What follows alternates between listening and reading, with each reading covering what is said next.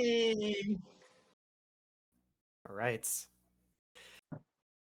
Welcome everyone back to Wraith the Oblivion. We are currently on chapter 27 at Tragic Heights.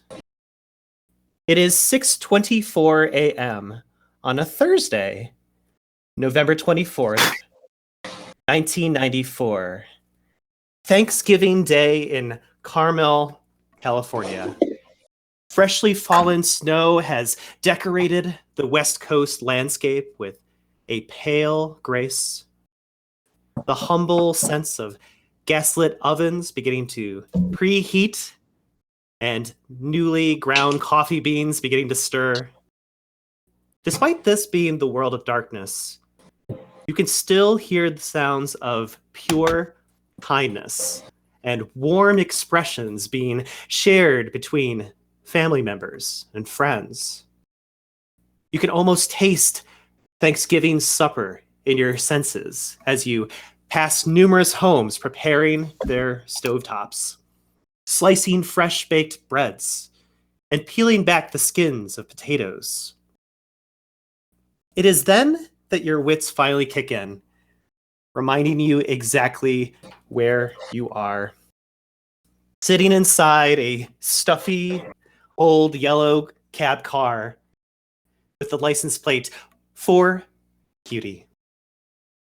The ferryman's vehicle rattles and quakes unsteadily through the tempest winds and rocky byway coves. Despite this tumultuous setting, he continues driving at a good 80 miles per hour, making quick turns and drifts inside one underground cavern. I'm just putting up a setting for you guys to look at. And exiting another one. The only thing worth noting in this cramped up space of a taxi is the taped up and laminated parchment that identifies the cab driver as Chrysanthemum, like the flower. Licensed ferryman, part-time hearse driver, processions by appointment only.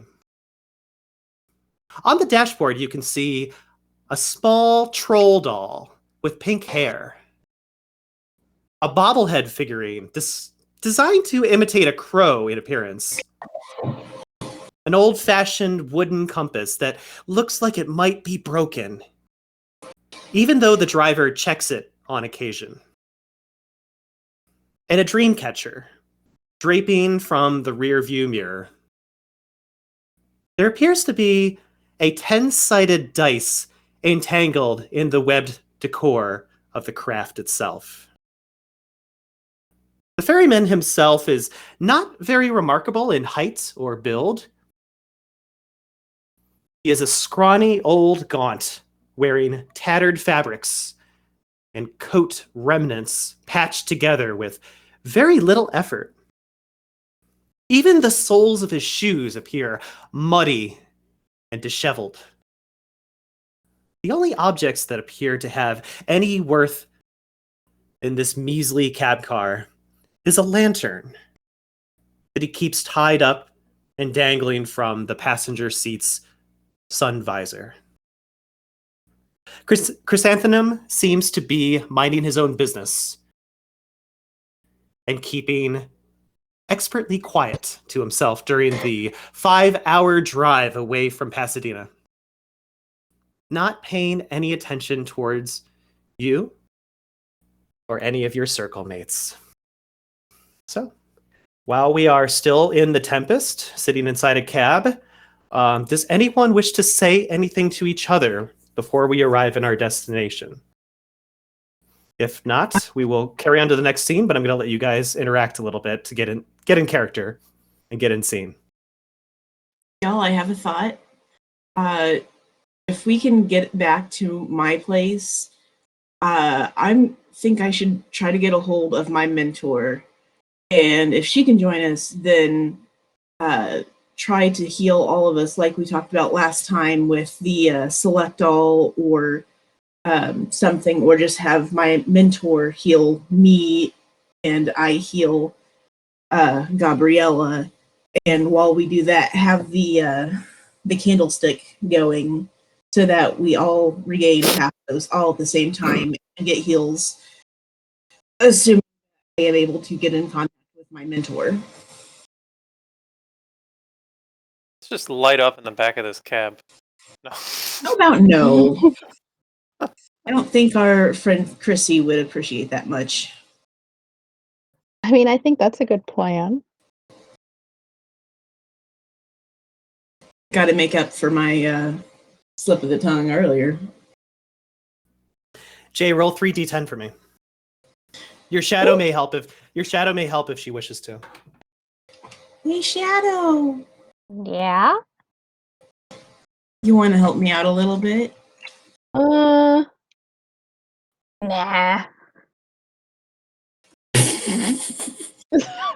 We're off to a good start, guys. Hey, at least I didn't botch if this is at least a 6. Please tell me It is. So 0 successes. Hooray! All right. So, if there's no other business, I'm gonna transfer it over to Zion's bar. But if there was anything else you guys like to discuss in the cab car, please do so now.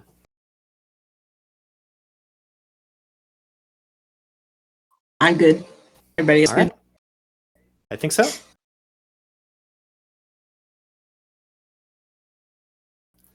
It's good to be back somewhere familiar. So, Jay, your establishment is still locked up tight. The forlorn police notice is still present beside the front door entrance, which, by the way, is now covered in police tape.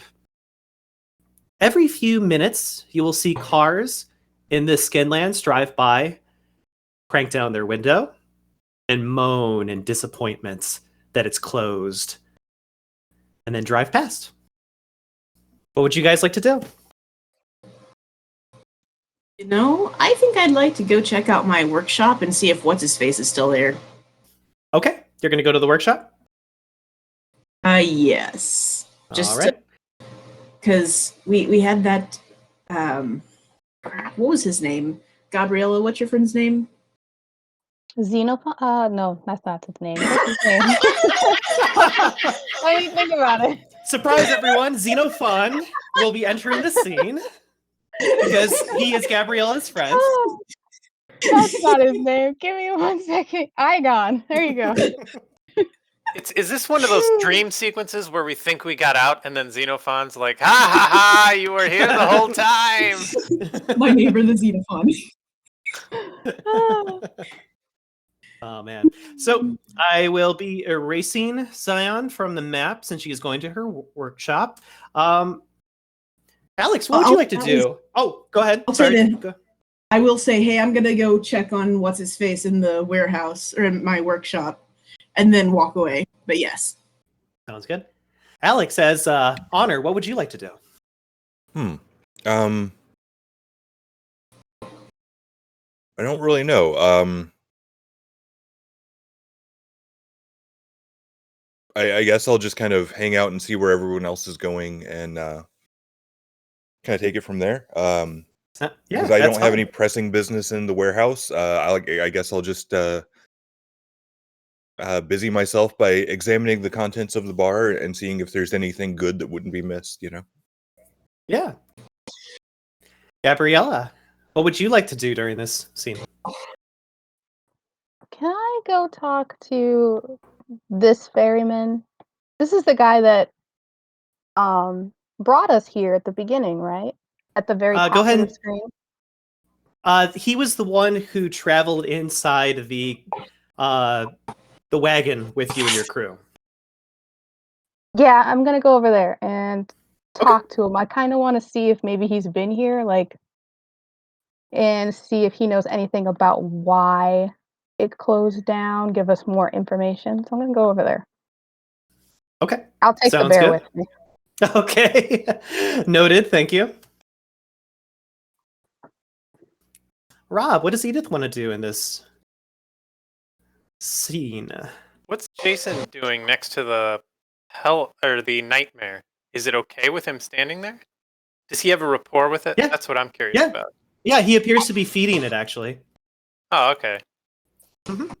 Well, then I'm curious as to why has anyone gone inside the bar yet? I'm curious as to why our bar is a great void. Not yet. The door seems to be shut. So if you and Alex decide to go inside of the bar, you will be taking 1 point of corpus damage to walk through the door, and ignore the lock. Is that okay? Kismet or analyze the door first to make sure there's not any kind of mage wards. It sounds like these people, whoever shut this down. Wait, okay, before I know, I'm trying to remember back to the session before. I know mages were involved with this, since you said forlorn. You know that there is magic involved, the supernatural. You don't know what mages in particular. Okay, or who but specifically, but there is sorcery involved. So essentially, it wouldn't be metagaming for me to suspect that there might be wards and to check the door before I go through it. Sure, certainly. I'll give you a hint. If there was a ward set up right now, you would be feeling the push that you did back in Montana when your character was being like physically pushed back by an invisible field that was not allowing you to approach. There doesn't appear to be anything pushing you back right now. And can I be sure there's no alert type thing set up? Correct. You just check the premises. There is nothing involved with the entrance of this building. The only thing that you can be for sure about is that getting the staff members out of this place and getting them arrested and having them paddy wagoned away, that was done through sorcery. That was definitely supernatural, that occurrence. You were spot on with that deduction, but you don't know how or why. So yeah. Go ahead, Alex. I was just going to ask, where exactly is the entrance to Jay's workshop? It is. Close your character sheets for a moment. It is right here. This is the entrance. I don't see the ping. Oh, really? I'm doing it right on top of your character's head. Oh, okay. Okay, that I didn't realize the door was closed. So. Oh yeah, the door is closed. It has police tape all over it saying. He was asking about my workshop, wasn't he? Not my bar. Oh yeah, the workshop. So, Alex, the workshop. If you want to go to the workshop, Alex, it's up here. It's to the east, and your character would be leaving the scene. Okay, yeah, no, I had thought that the entrance to the workshop was inside the bar. So. That was my misunderstanding. No, they are two separate. No, it's okay. They're two separate entities. I guess I'll in that case. You and Rob want to go inside the building then? I can't speak for Harold. Alex, what would you like Honor to do? I'll start by just taking a peek through the window and see if anything looks amiss, and then I'll probably just walk through the door. How would you know if anything? You've never been in this bar before, have you? Briefly. Oh, okay. Right. It's just funny. You look through the window, you're like, "Yep, looks like a bar," and then you're like, "Look, after the subway of forgotten angst or whatever that we just got out of, if there aren't horrible nightmare creatures in there, it's probably a better place than I've been." As long as Xenophon's not tending the bar, we should be good. Yeah. So Honor will look through the window. And if you look, Alex, I've revealed some of the inside of the bar itself. This appears to be a reception hall area. There's a lot of old memorabilia, just kind of sitting on the sides of the wall itself. There seems to be like where a receptionist would, take notes and say, okay, I'll get you seated in just a moment. There's an old desk with some like a book and some paperwork there. It seems to be kind of like part of the aesthetic. It isn't meant to be anything official. But yeah, it looks very warm and cozy on the inside of the reception area of the bar. But you don't see anybody. No one's walking by. There are no shadows. There's no sound.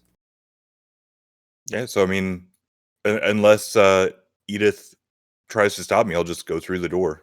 I'm already going through the door. We're both on the same page. Okay. I'm like, I go through this door. You do not. No. Look, I'm just saying. All right. It's an empty bar.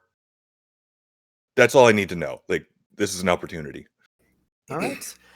Give me a moment. I need to give you both 1 point of superficial damage for walking through a door. As this happens, you will notice that your bodies become incorporeal for a few seconds. But you will become corporeal again.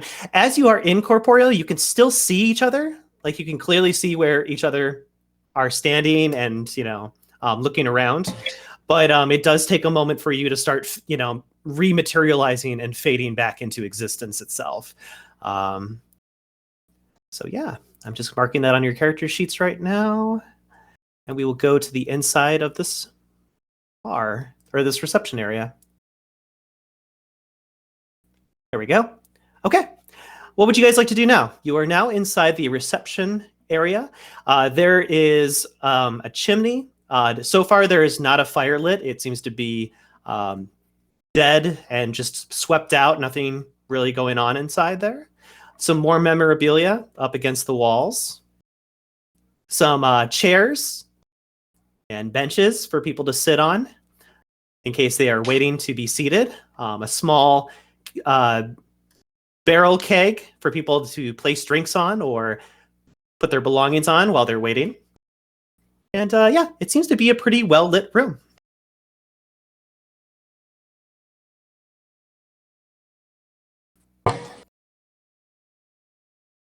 I guess I'll move further in. Okay. You will immediately notice that the door, thankfully, right here is a bunch of beads. I don't know if you guys have been to a restaurant where they have beads for the door, a beaded door. Yeah. Okay. And so you will not have to take a point of damage to walk through into the next area. But yeah, allow me to reveal that next area for you guys. And you will immediately notice at least 3 familiar characters for one of you, and maybe 1 familiar character for one of you. They are appear to be enjoying themselves. They are having some form of libations and just drinking. No food, but just kind of like drinking a beverage, enjoying conversation, and speaking with one another.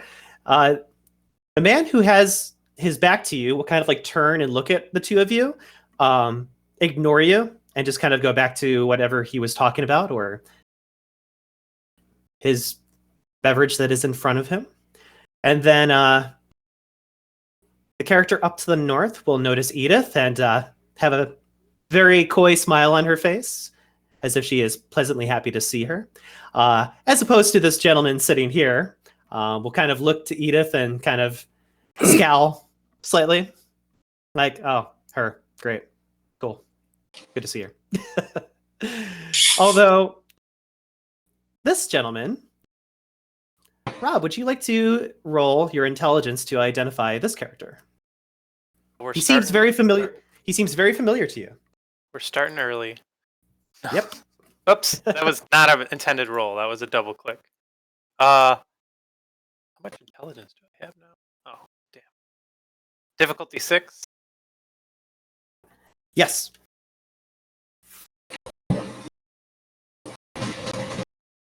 One success. That is good. Rob, this is Anton de Varzenzuega. He is an adult male wearing old foreign country war garbs.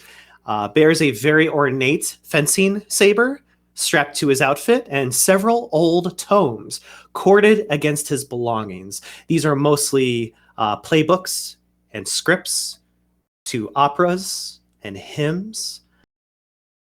You also notice the small bags of sand that are attached to his waist buckle. He has sandy brown hair, an unkempt mustache, and very mysterious glowing pale eyes. Rob, can you give me an intelligence plus occult roll, separate? Is this to determine who he is to me? Yes. Because isn't he my mentor? He is. This is also to determine why his eyes are glowing right now. Oh, okay. I thought he just bought some aesthetic microtransaction. Wait, nobody told me Ajda. Wraith had loot boxes. Oh, fucking hell. We're starting early. Fudge. Okay. You have no idea why his eyes are glowing that way, but it slightly intimidates you. For the rest of your interactions with Anton D. Varzenzuega, you will be at a difficulty +1 because you are intimidated by his eyes. Because you can't explain why they're glowing the way that they are.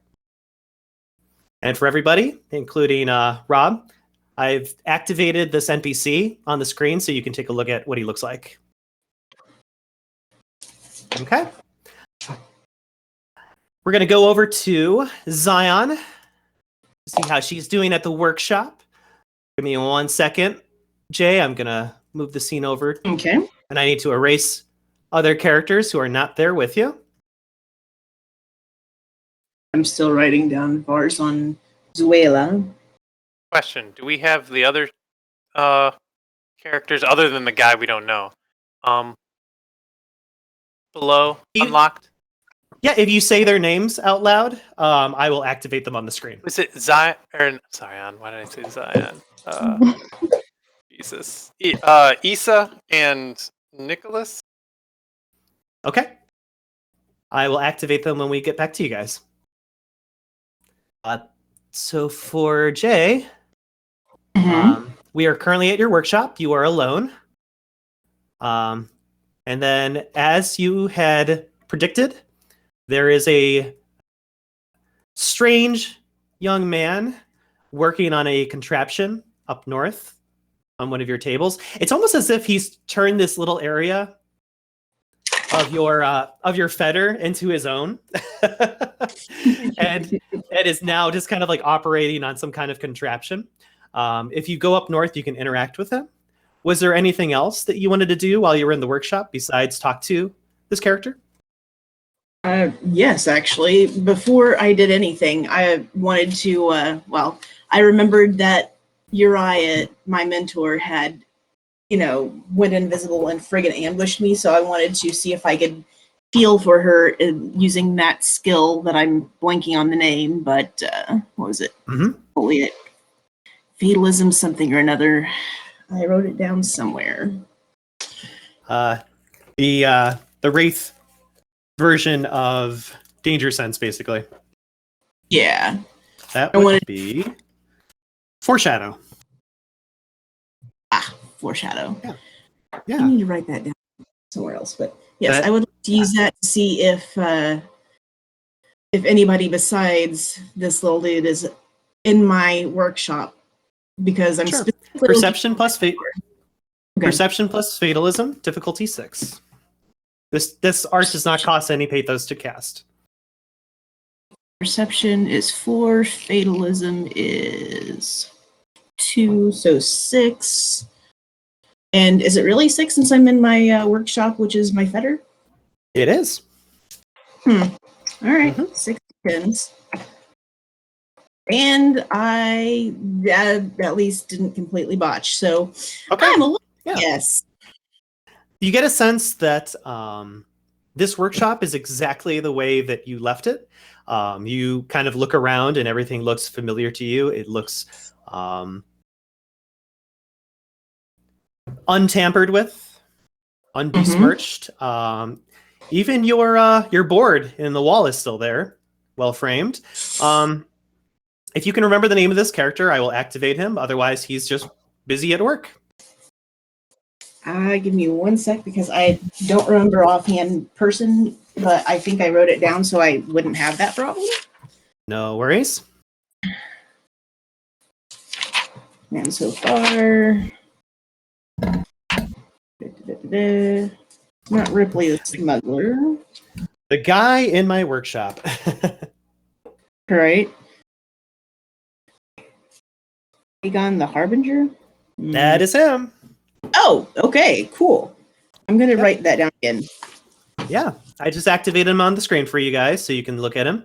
Igon appears to be working on a box of sorts. He is applying some springs. It appears to be a small crank with some gears. No sound is coming from this box, but you can definitely tell that he is creating some type of music box itself. As he kind of like shakes left and right as he works and maneuvers his hands about, Jay, you will hear the sound of obolus in a pouch that he seems to have nearby, as if maybe he has some money on him. Well, that's his business. I will lean up against him and clear my throat and wait for him to notice me. And if he doesn't do that, just kind of poke him a couple times. Oh, hey. Hi there. How's it going? Pretty good. How are you? Yeah. Good. No diablerie going on in here. Just making another toy to get out there. My last one sold pretty quickly, actually. So hoping to make another one this time. I see. And he smiles at you very genuinely. I don't suppose you have seen my mentor Uriah around, have you? I have not, no. There's been a lot of activity going on in Carmel lately. So it's possible that she got caught up in that. If you want, with, of course, my friend Gabriela's intentions, I would probably be willing to look for her. But again, I would need Gabriela's approval for that first. No offense to you. Of course. I would super appreciate that. I will get Gabriela's approval for that, or I'll bring her in if I can't get a hold of Uriah myself. Thank you. Sounds good. You okay if I keep working? And he just points to his work that he's doing. You okay if I keep working? So long as my workshop remains safe and so long as my workshop remains safe, you can keep on doing whatever you do. Of course. And I can tell you, ever since I arrived here, there's been nobody who has entered this workshop, and no one has spoken to me either. Good to know. Thank you. You're welcome. I'll be right here in case you decide to bring your friends. Okie dokie. I'm just going to wander away and grab another stick because the last one kind of met its untimely doom. Yes, it did. Oh, for good reason, of course. Of course. Actually, I'm going to grab two because one of them, if I can get a hold of my mentor, I want to try to use Moliate while we have the candlestick going, assuming that we do that. Okay. To try to turn it into, an actual sword. So 2 sticks, one for poking and one for swording. Okay. Jay, as you are exiting your workshop, please roll 3d10 for me. Your shadow may assist. Difficulty 7 now. Okay. I'll help you this time. Really? I offer you 4. I'm going to regret this, but yeah, I'll take your 4. That's Cool. 7. All right. How much angst are you getting? You are getting 1 angst. Yay! We roll that 10 at all? Probably not. You cannot, no. Unfortunately, this is a background roll, so you cannot explode your 10s. Well, at least I got 1 success. Yes, you did. Jay, you will get the sense that Lady Fate has designed for you to encounter your mentor very, very soon. You don't know when, but you have a sense that your paths are meant to crisscross each other very soon. Okay? neat. Is that anything that I can use fatalism with? The crap, what's it called? The I know this word. Why is it not in my head? I'm looking at the Arcana right now. Your foreshadow thing? Yes, foreshadow. Thank you. Is this something I can use foreshadow on? You are not in any immediate danger or really like waiting for people to kind of jump you or attack you or take action against you. So I think you'll be okay for the time being. You may reactivate it when you get back to the bar scene, and that'll be fun. Okay. How about Kismet then? Yeah. What would you like to Kismet? Would you like to Kismet outside of your workshop, or would you like to Kismet on the inside? What would you like to do? Actually, you know what? I will wait until I'm back in with my comrades to in order before I do Kismet, just because I feel like it might be more useful there.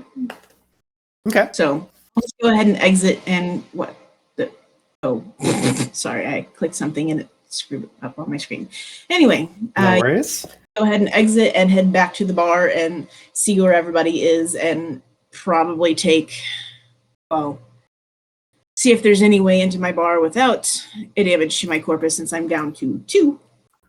Mm-hmm. Okay. I'm going to switch over to the scene at the bar, and we're going to go to Nicole. Nicole, I take it you go inside the wagon to speak to the NPC?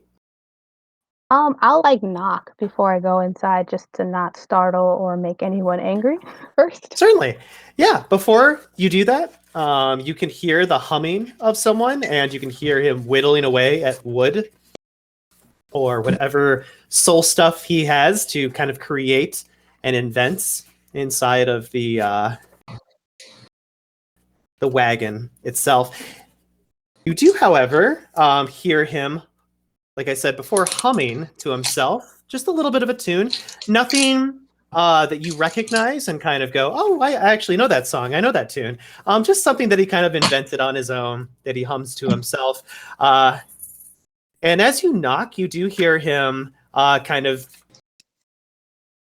pop up his voice and say, oh, yes, yes, please enter. Please enter. Yes, yes. Come in. Okay, I'll step inside. Is this guy, I think his name is Nas. That is correct. Is that right? Okay, cool. Yep. I will activate him on the screen now that you've called him out. So you get a look of how he appears. I also need to find him. Apparently he disappeared. Where are you, Nosk? Ah, there he is. There you go. So, just trying to find the page where I have Nosk activated in my book.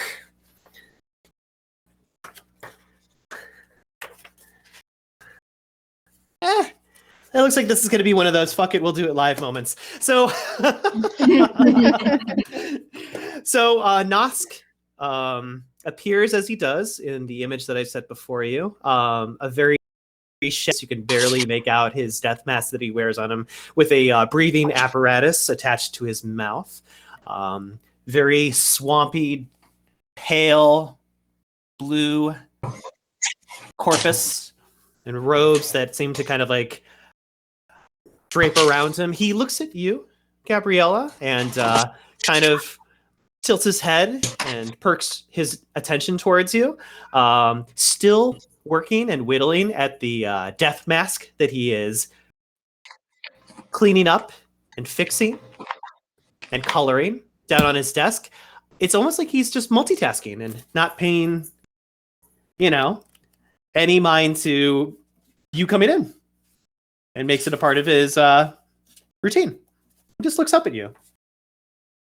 Yes, I remember you. You were traveling with me when we first arrived here. See if I can catch your name again. Give me Give me a hint. Starts with a G.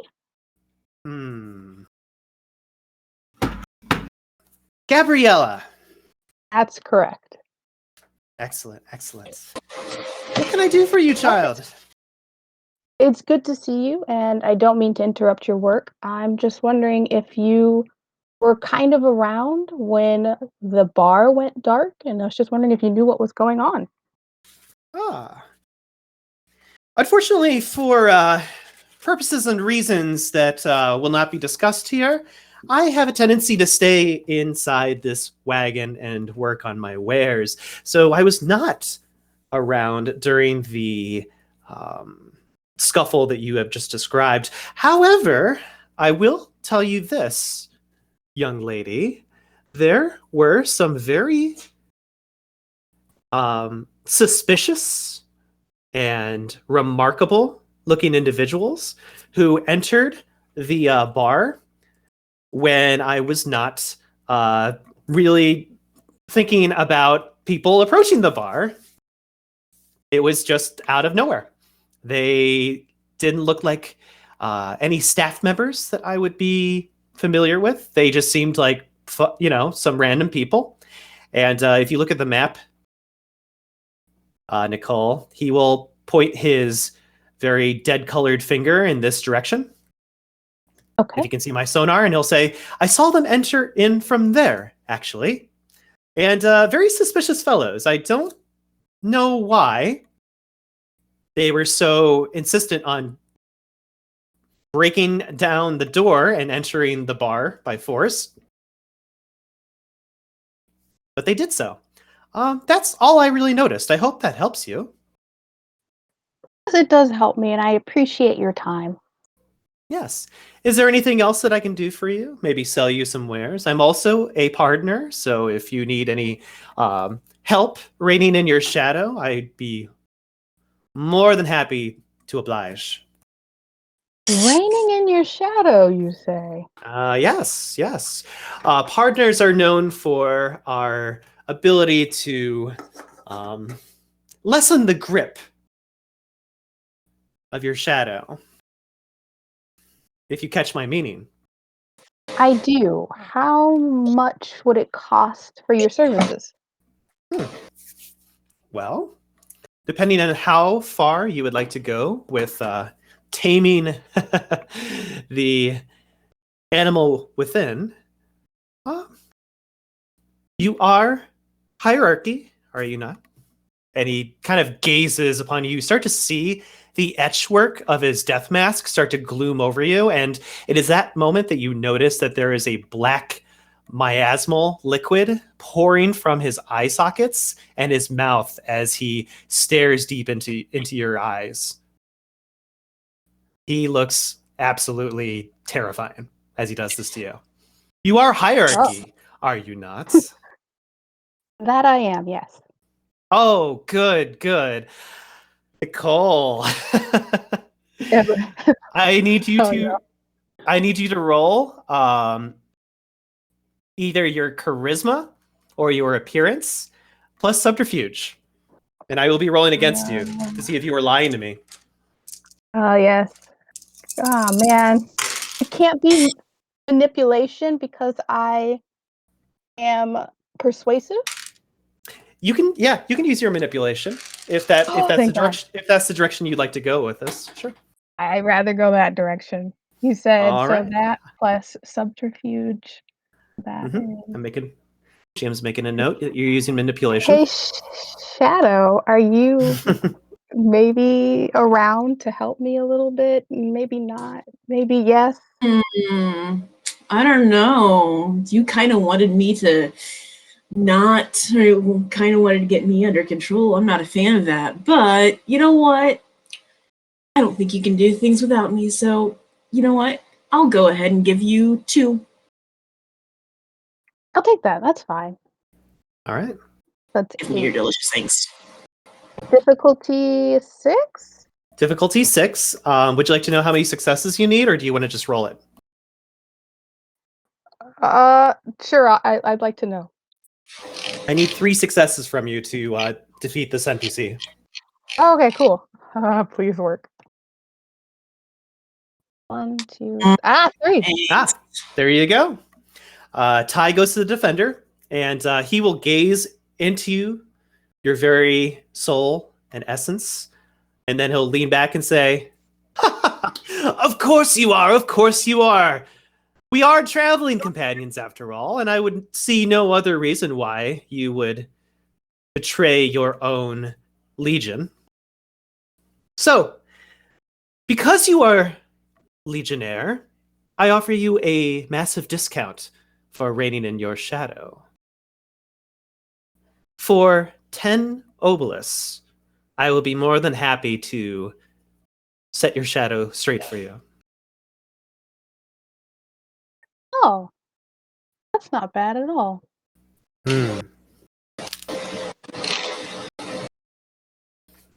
What do I? So, like, I guess this is a question for you, Myles.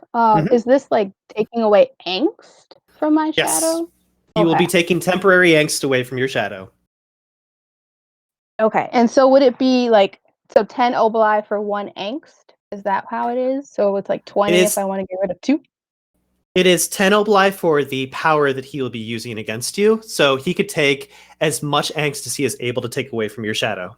So it is 1 use for 10 oboli. Oh, that's worth it. I take out 10 oboli. Let's go. Okay. 1 second. I'm going to be casting Purify against your shadow. Sorry, Jay. And That's okay. After last name, don't apologize to her. Yeah.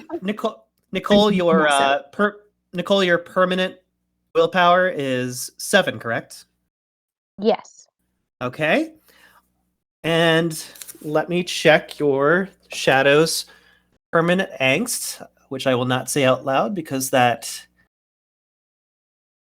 is Jay's discretion. Mm-hmm. All right. Ooh, this will be interesting. So, right. Okay. Nicole, would you like to spend a willpower to assist me?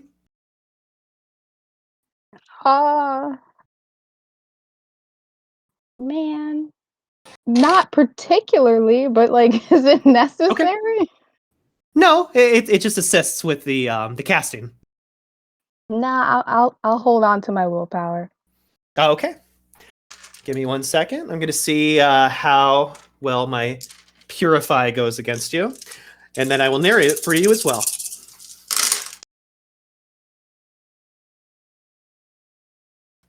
Okay. Let's re-roll those 10s. Okay.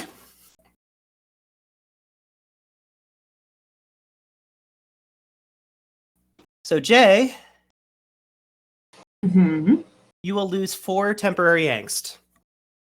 Yes. And here's what happens. So, Nicole, remember how I told you that this NPC, Nos the partner, was whittling away at some tools and kind of creating a death mask? He drops those tools immediately the moment you put the 10 obelisks on the table. And he grapples onto your face like he's doing like a double mind meld, and pulls you close to him. And you will see the black kind of liquid ooze that is coming from his mask begin to kind of cascade its way down onto his arms and onto his hands. And you'll see this ichor start to encompass your arms and your hands and your shoulders, and it has a slight burning sensation to it, but because you are a wraith, you do not feel that burning sensation. And the longer he holds on to you, the more you start to kind of lose your focus. Like you start to drift away into almost a dream state and start to kind of lose your center of gravity. You are listless, and it takes a while for your eyes to adjust and come back to where you're standing in the moment. Nosk the partner will release your face, and the black miasmal liquid that has been covering his arms and hands, and your own as well, will start to dissipate and melt away onto the floor itself.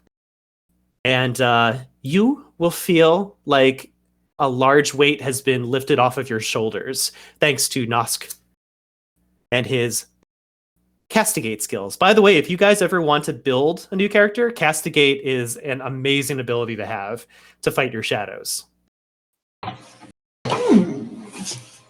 Just a heads up. It's good to know. Yeah. So now we're going to go back to Rob and Alex, who are interacting with some NPCs of their own. I'm also going to be activating some of those NPCs on the screen so we can take a look at them. Let's see here. Right.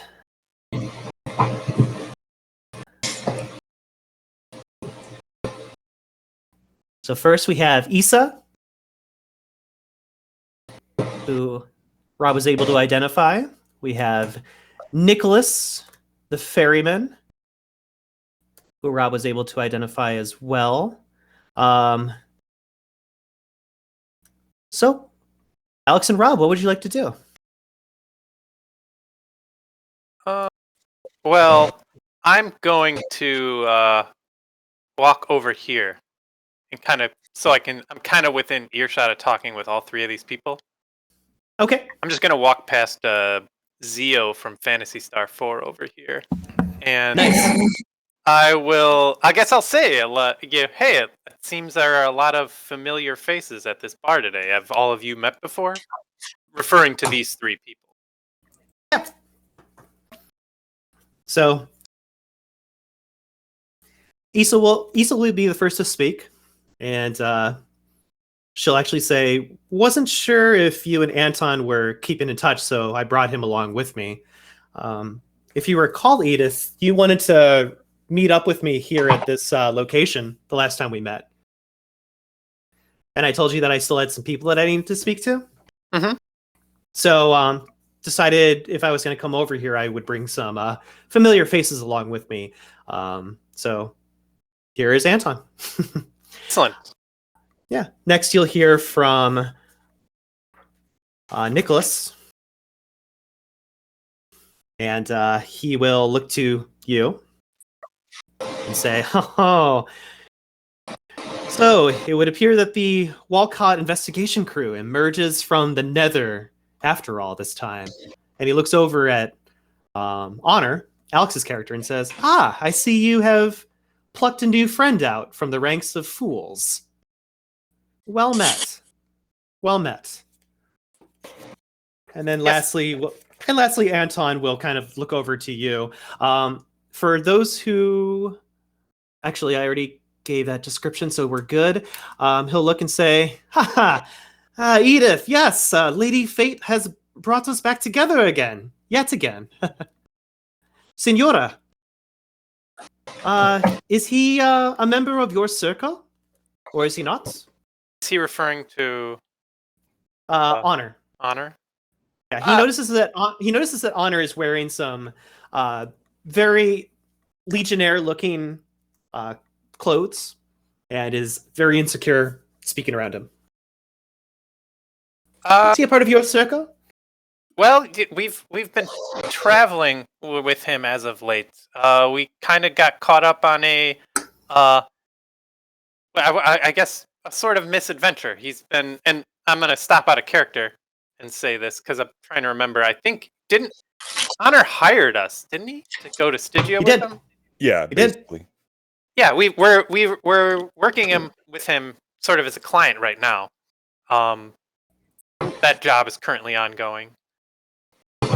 Okay. Before we begin, would you mind if I talk to Nicholas alone for just a second? Certainly. You're Okay. saying that to Anton? Yeah, I'm saying it to the group, and then I'll ask Nicholas if he would like to... No, they don't have to leave. I was asking Nicholas if he would want to go somewhere private, because I want to tell him something. Okay.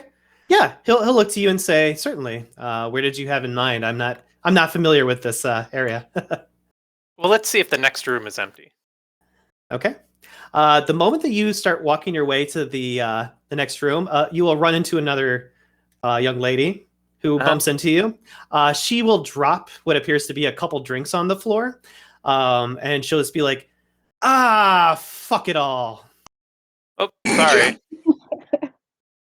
No, I should have been listening, and I guess these things tend to happen. Can I help you? Can I get you a drink? Not at this moment, thank you. Oh, well, so does anyone, Alex or Rob, do you remember the name of this character who Edith just bumped into? Isn't it Belfry? It is. I'm going to activate her on the NPCs for you guys to look at. So, Belfry is an absolute oddball in appearance, like a Lolita doll gone horribly wrong and morbid.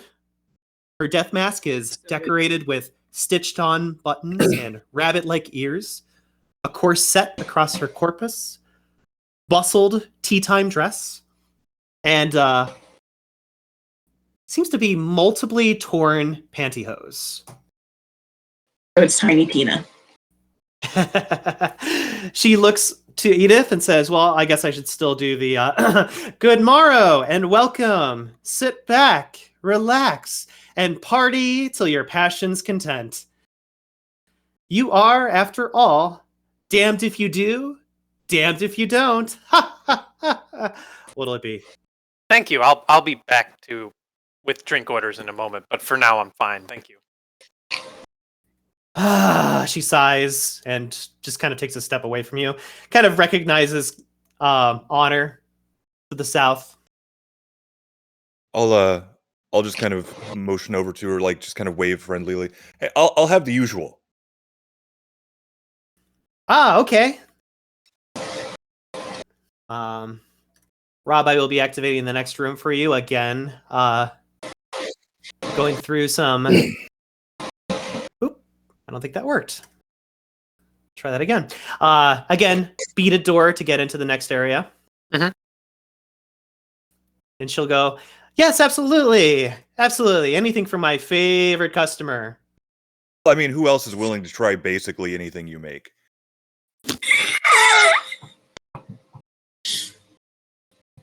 And she leaves. She just kind of pushes past Edith and Nicholas as she goes back into the kitchen area to make another beverage for Honor. And she's just like, haha, not going to catch me this time. And just walks past Edith. Okay. Is the next room, is there an empty room in this bar? Like a private area to have a conversation? Would you like to go to the next room to the north? Sure. Okay. This door appears to be shut. So you'll be taking a corpus damage to walk through it into the next room. Would you like to do that? Well, it really depends if Nicholas is willing to take a corpus damage to walk through to the next room. He doesn't seem to mind. Okay, well then yes. Okay. Give me 1 second, Rob.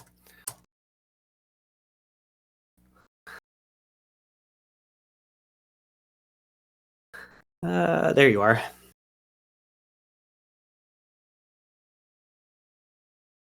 Fucking crazy.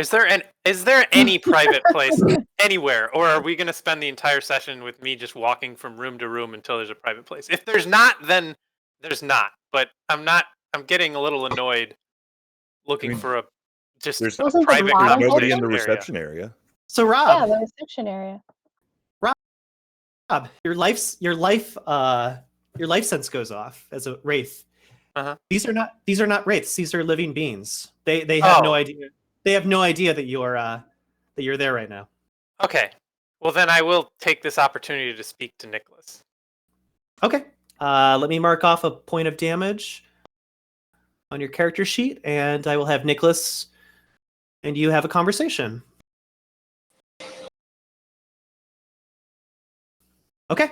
Go ahead, Rob. I'll say to him, I wanted to speak to you, kind of to get you up to speed with the situation with our investigations agency, just in case anyone else brought it up first. And I'm sorry if you've already heard it, but I know you were rather close with Vic, weren't you? I would say that he and I have had some good moments here and there. Definitely were able to stay in contact really, really well. By the way, that reminds me, I'm so glad that you brought that up. It is my responsibility to inform you that all of your premium first-class tickets have expired at this point in time. They may, however, be repurchased.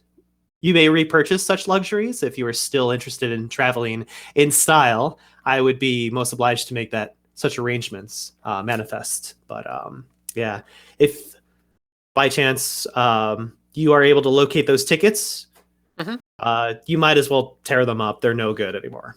Sorry. Okay. Mm-hmm. Well, what I wanted to tell you, and I'm sorry to have to be the bearer of bad news, but Vic has fallen, and he became a specter, and we had to sort of end his unlife. And then I'm gonna take out his death mask and show it to Nicholas. I see. A real shame. I saw a lot of potential in that. In that one. It's a pity that these things happen, and they do happen. Don't get me wrong. And he'll kind of like take a hold of his death mask and kind of look at it and say, "Did you need this for any reason, Edith?" Oh, if you would like to keep it. I know you both shared a similar knowledge set, and maybe this would be useful or something you would like to keep as a keepsake. Certainly. I would highly appreciate that.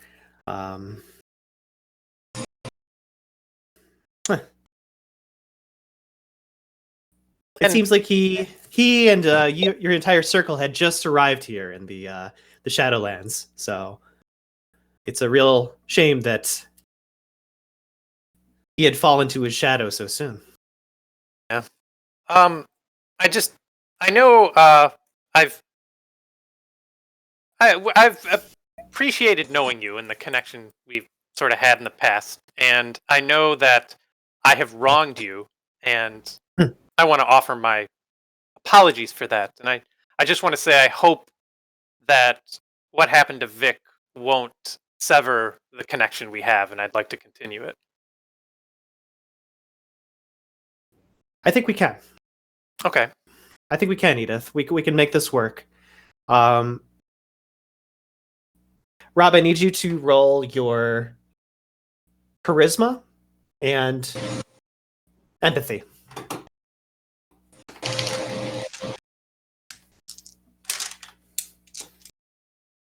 Difficulty 6.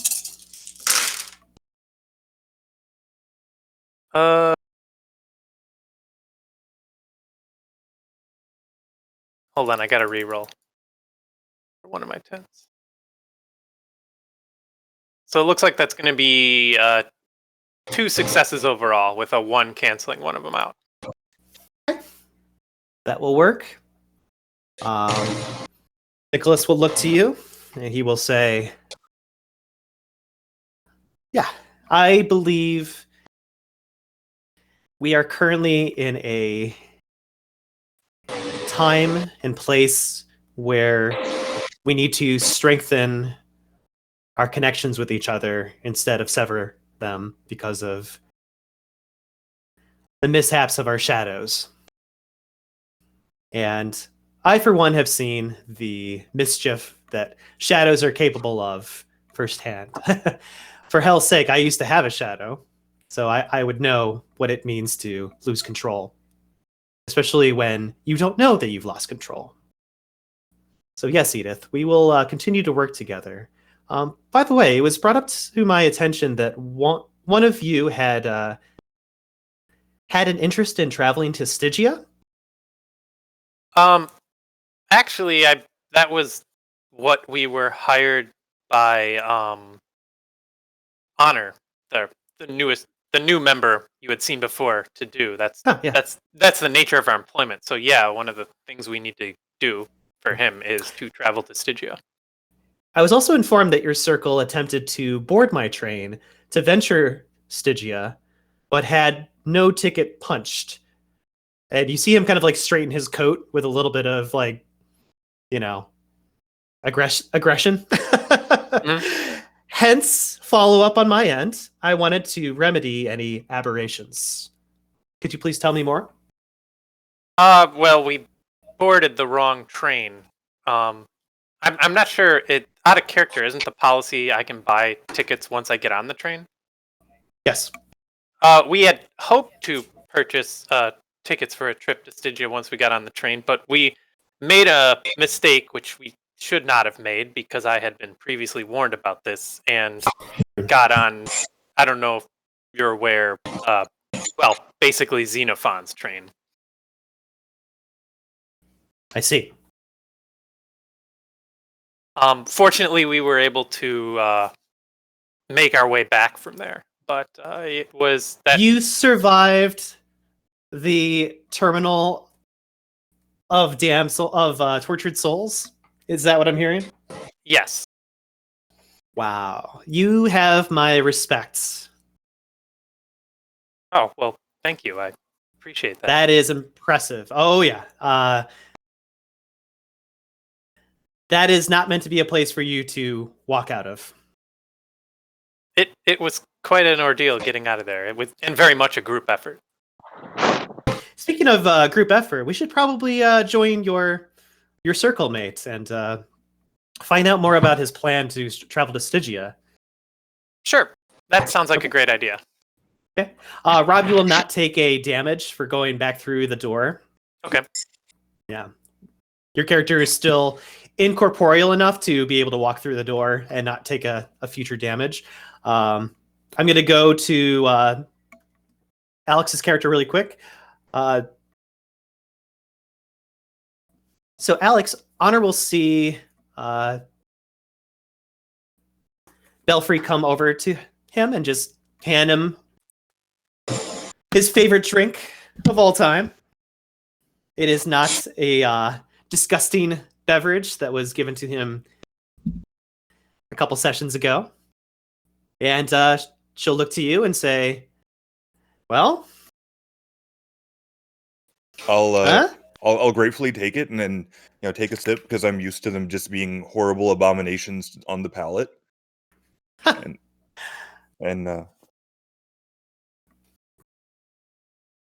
yeah, and as you drink it, it's very, very simple, strong. Definitely some form of formaldehyde mixed in there. That way you actually can feel something from the effects. And Alex, you will gain 1 pathos back by drinking this and kind of feeling a sense of relief pass through your corpus. I'll definitely, once I taste it and realize, oh, this is actually not scary. I'll just kind of do, sort of an almost cheers motion to Belfry, and this is delicious. Thank you. Good. Speaking of which, I'm so glad that you brought that up. I've got a little bit of a request for you, if you could. Yeah.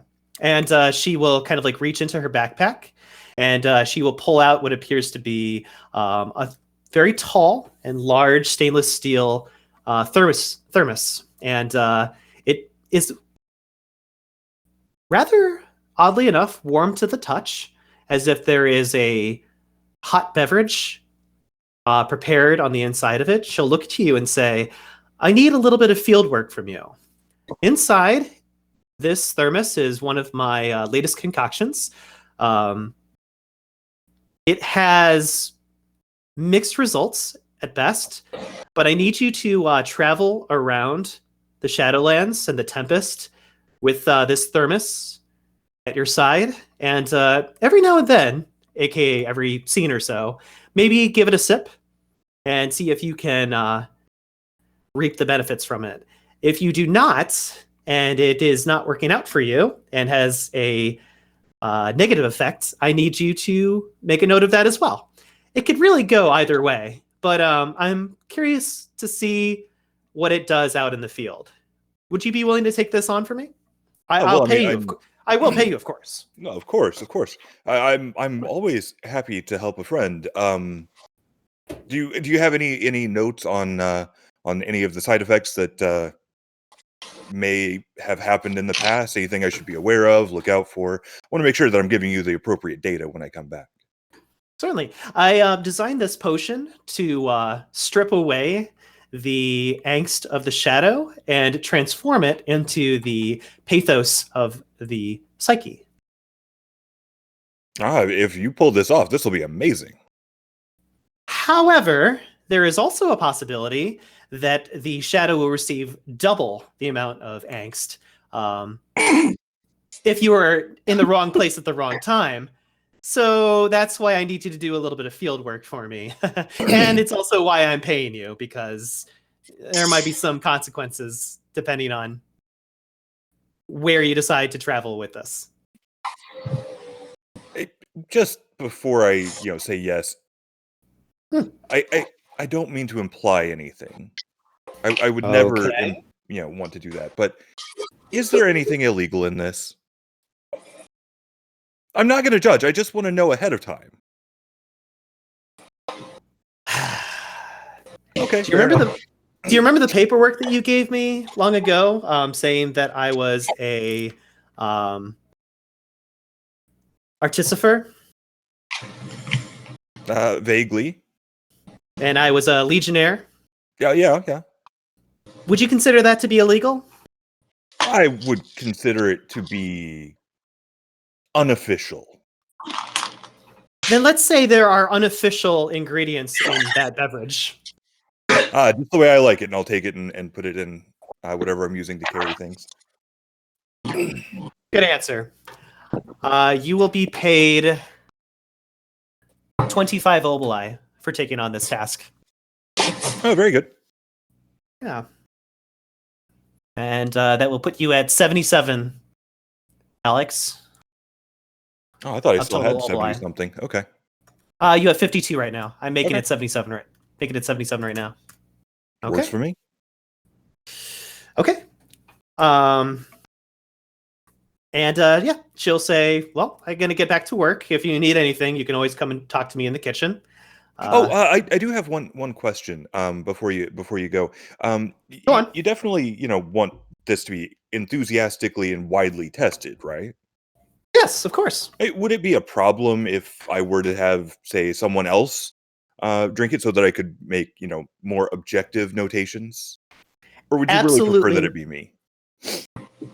Absolutely not. You may use it on as many test subjects as you want. I would suspect someone like you to have other people drink this besides yourself. I just wanted to double check. Anyway, I'm very busy. Let me know about the results and where you traveled when you attempted to and she, as soon as she says attempted, she kind of pauses for an awkward second and says, to ingest this. And I hope to hear back from you soon. Good luck on your journeys. I'll kind of make another cheers gesture and, Sounds good. All right. Jay, I will be reactivating you at the bottom. Neat. Yep. You are right down here on the bottom right. Next to the taxi. I'm going to get rid of the taxi. And yeah, you may travel where you wish to. If you go inside the bar, you will be taking 1 point of damage. Oh, before I go in the bar, I'm going to inspect all... why did I drop there? Sorry. Inspect all entrances to see if there's any place that is open for me to, skip that 1 point of damage. Okay. And I'm assuming none of them are, Yep. So there is a pretty relatively noticeable kind of breach in the locking mechanism that keeps this door shut. Currently, the doors are shut, but it looks like somebody has forced the lock out of place and has broken it in order to get into this side of the bar. Like someone has breached it. Nicole, as Gabriela, you can join Zion at this point in time. As you're exiting the wagon. Oh, sure. I thank Nosk, and then I come out. Okay.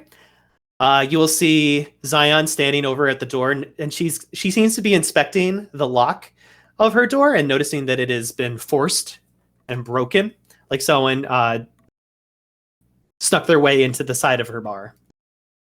I basically reiterate everything that I learned about what happened with this door and them breaching in. Okay. Refresher, because I was, yeah. Oh, that's okay. There was retain everything.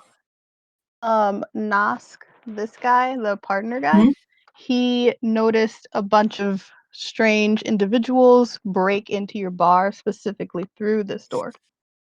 He's not sure why, but yeah. Gotcha. Out of character, Myles. Yes. Will cause me damage to go through this door since it's been pried open.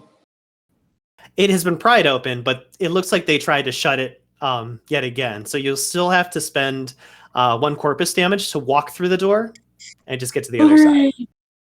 Well, I'm going to first Kismet this, and sure. I go in just to see what I can find in. Any details about who broke in. Yeah. Any Makes sense details to me. Yep.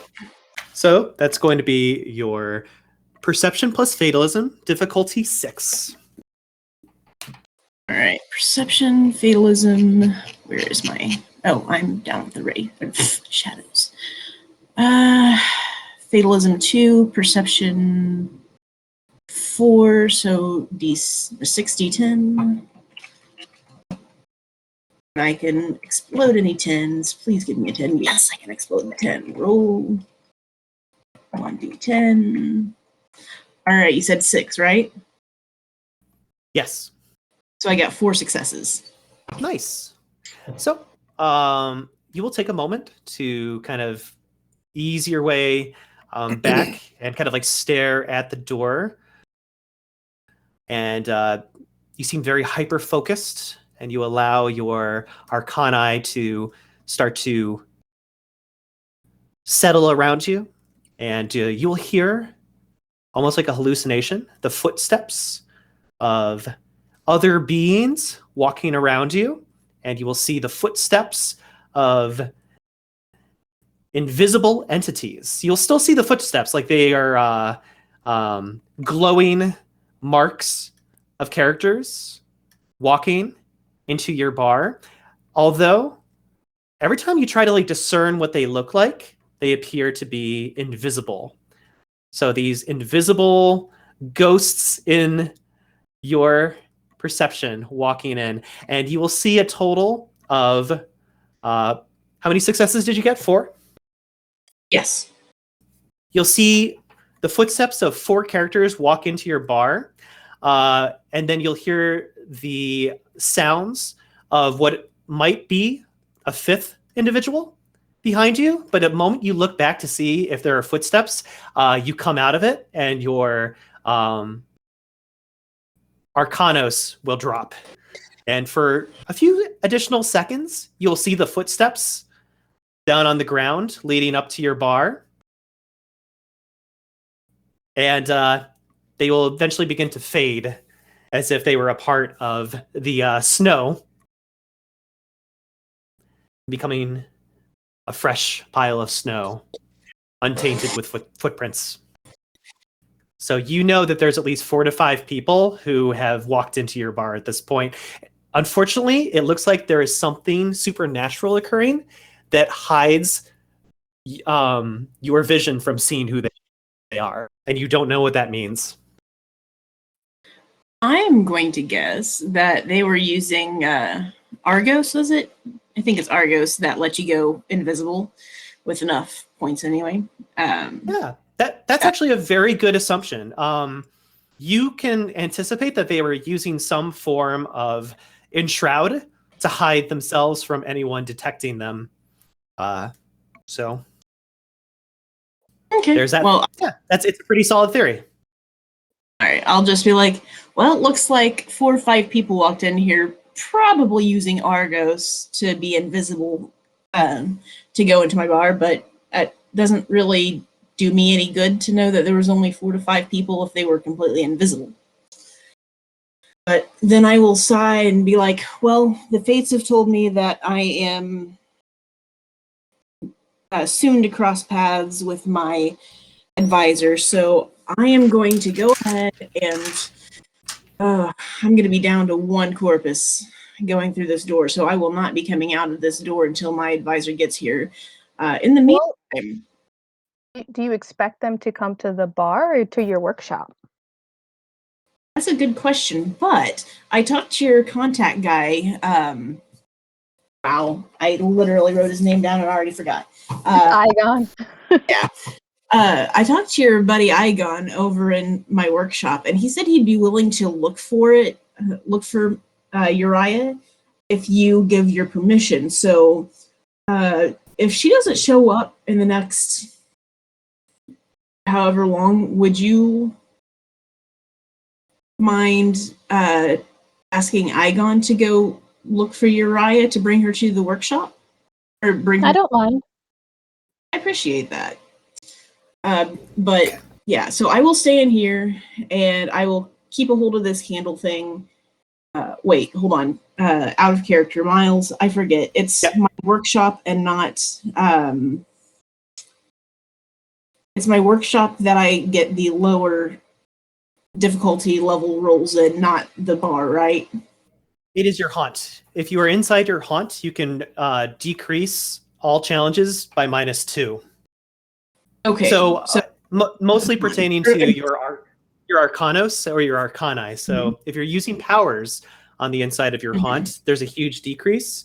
If you are taking slumber within a fetter or a tether, there's a decrease to that as well.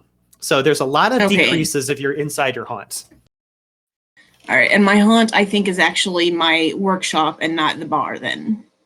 Oh, let me check your character sheet. I'm trying to find it. You were going to say something, Nicole? No. Okay. All right. I have your workshop as a fetter.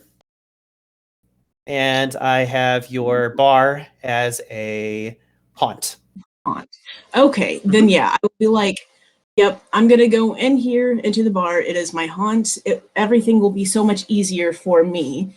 So I will go into the bar, and I'm just going to stay in the bar because I have so little health or so little corpus right now until I have at least regained it. So I will rely on you to give what's-his-face permission to go look for Uriah if she doesn't show up soon. If you're okay with that. Sounds good. Side note, for mechanics' sake, you may spend 1 pathos to heal 1 point of damage. So if you ever need to walk through another door, Jay, just tell me that you're spending a pathos, and I will use that instead of damage. Okay. I think I actually have a lot of pathos right now, so... You do, yes. Yeah, I will go ahead and spend that pathos to cross the door. Okay. I will make a note of that. And Nicole, what are you doing? Are you going along with Zion into the bar, or are you just going back to the workshop? I will neither. I think I'm just going to hang out here by the horse for a little bit until I find out if her mentor shows up. Then I know to go to the workshop. Okay, sounds good. Let me make a note of that then. And I need to take a pathos away from Dear Zion. But yeah, you can totally use your pathos at this current moment to spend to recover that.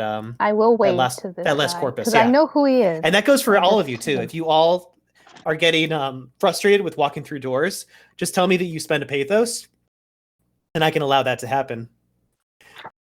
So Jay, the moment you walk into this portion of your bar, you are in the presence of a large group of individuals. Your life sight will immediately tell you that these are not wraiths. These are living human beings. They do not see you, and they are just, it seems like they're just kind of having a conversation with each other, especially these three individuals over here are speaking with one another as if they're devising some kind of plan. And then up along the doors, you'll notice that there are some individuals standing guard as if trying to prevent people from walking in on them during their conversation. So here are a couple things that you hear these individuals speak to each other. So we have less than 24 hours before they probably reopen this place. 2 of us will make our way to Napa Valley to investigate the vineyards. And then I think 2 of us can easily make haste to Chino and check out the vintages and the manifests that are out there. Sound good?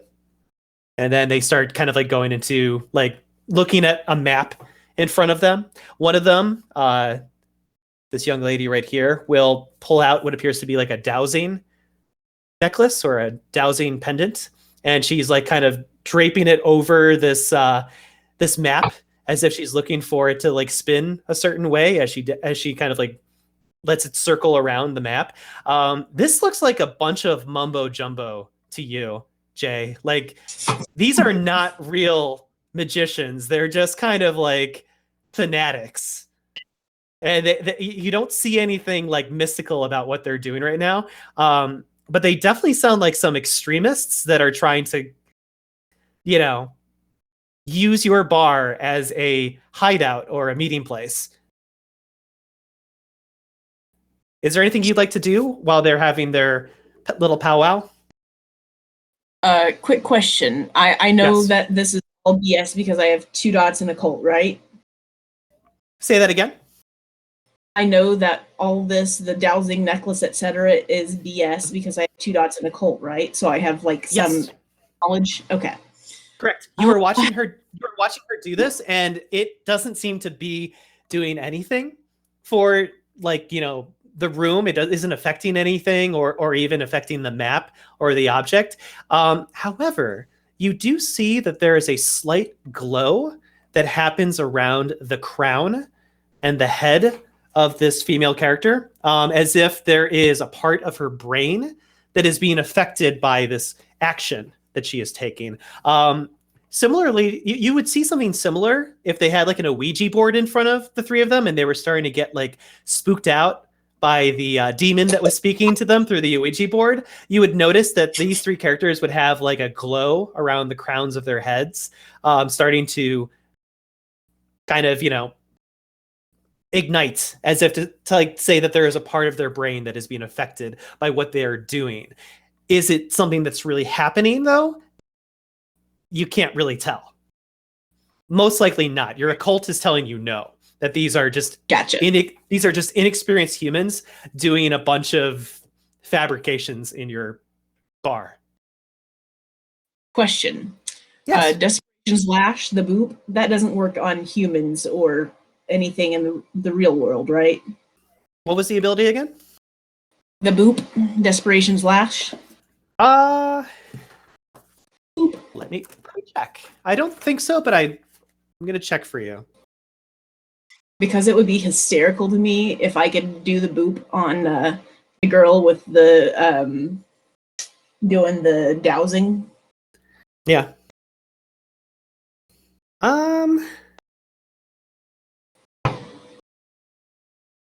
I will allow it, but you will not do any damage. You will not do any damage to her. Oh no, I don't need to do any damage. I just want to see what happens when I do the boop on her. Sure. Yeah. I need you to please roll. Let me get up the ability. There we go. Of course, I picked up the wrong book. Here it is. I need you to roll your wits plus Moliate. Difficulty 8. Ooh. Wow, 8. All right. Let's see. 3 plus. Where'd my Moliate go? Oh, wait, I'm sorry. Jay, Huh? difficulty 6. My mistake. Difficulty 6. All right, Goes down because of your haunt.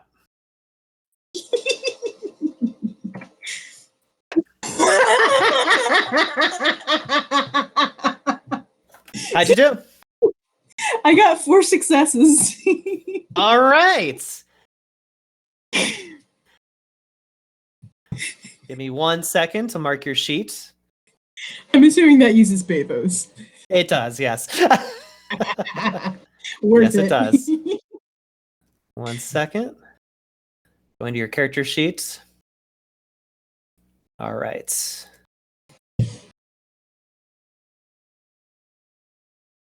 Now I need you to roll your strength for me, please. All right. Let's see. Strength is 4. Nice. Okay. 4d10, and I can explode those. Oh, look, I get to explode one. Roll 1d10, and difficulty is still 6. This is actually going to be at a 4. Really? Wow. Yes. Well, that literally doubles my successes to 4. Okay. So, as you reach forward, where are you casting your Desperation's Lash upon? Are you doing it on her dowsing necklace, or are you doing it on the character herself? Where are you targeting? That is a good question. I'm going to be nice-ish and target her finger, because that's where her dowsing necklace is hanging off of, right? Say that one more time. Her dowsing necklace is hanging off of a finger, right? Yes, she's holding it by her fingers. I'm going to target where the necklace meets her finger. Okay. When you do this, the necklace will snap, and you'll notice that the pendant will just fall like randomly onto the map itself. And this character will be like, "Hey, guys! Did you see that? Did you just see that right now?" And everyone in the room kind of like gathers around the map. And they're all kind of like oohing and eyeing about what just occurred. And they're like now studying and like staring at the map as if someone is trying to communicate to them from the other side. This gentleman will actually kind of like look around, and his eyes will kind of go into like a slight glaze, and he'll just be like, "Spirits from the other world, please, if you are here, speak to us. Identify yourself. Give us your name. We are here to help. We are here to change the world for the better. Spirits? Spirits, are you there?" And he'll like kind of like pick up the broken necklace up and then drop it, and then up and then drop it, as if something is going to happen. And he's like, "I think your necklace broke." And everyone goes, "Ah!" And they go back to their stations where they were standing again, as if, you know. And she's like, No, I seriously think something happened. So, going back to Guessing I probably can't roll amusement on my passions for making myself laugh hysterically. You can actually, because you're doing something that would cause amusement, especially for a lot of wraiths if they were around you. They would probably find amusement in this. Legionnaires would not find this amusing, by the way. But yes, you may roll your passion. Difficulty 4. Difficulty 4. Shit, I get 3 passions back, man. Or pathos. Okay. Yeah. You will gain 3 pathos back for your act of mischief around these very, very oblivious looking individuals who are hanging out in your bar. Most likely, Jay, these are the individuals who caused your bar to be the way that it is right now. So this might be seen as like a little bit of revenge on your part. Yeah, I'm completely okay with this. Rob, is Edith you and Nicholas will start making your way back down south.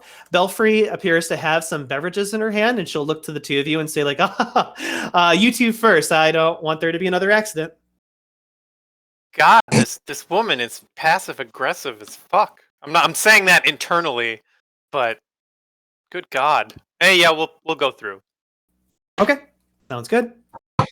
Nicholas follows you. And then I guess we'll return to the place we were at the bar. Yeah. Sounds good.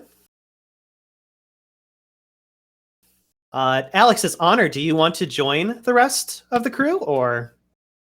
I mean, I don't know any of them. I mean, I guess I know Belfry, but I guess I'll just kind of walk over closer to the bar, but I'm not going to sit until somebody asks me to. Issa will look at you and say, like, hey, Henry, sit down. Oh, all right. That would be this character right here.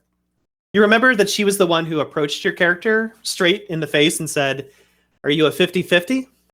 Oh, yeah, okay. Yeah. In fact, she looks right, as soon as you sit down at the table, she will look to you and say, hey, it's 50-50, still in the circle. That must be a good sign. Fools love She company. says to you. Nicole, are you just hanging out with this NPC out here? I think his name is Sarah. Sarah. Yes. Good call. He's Zion's ally, right? That is correct. He is actually Zion's contact, and I will be activating him on the screen for you. So for Alex, since Alex has never met this character, Sareth is a mysterious individual who wears an ornate mask with a dark cowl, hiding, and darned raincoat colored in deep blue. Belts, buckles, and vibrances, pleather gloves to keep his body language astrewn. He will look over to Gabriela and say, feeding your nightmare has been worthwhile, but I do sense that he's itching to get out and ride again instead of being held here with nowhere to go. And he kind of pets the mare on the side. Oh, what can I do for you? I can understand that. Well, I guess I am curious. Did you see anything, hear anything when Zion's bar, got broken into? No, I did notice that the door, he points over to the door over here. I did notice that the door looked like it was being fiddled with. I assume that there was somebody on the inside of the building trying to open it from the other side, if I had to make a guess or an assumption. But no, I didn't see anyone at the actual door. I just saw like a lot of noise and a lot of banging around. So it wouldn't surprise me if someone broke the lock from the inside by fussing with it so much. But no, didn't see anybody walk over there. Okay.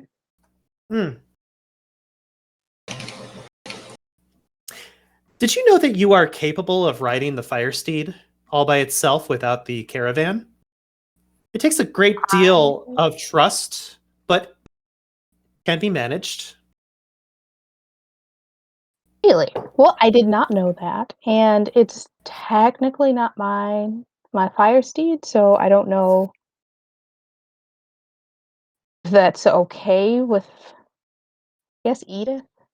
Edith would be the next person in who owns the fire steed. I don't think Edith owned the fire steed either, but Edith would be the next in line, I guess.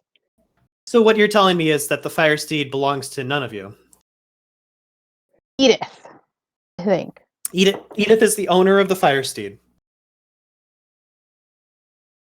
Is that right? Maybe? I have no idea. I honestly have no idea. I see. I think it's Edith.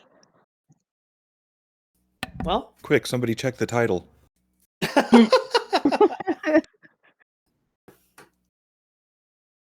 Yeah, he will kind of like cross his fingers with his gloves and just kind of like stand there very calmly. I have peeked into the future to see an outcome, and my vision was filled with crackling earth and several great pillars of flames. Life shall perish here. So you'll understand if I diminish to Stygia after our conversation, Gabriela.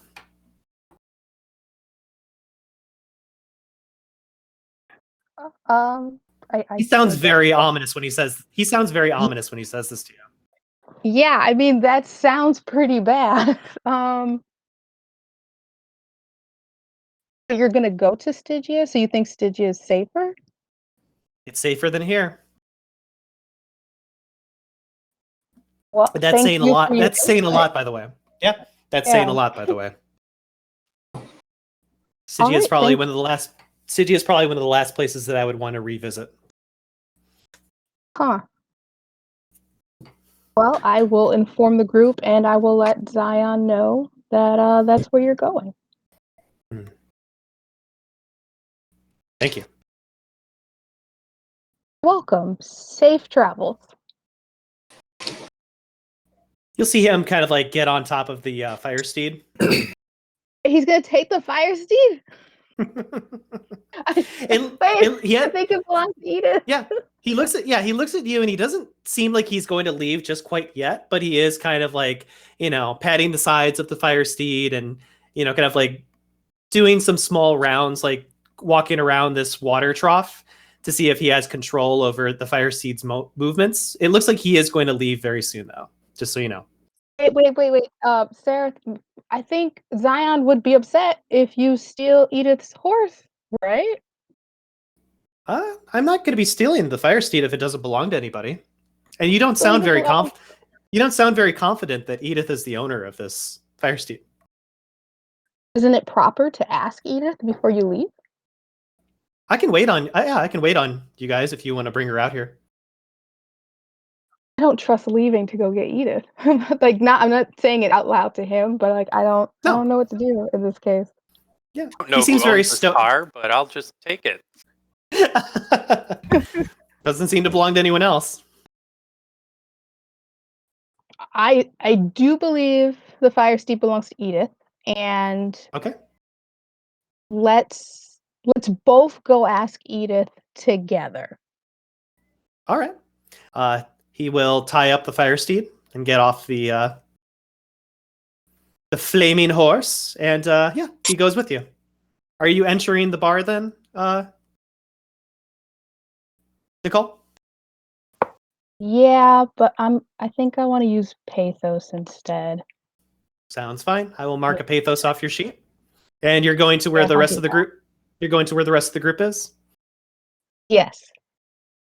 Sounds good to me. Let me mark that on your sheet. And thank you for talking to my NPC before he rode off with your fire steed.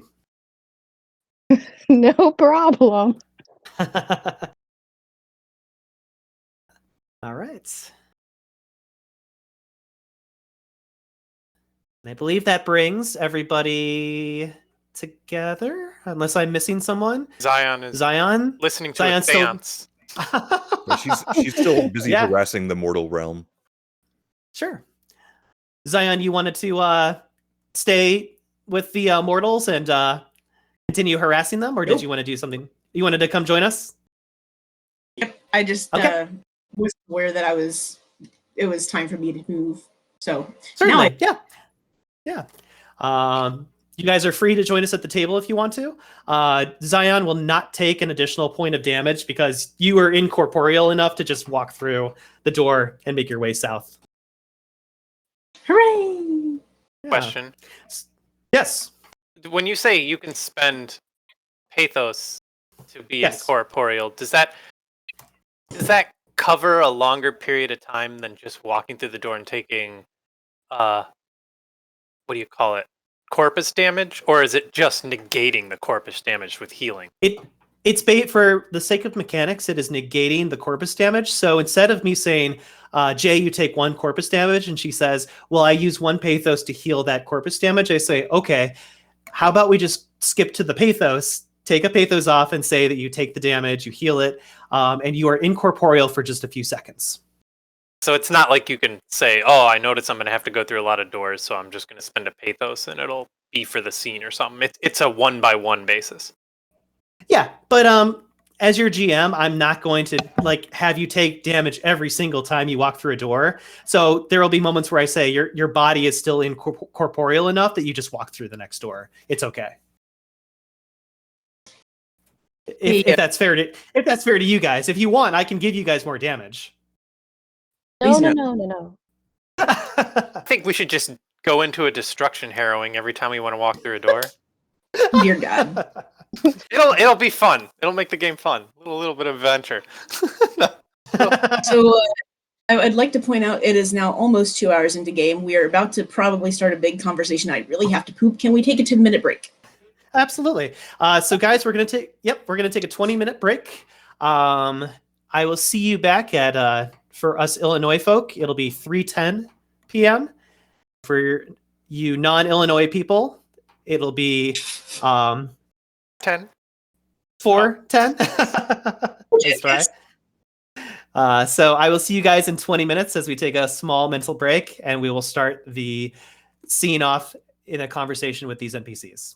All right? Excellent. See you guys soon. All right. See ya. Back, everybody. We are currently sitting on the inside of Zion's haunt. We found a relatively safe area for us to sit down, pass along some drinks, and discuss what's been happening in the Shadowlands lately. There are a lot of characters who have made themselves apparent in this room.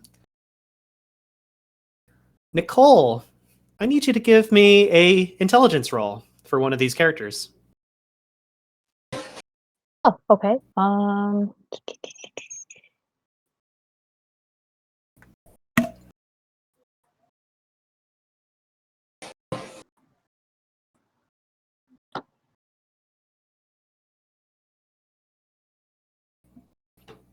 Botch. Okay. No. Oof. Hey. I think it's too late. You want to try that again? Oh, bad. I mean, it's just to know somebody in the room, right? Yeah, this might be a very important person, though. Oh, man. Ugh. Thing that can let her roll again. I swear I did. I think that's shadow play, and I'm checking to see if you have it. I think you do. I think I do too, but I'm... Oh, because I'm an idiot. Sorry.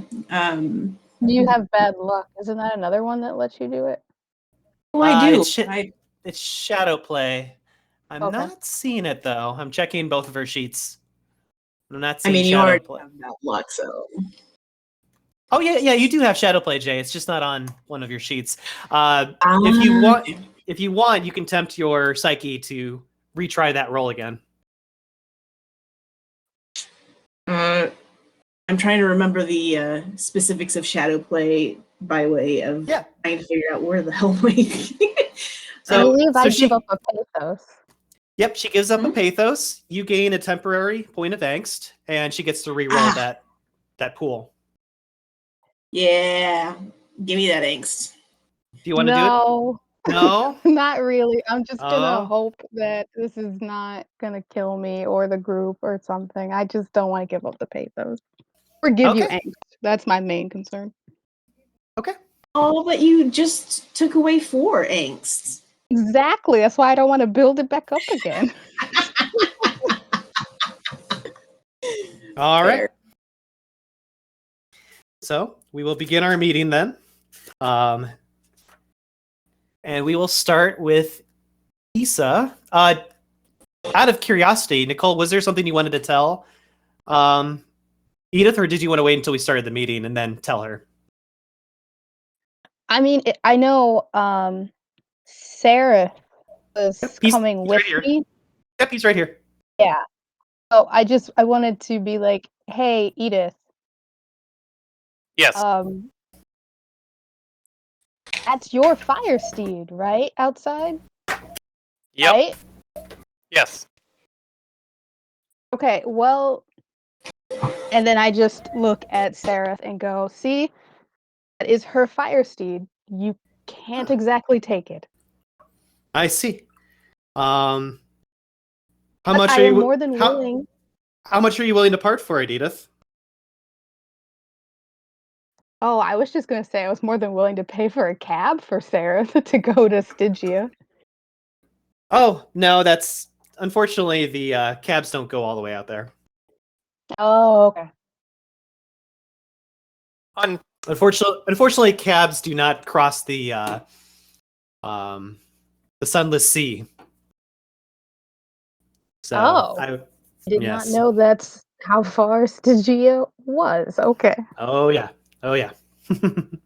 So, how much do you want for it, Edith? Aren't you isn't that like your favorite horse, Gabriela? I do like that horse. Yeah, unfortunately, it's not for sale. Oh, that's fair. I will make my way then and find an alternative way to cross the sunless sea.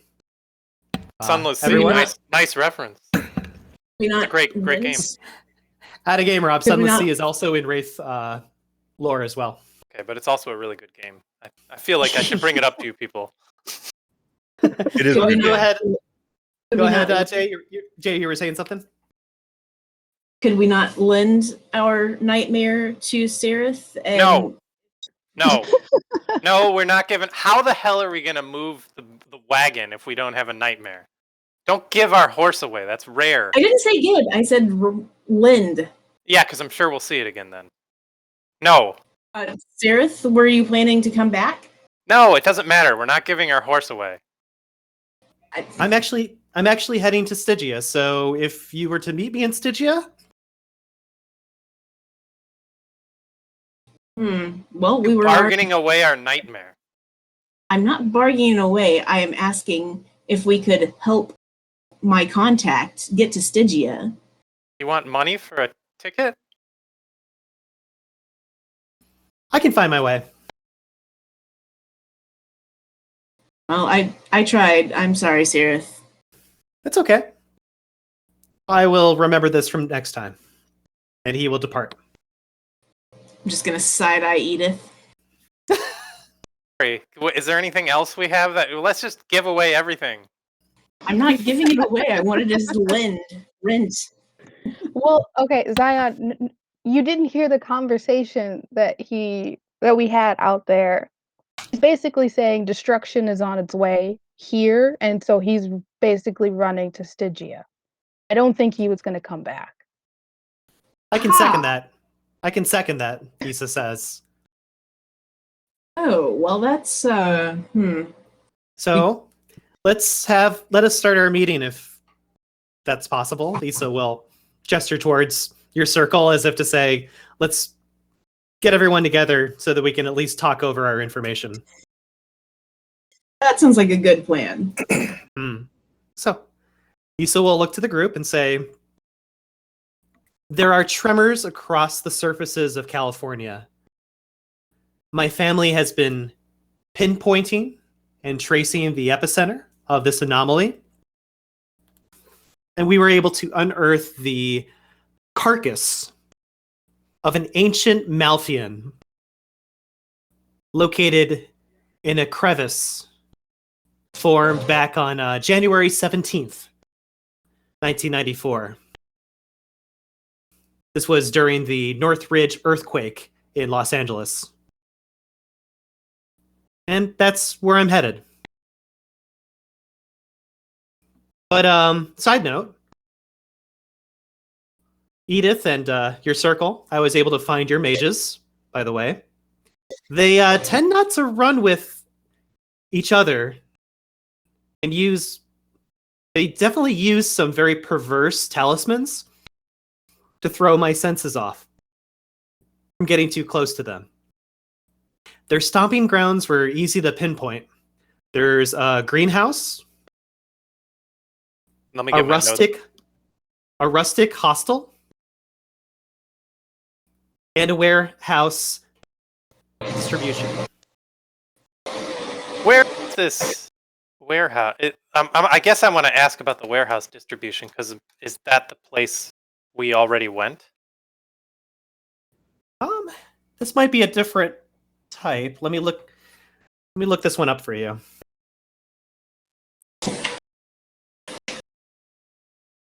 So this one is located in Chino, California. Chino, California. So not in Carmel, but in Chino. Okay. Well, wait a minute. We weren't even in Carmel yet when we went to that. But we haven't been to Chino, so it's not that. Nope. Okay, good. Okay. When you say they don't run together, you mean they're isolated? Do they communicate, or do you not know for sure that? I rarely see them communicate with one another, but they definitely have their own activities that they participate in separately from one another to cover more ground and maybe get more schemes done. So I know that there was supposed to be a fourth mage. I can't find that fourth mage anywhere. It doesn't seem to be in California whatsoever. Which mage is the fourth one you referred to? I can't remember. If I remember correctly, he was the more spiritual one. Mm-hmm. Seemed to be like gazing into the Shadowlands with ease. Okay. So when you say nowhere to be found, mage missing. So which of the mages are at each of these locations? I don't know. I don't know their names, and I don't know who they are, so I couldn't tell you. Could you describe like maybe their appearance or something? Yeah, I could do that. So,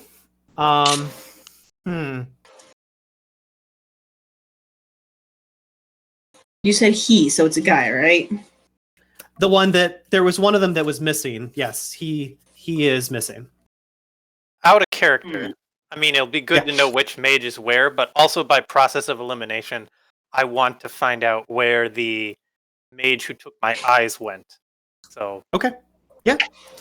So, the one who was at the greenhouse was a male mage. Definitely the leader. He seemed very calculated.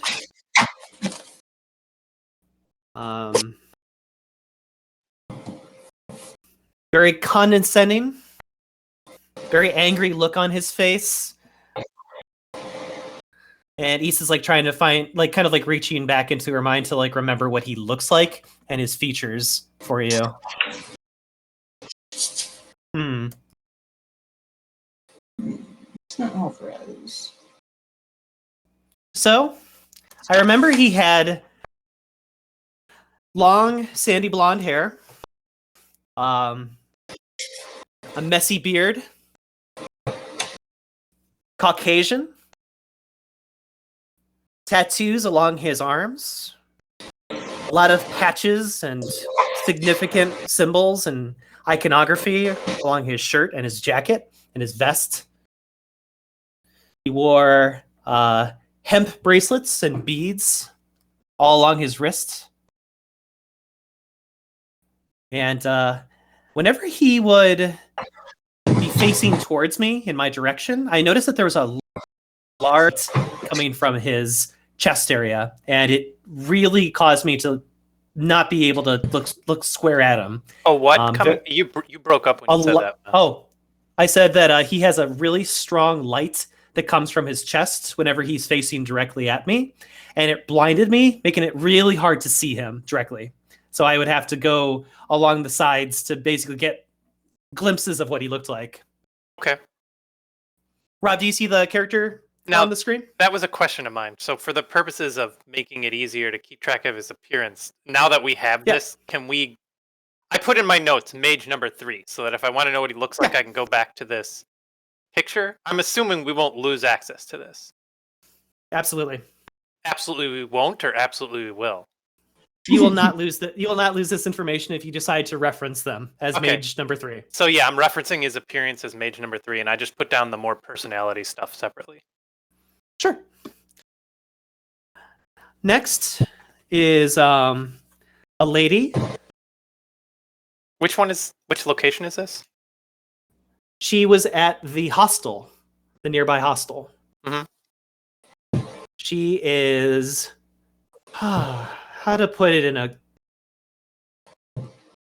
neutral way, psychotic. Oh, I already know who you're talking about. Obsessed and obscurely fixated on studying humans and their behaviors. You're right.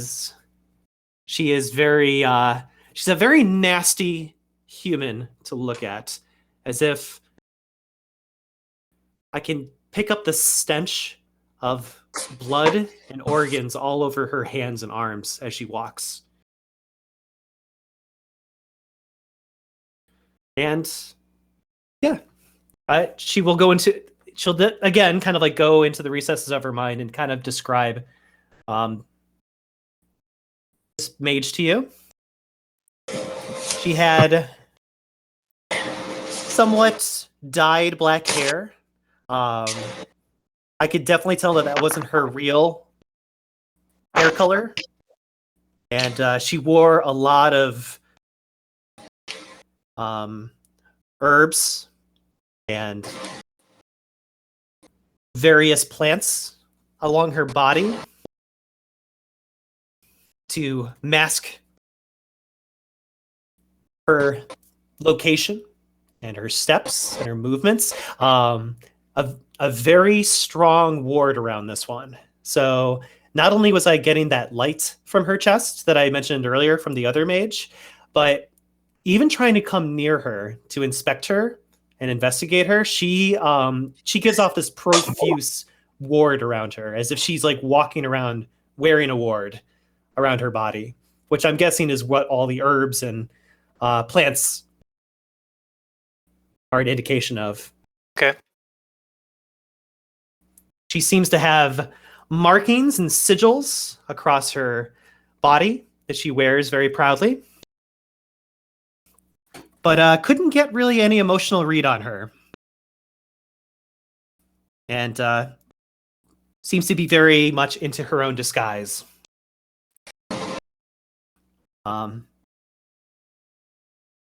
Next, at the warehouse distribution is another man.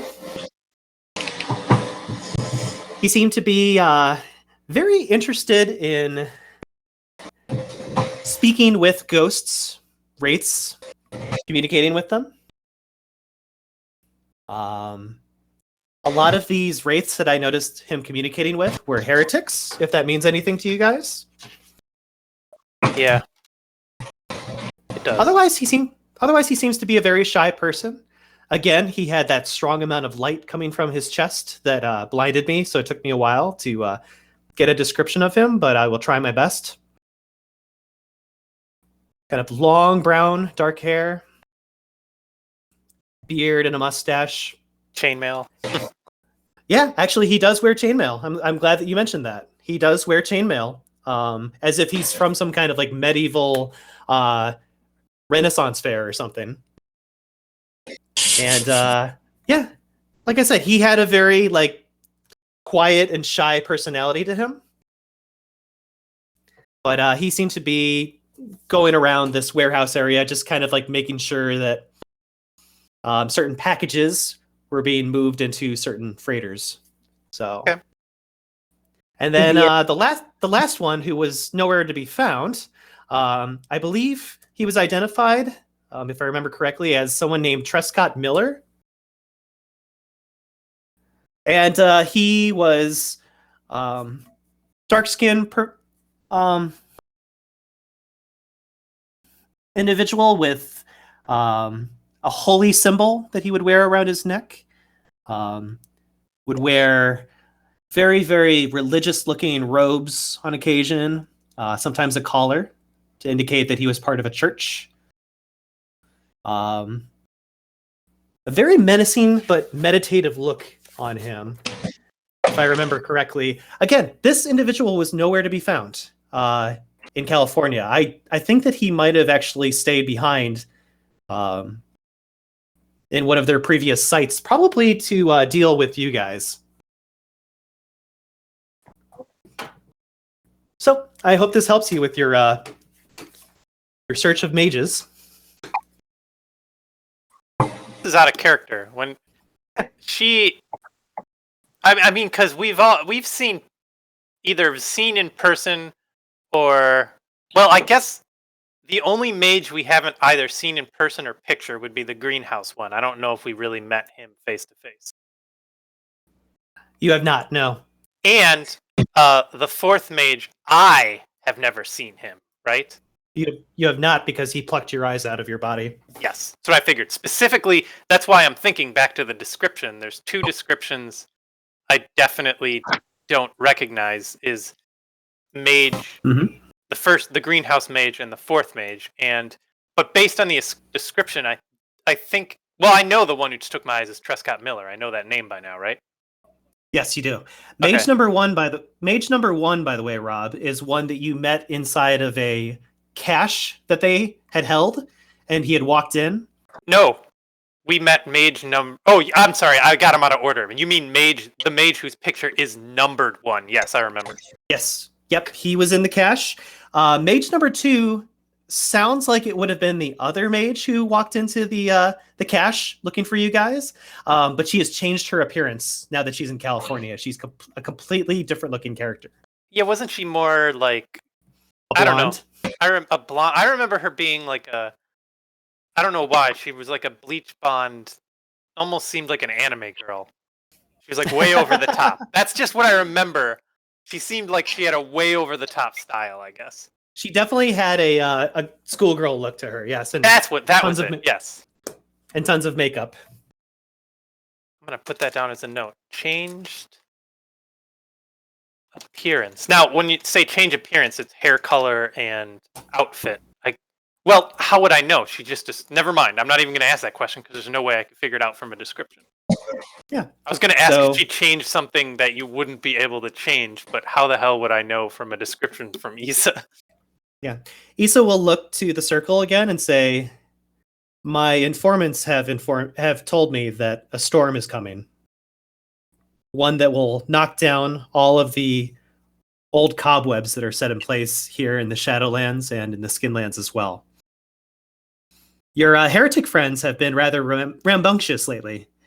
I've seen most of them traveling to that graveyard in the downtown Carmel area. They are entering a mausoleum and then vanishing away. Every time I enter there, there's simply no trace to be found of them. I don't know how they do it." So now you say something big is coming. Yeah. And it's tied to the heretics, seemingly? It is highly possible. They have never been this active before in all my afterlife. I've never seen them this excited about something. I'm very interested in facing this cataclysm head on with my own allies. Okay. And my informants have envisioned fires and blazing infernos, which I interpret will kill millions of us wraiths. But the goal is to put out the flames before they ever reach the Skinlands. Okay, I have 2 questions. Okay. First question, just because I'm looking at the map and now noticing, is Honor here? Because I'm not seeing his icon. Yeah, I am. Well, okay, his icon's missing. I don't see him at the. Isn't it right here? I don't see him. I don't. It doesn't appear to me. Huh.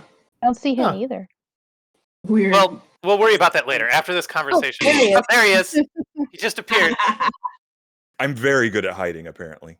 Yeah. Yes. Question number 2 is I kind of want to Yes. make an etiquette roll, sort of, Okay. because Okay. I want to determine if like it would be taboo or for me to mention Helios by name. Okay. Intelligence. What's your etiquette? So 3 difficulty.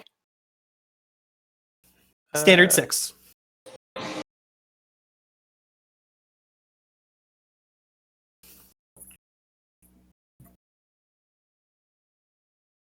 Let me make sure. Okay. Wait, 1 success? No, that's more than. Oh, I did less than again, like a fucking idiot. Okay, 3 successes. How did it get 1 out of that? I'm sorry. Okay. Anyway. Yeah. Rob, do you see any heretics in this room? No. Then most likely it will not be taboo for you to mention Helios by name. Okay. Well, I was also wondering if it's a taboo to potential hierarchy sympathizers. But anyway, so apparently it's not. So then I will bring it up. Has the name Helios come up in any of your investigations? Oh yeah, absolutely. But here in California, they seem to be more interested in Prometheus, the entity known as Prometheus. I have reason to believe that both Prometheus and Helios are the same entity.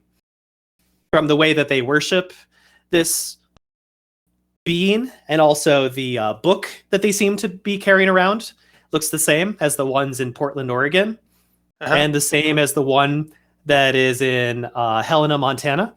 Looks like the same book. So I'm guessing that they're all worshiping the same god. Curiosity, do I remember what his name was in Helena? Conceivably, he has 3 names. Yes. We found him in 3 places. Yes. You can roll an intelligence roll. I can do that. Can I help? Yeah, we all have intelligence. I'm just joking. No, I don't think you can. I don't think you can assist on straight attribute rolls.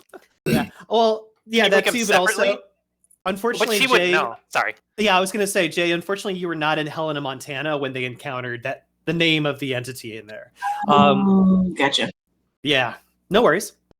That's a good question. In cases where multiple players potentially know something, do we make multiple intelligence rolls, or? Well, I guess we would. That is correct. Yep, you would. 1 success. Okay. You remember the name Melakesh. I'll put that in the chat. Melakesh.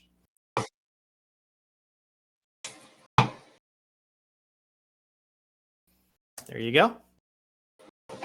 And then I'll Was bring the name that sorry. the name Melakesh was brought up in Helena, Montana, as the entity that the heretics worshipped there.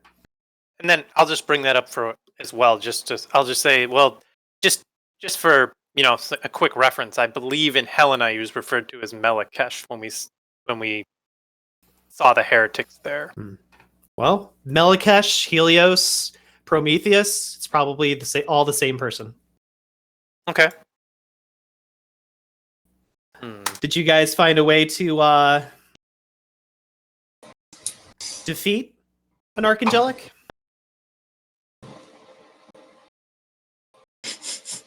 I mean, Well, I'll take your silence as a no. technically, yes, we but had the no. opportunity, but Mhm. we were sort of in Awesome. danger and had to leave before we can get the answer. I see. And if we wanted to sell our soul to Xenophon forever, then sure, we could defeat it, but it really isn't worth the price of serving Xenophon forever to defeat an Archangel. Well, to be fair, he said he could show us. We would only give him our souls, if he has to go get it for us. But we could go and see it without becoming his slave. But basically, it was a bad idea, so no. Okay. Whatever the case may be, it might be a little too late for you to have such a tool or whatever it is that you were going to use against an Archangelic. Like I said, me and my allies are going to try to take this thing head on. Without the proper tools, chances are probably going to be against us. But we have to do something, basically. So I just want to let you guys know the route that I will be taking. All right. Next, we'll go Nicholas over here on the right. And he will look to you in the circle and say, so, it is my knowledge that you and your circle are interested in going to Stygia. If you travel with me to Stygia, there are some political concerns that you should be aware of. And that is why I will also be going there along with anybody. Mind you, I have no intention on overthrowing or overtaking the capital itself. My intentions are purely investigative. But I have reason to believe that Stygia is not under hierarchy control right now. And he looks over at Honor and says, "This doesn't leave this room, by the way." He says it very sternly to Honor. Oh, of course. Believe it or not, I can be discreet. Good to know. There is a possibility that a external threat has taken over Stygia and is keeping it under some type of guise that it is still fully functional and is still rotating souls and newborn wraiths in and out of circulation with utmost ease. But if it is compromised by an external force, then it is most likely that they are guiding these newly born infants into something of a pyramid scheme of their own. And they are influencing whatever is happening right now in the Shadowlands. This is why I'm going to Stygia to investigate this. And no offense to anyone in this room, but if I am in Stygia when hell breaks loose, for lack of a better term, I would rather be elsewhere when California goes up in flames. I think the situation in Stygia could be connected to the same group that's trying to raise Helios, like in a sense to keep Stygia from interfering, or okay. So you are saying that the heretics have taken over Stygia? No, I'm asking if you have any inclination or would think that's a possibility or anything, if there's anything pointing to it. Because I don't really know much of anything about what's going on in Stygia right now. I do not have any proof or evidence to back up this allegation that I am making, but I have a strong sense because I've, been around Stygia my entire afterlife, that there is something off about the place. There's something very peculiar about how it's being run right now. I have not gotten as far as to meeting with the Death Lords at the Senate, but I can tell that there is a higher security, more than usual, occurring at the Capitol itself. Do you and your circle have any evidence that I should be aware of in regards to this conspiracy? I have another maybe etiquette roll to make. Mm-hmm. I bet you do. The question is it a very bad idea to crack out Orestes' death mask right now and offer it to Nicholas to assist us? Like, to see if that helps him. That is going to be your wits and etiquette. Wits and etiquette this time. And then I know that somebody had basically been telling me basically the same sort of thing, that there is some behind the scenes power going on in Stygia. Correct. Would I be able to roll? Yep, that was Cowrie the Renegade. You don't need to roll for that because she was very discreet with you. Cowrie the Renegade told something amiss about Stygia, and that you need to be aware of that. But did you want to do a separate roll of etiquette? No, I was just trying to remember what they had said and who said it. So, okay, nope, you're good. Okay, Rob, how did you do? 2 successes, and is this guy involved in our conversation? He is. Yeah, he's just listening in. Okay, It so seems good. like he's trying. It seems like he's trying to meet up with somebody, but can't seem to locate them right now. But is he part of our group? Is it a risk to speak in front of him? You don't know. You can No speak to one him. knows his name. I'm sorry? Does anyone know his name? No one has spoken about him or said anything about him yet. Oh well, okay. By the way, I got 2 successes on my wits roll. Okay. You get a sense that the only person who would be taken aback by what you are going to reveal would be Honor himself, because he is a legionnaire. Okay. I'll kind of be I guess I'll say I may have something, but before we continue, I'll turn to the guy at the end of the bar and I'll say I don't believe we've been introduced. Okay. This man standing here has an open expression, rather brash in appearance. He is a young man wearing an unbuttoned leather long coat and fashionable ripped up jeans. His corpus seems to glow with a neon orange color.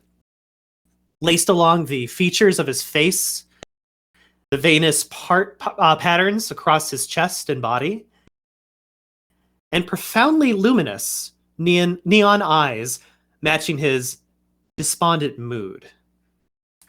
Gabriela, do you want to do that intelligence roll again? Difficulty 7? Oh man. Hey, you want some help? I guess so. This seems really important. Wow. The good news is now I can offer you like 5 whole dice. I can we go maybe 3? Oh, I guess. You can have 3. Okay, so just straight intelligence. It's 2 plus 3. Difficulty 7.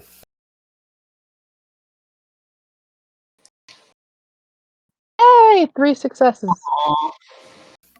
No ones? No ones. Okay. That's why I said aw, because there's no ones. So it must be the orange patterns on his face and body that Gabriela suddenly recognizes this man as Silas, a partner and former circle Oh. mate. And Esper, apparently, judging by the music. Yes, and an Esper. He looks to you, Gabriela, and says, Gab, I have terrible, important news and information to give you. Is there somewhere we can speak in private? It can wait after your meeting, of course. Yes, we can. I'll be like, you guys can use my workshop if you want. I was gonna ask that after the meeting. Thank you. Uh-huh. Very good. And he will look over to Edith and say, my name is Silas. I'm a former circle mate to Gabriela Torres. I'll look to him and I'll be like, are you... What? Ness. I don't mean to be intrusive, but where do your allegiances lie? Are you with the hierarchy? I am a free wraith. Oh, okay. Well then...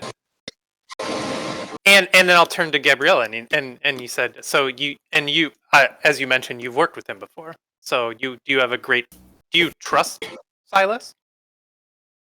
I do. We had a really good relationship. Well then And I'll we turn still do. oh, sorry. I'll turn to him and say, well then I trust you as well. So welcome to the table, and yes, you definitely have ample opportunity to speak privately afterwards. And at that, Okay.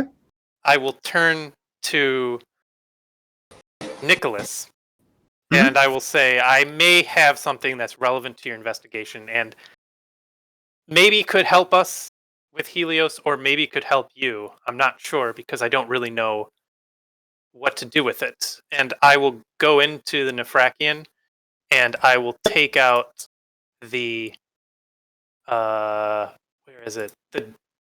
Carefully take out the death mask of Orestes. All right. I'm going to put that on the screen. Yep, I'm going to put that on the screen for everybody so they can see what that looks like. Give me 1 second. Everyone gasps in horror.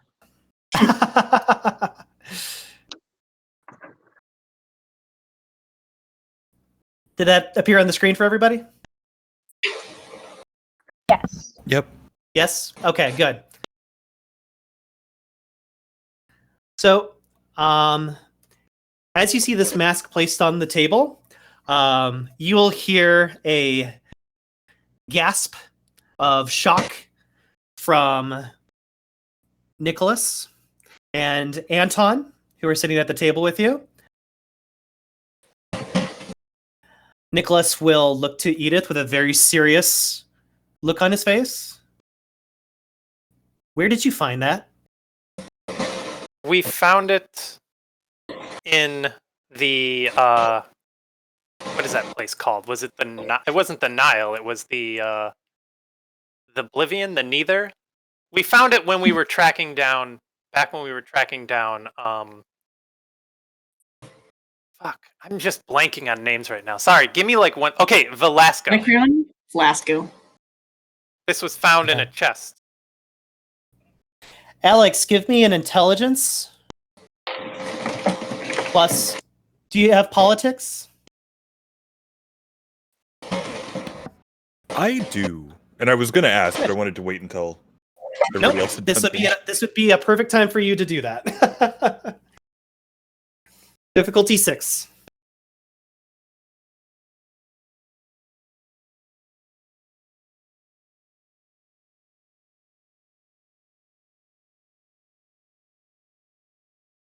Well, How'd you do? 1 success. Okay.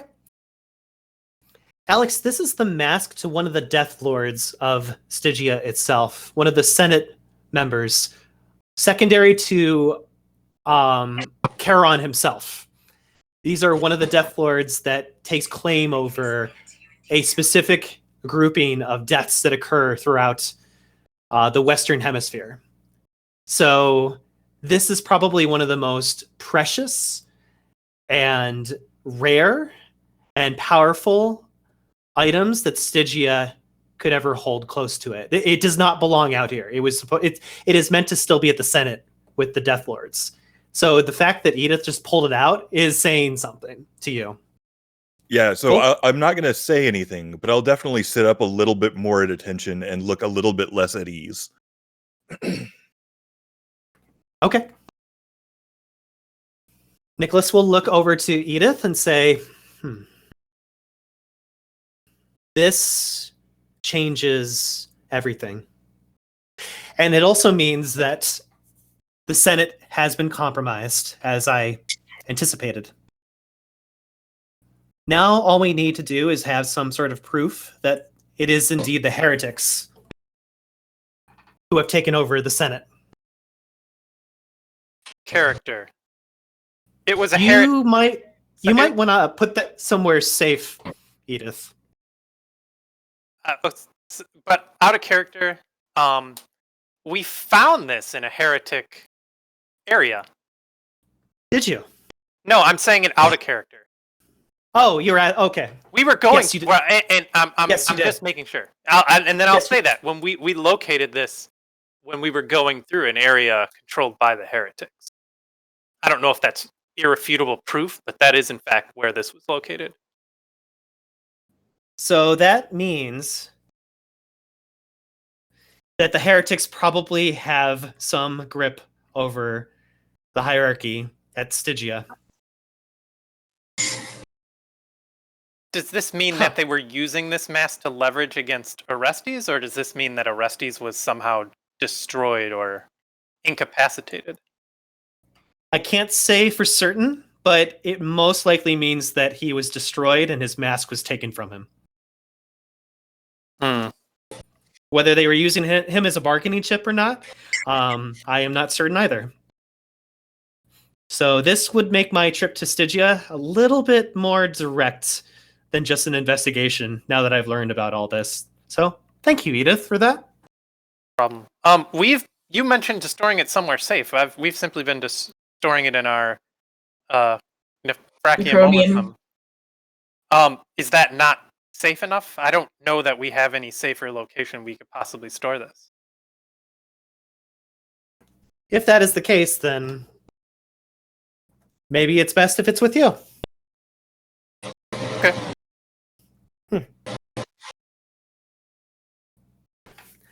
And next will be Anton, who looks to the circle and says, well, I do not have as much of information as everyone else is sharing here.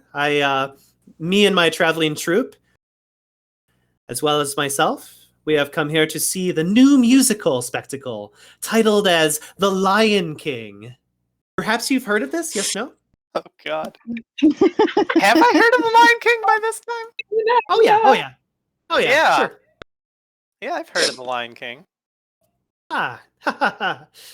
Well, if there's anything that I can do or provide for you and your friends, perhaps a magic stage trick, just let me know. By the way, Edith, how is Montana? How are your feathers? Are they well? Character, I would know if my feathers had been damaged or in any way, right? Correct. Gabriela, Nicole, Zion, Jay, I need you to roll your wits. I need you to roll your wits. I have no wits. I mean, give me a sec. I was like, wait, what? Difficulty 6. Out of character, I have Issa, all this information about the mages. Nicholas, political concerns in Stygia. Anton de Varzanzuela, going to see The Lion King. Pretty much. That is accurate. My difficulty is down to a 4 because I'm in my haunt, right? Unfortunately, you are not using a power, so it is still at a 6. Well, I still got 2 successes, so you know. Excellent. Good. I got one. Okay.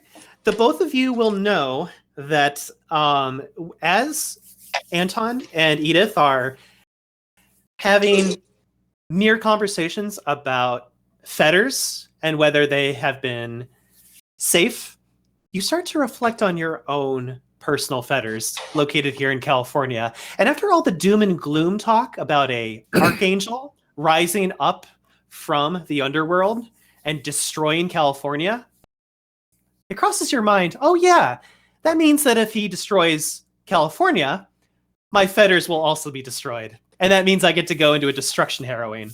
That sucks. Oh, yay! That's concerning. Yeah, so that just kind of crosses your mind during this small little chat between Anton and Edith. With that, I have a concern. no, it's okay. With that, it seems like the meeting has adjourned and everyone is allowed to talk about whatever they want. It seems like all the important characters have said what they needed to say. So they all kind of like look to you now at this point. You kind of get this awkward moment where Belfry comes back in and says like, who wants some drinks? You guys look like you could use some drinks.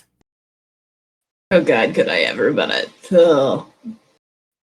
Not at this time. If the meeting is adjourned, I think I'll take Silas out. Okay. And she walks away. Wait, I just said no for myself, not for everybody. Oh, I thought you were saying that to Belfry. I mean, from the interactions I've had with Belfry, I could totally see that happening. I could see, like, I order a drink from Belfry, and she's like, sure, and comes back out, and she's like, whoops, I tripped, and spills it on me. I guess drinks are just falling all over the place today, and I'm like, God damn it, Belfry.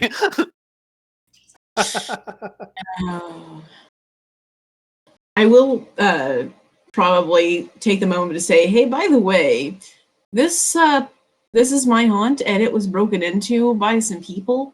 I have a feeling that, I don't know if it's relevant at all, but I think the people that broke into it might still be here, north. I'll just point towards these people. It was like, I did take a little bit of pleasure in fucking with them a little bit. I made the necklace break somehow, not real sure, but Yeah, they seem to think something's up. So if you want a little amusement, feel free to check that out.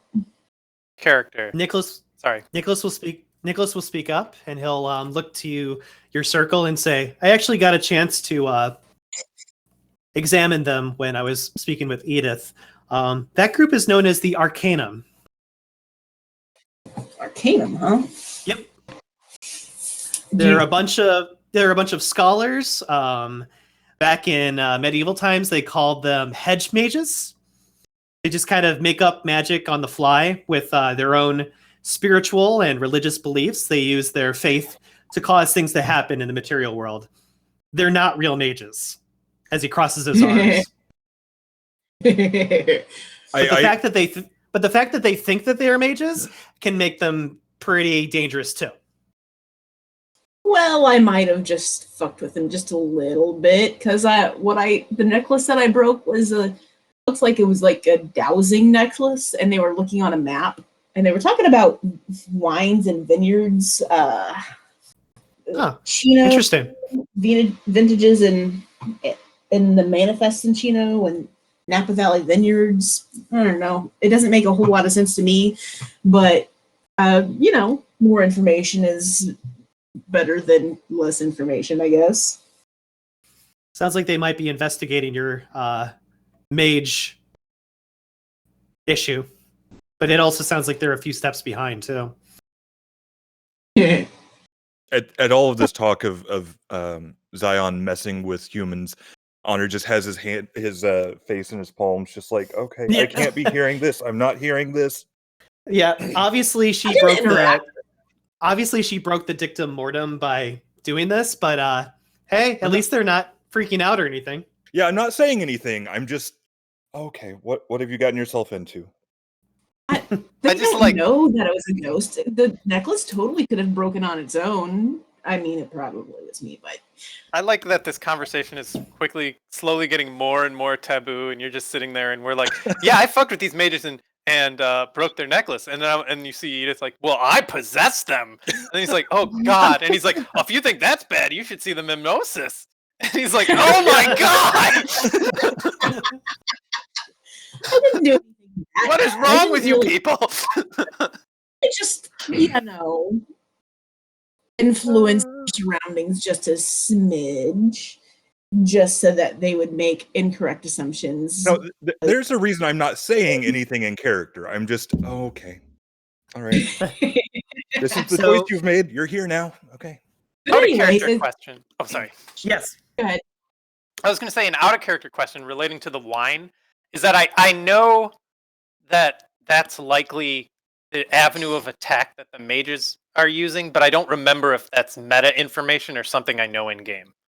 Something you know in game. Okay, well then I'm going to bring that up and say it's likely the wine and the vintages are tied to what the mages have been doing. What they've been doing previously was with nightshade, which is a plant. It's conceivable that maybe they're doing the same thing with the grapes that are going into the wines.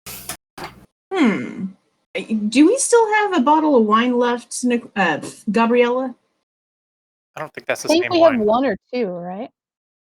I think we only left one for ourselves after we sold all but the one to that one lady. Mm-hmm. Same wine because it's not in the real world. That's the wine. Yeah, that's some really old wine that's here. Okay, so that's not going to have any importance to the wine thing that y'all are talking about then. All right. Issa will stand up and she will say, "I hate to break it to you, but I need to go. You guys do know what today is, right?" Thanksgiving. Thanksgiving.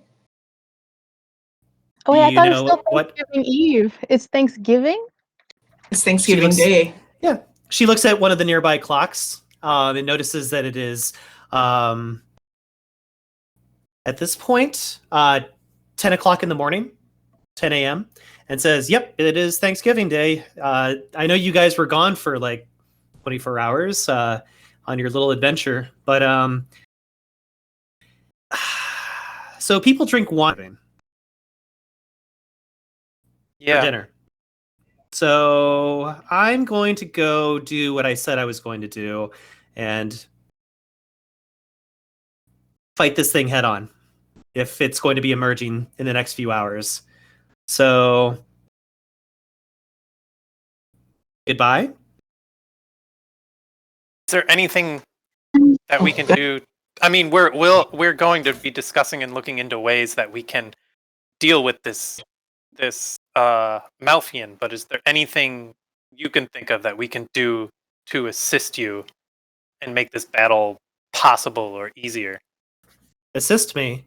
If you wish to depart with one of your strongest warriors, I'm sure that my allies could use them in the front lines against this boiling threat beneath the surface. Okay.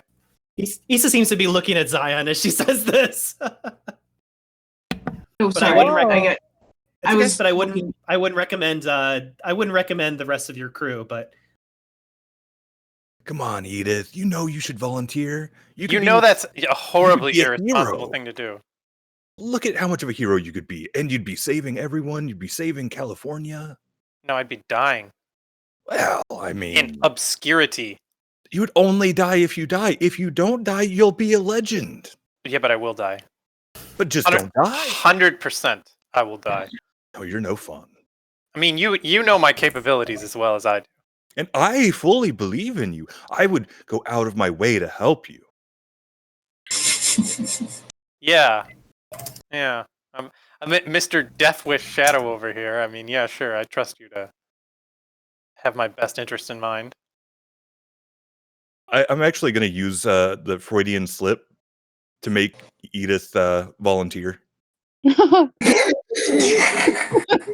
okay. Give me 1 second to pull that up.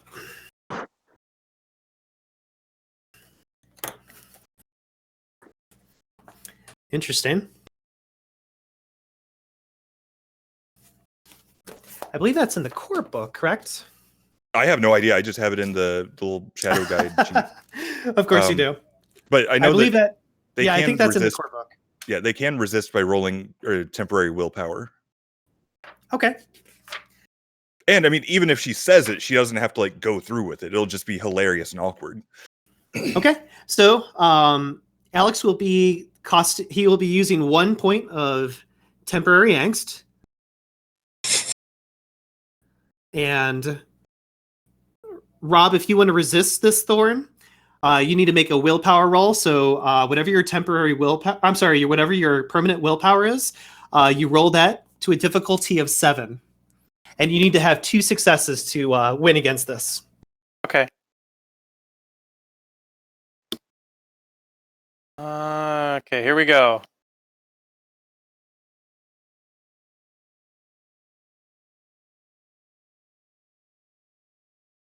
Two successes. Okay. Suck it, Shadow. Yeah. No, you're no fun. You're grounded. Yeah. We're not. So Edith, you will feel your hand start to like rise up off of the table for a second, and then it goes back down again. I'll cover it like I'm scratching my nose. Okay, good. Nicely done.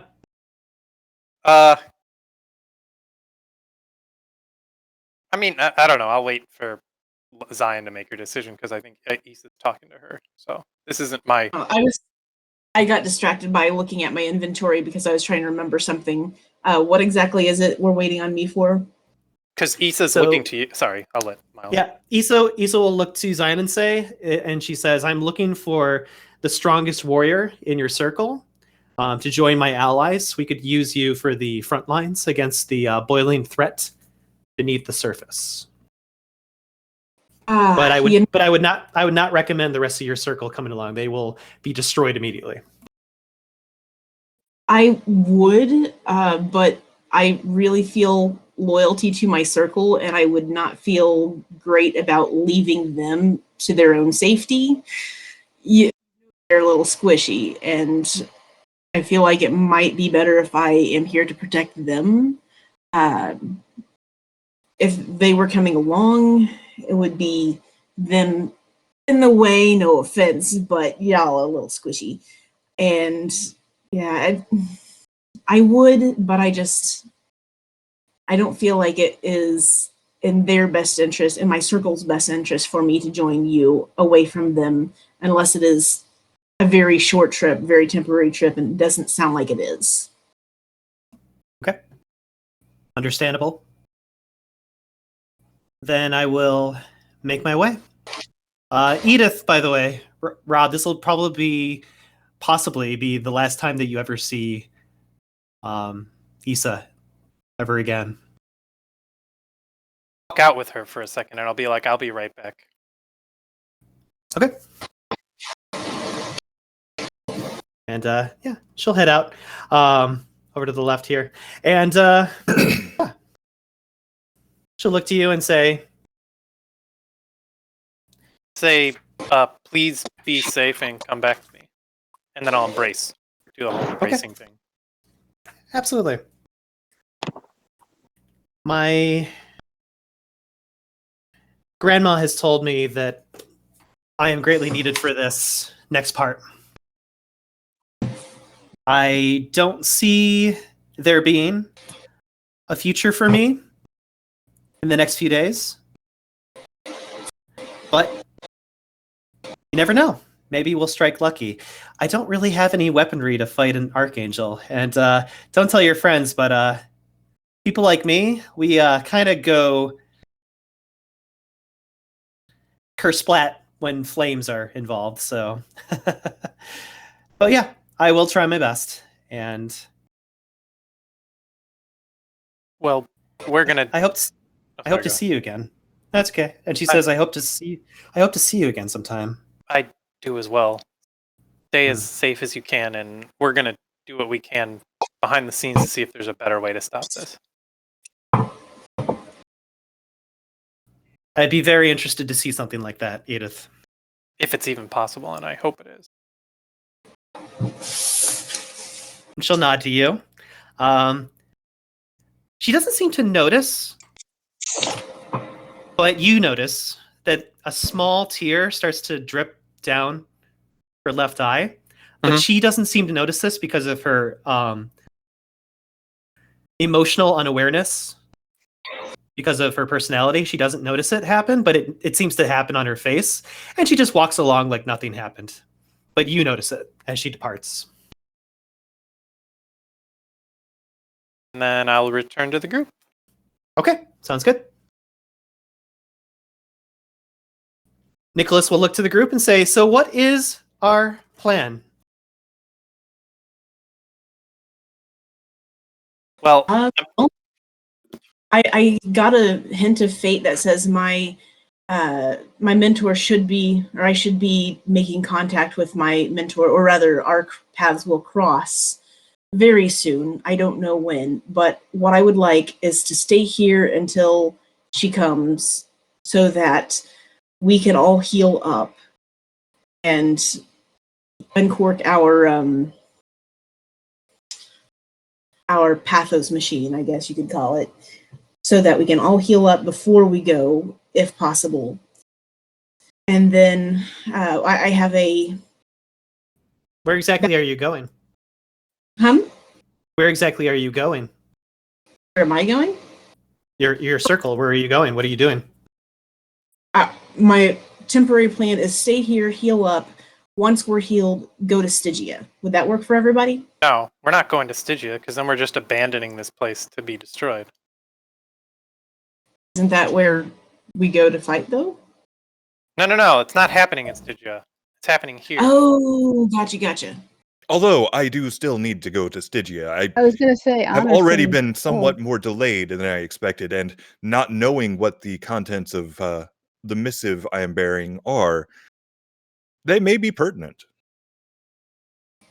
Well, wait a minute. We just heard that Stygia may be in control by heretics, so what if what you have is actually going to benefit them? I doubt it. I feel like they would probably use somewhat more subtle means. Besides, I suspect that whatever corruption is similar to the corruption that's just always happened within the hierarchy, that it's at the very top, and the people of my rank and the people I interact with are genuinely trying their best. Maybe it would even help them fight the heretics. But you don't know what's in the missive. No, but it's always worth a flip of the dice. Nicholas, quick question for you.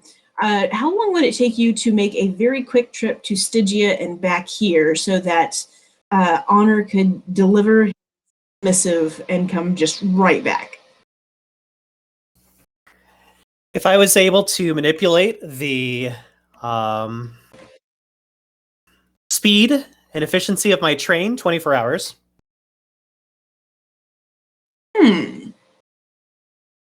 Well, could that be a thing that Honor, that we just do a very quick trip there and back? Do you think we have time for that? Not really. Could I Kismet that to see if, or Edith, you have the fatalism stuff. Could you pour some energy into figuring out if we have 24 hours? That's not a question Kismet can answer. Well, I didn't know if you had other fatalism stuff. I mean, I can do some fatalism on that missive, but I don't think everyone at this table would be appreciative of that.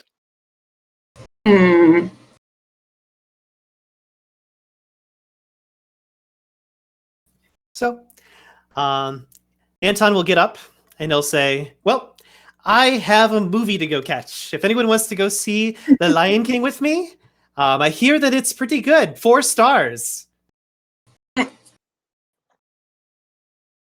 I almost want to say Hakuna Matata. So, a question.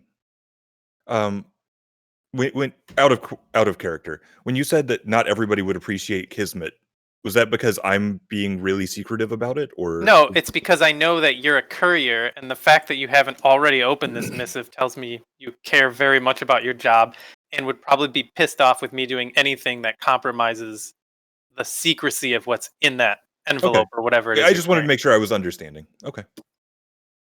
Yeah, I suspect, and I'm saying this for 2 reasons. I'm saying it because I really do suspect that if I started putting the whammy on that thing, you'd be like, get the fuck away from this. This is mine. And B, I kind of said it out loud to feel out the room and see if you would volunteer it, which I didn't suspect you would. So I guess. So what did you say out loud? I said out loud, I can use some of my talents. I'm not going to say fatalism because that's a very meta way of saying it. I can use some of my talents to investigate the missive, but I don't think everyone in this room would appreciate it. I suppose for myself, that would really depend on which methods you planned on using. My orders are incredibly strict that they are not to be opened or unsealed for any reason or purpose. I don't have to destroy it if it's going to fall in danger.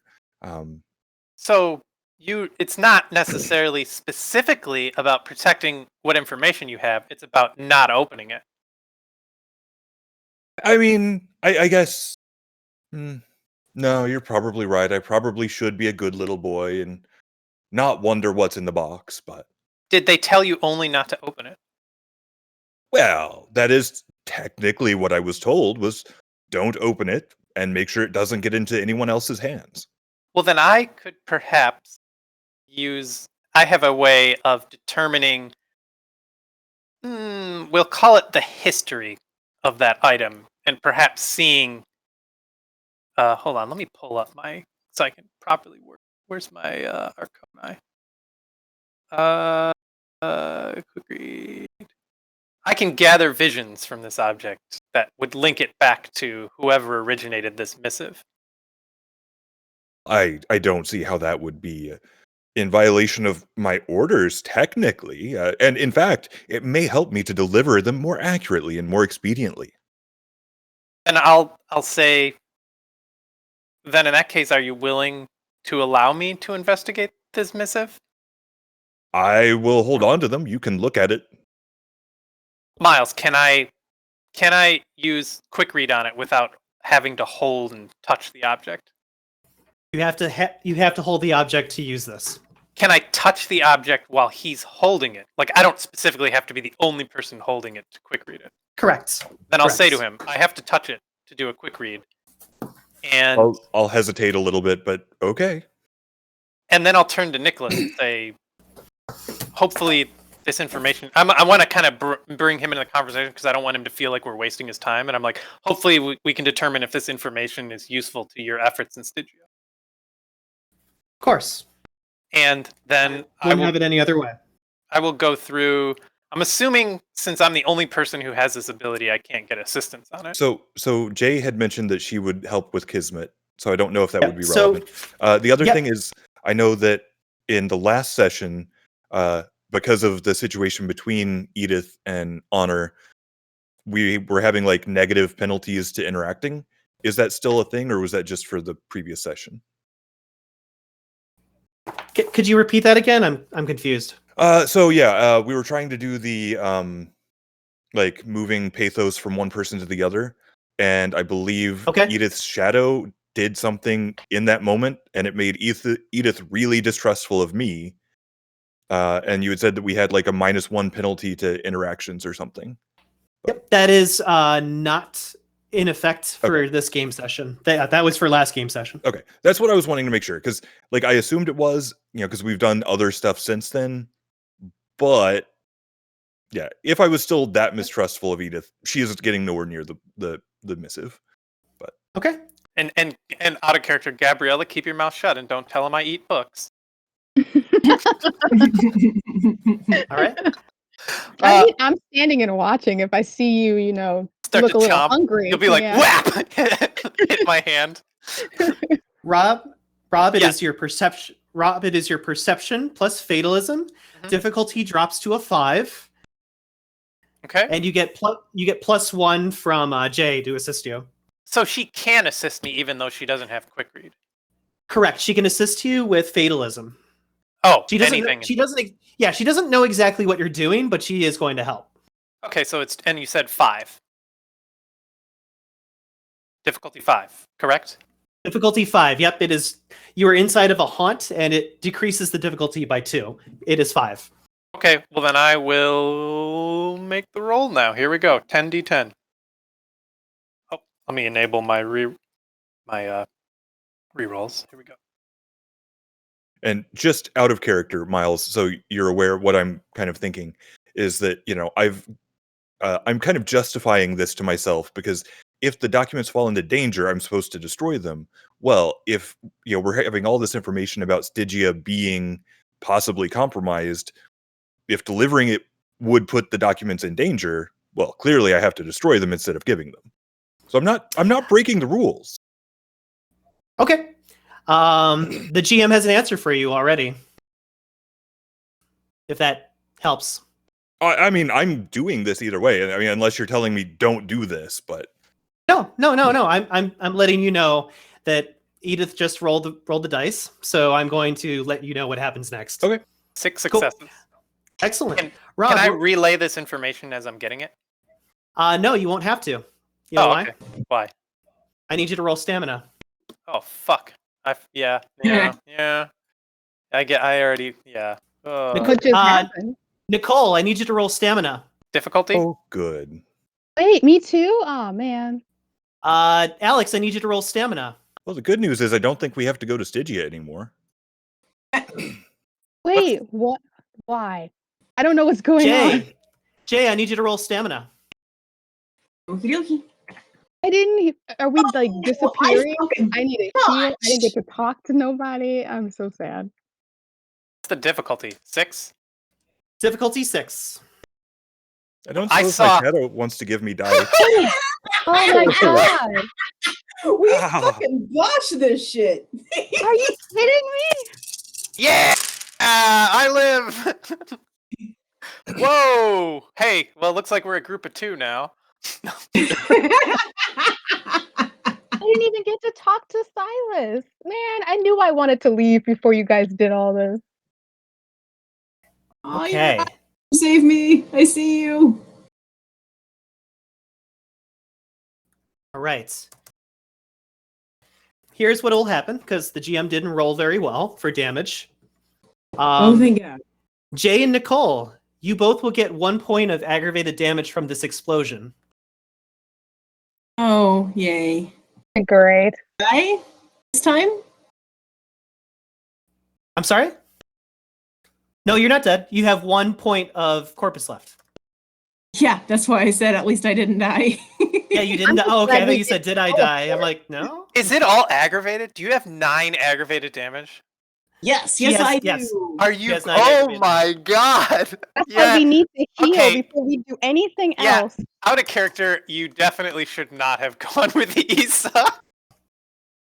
If you have 9 aggravated damage. Well, that's why I was saying I want to stay healed till I heal, which is why I was like, Issa, or Uriah rather. Uriah, come help me. And she's right here, so yay! Yeah, but I still gotta go. So can you wait 5 minutes and then I'll come back? We still have an exploding envelope to contend with. Yeah, that too. So what happens now? Give me a second. I'm updating. I'm going to try to get up from the table and just fucking faceplant directly onto the table, and that's what I took. Okay. Give me a second, as Roll20 is being a little bit of a jerk right now. Is looking kind of melted today. Like, Do I have 5 aggravated or 6? All right. Nicole, you are currently at 5 aggravated damage and Okay. one superficial point of damage. Gotcha. Here's what happens cinematically for everybody. The moment that Edith tries to use her Arcanos of Fatalism and with the assistance of Zion, there is a massive explosion. You see the last few seconds that these documents are still in existence, they drip with this black liquid that you would see from like a castigation power.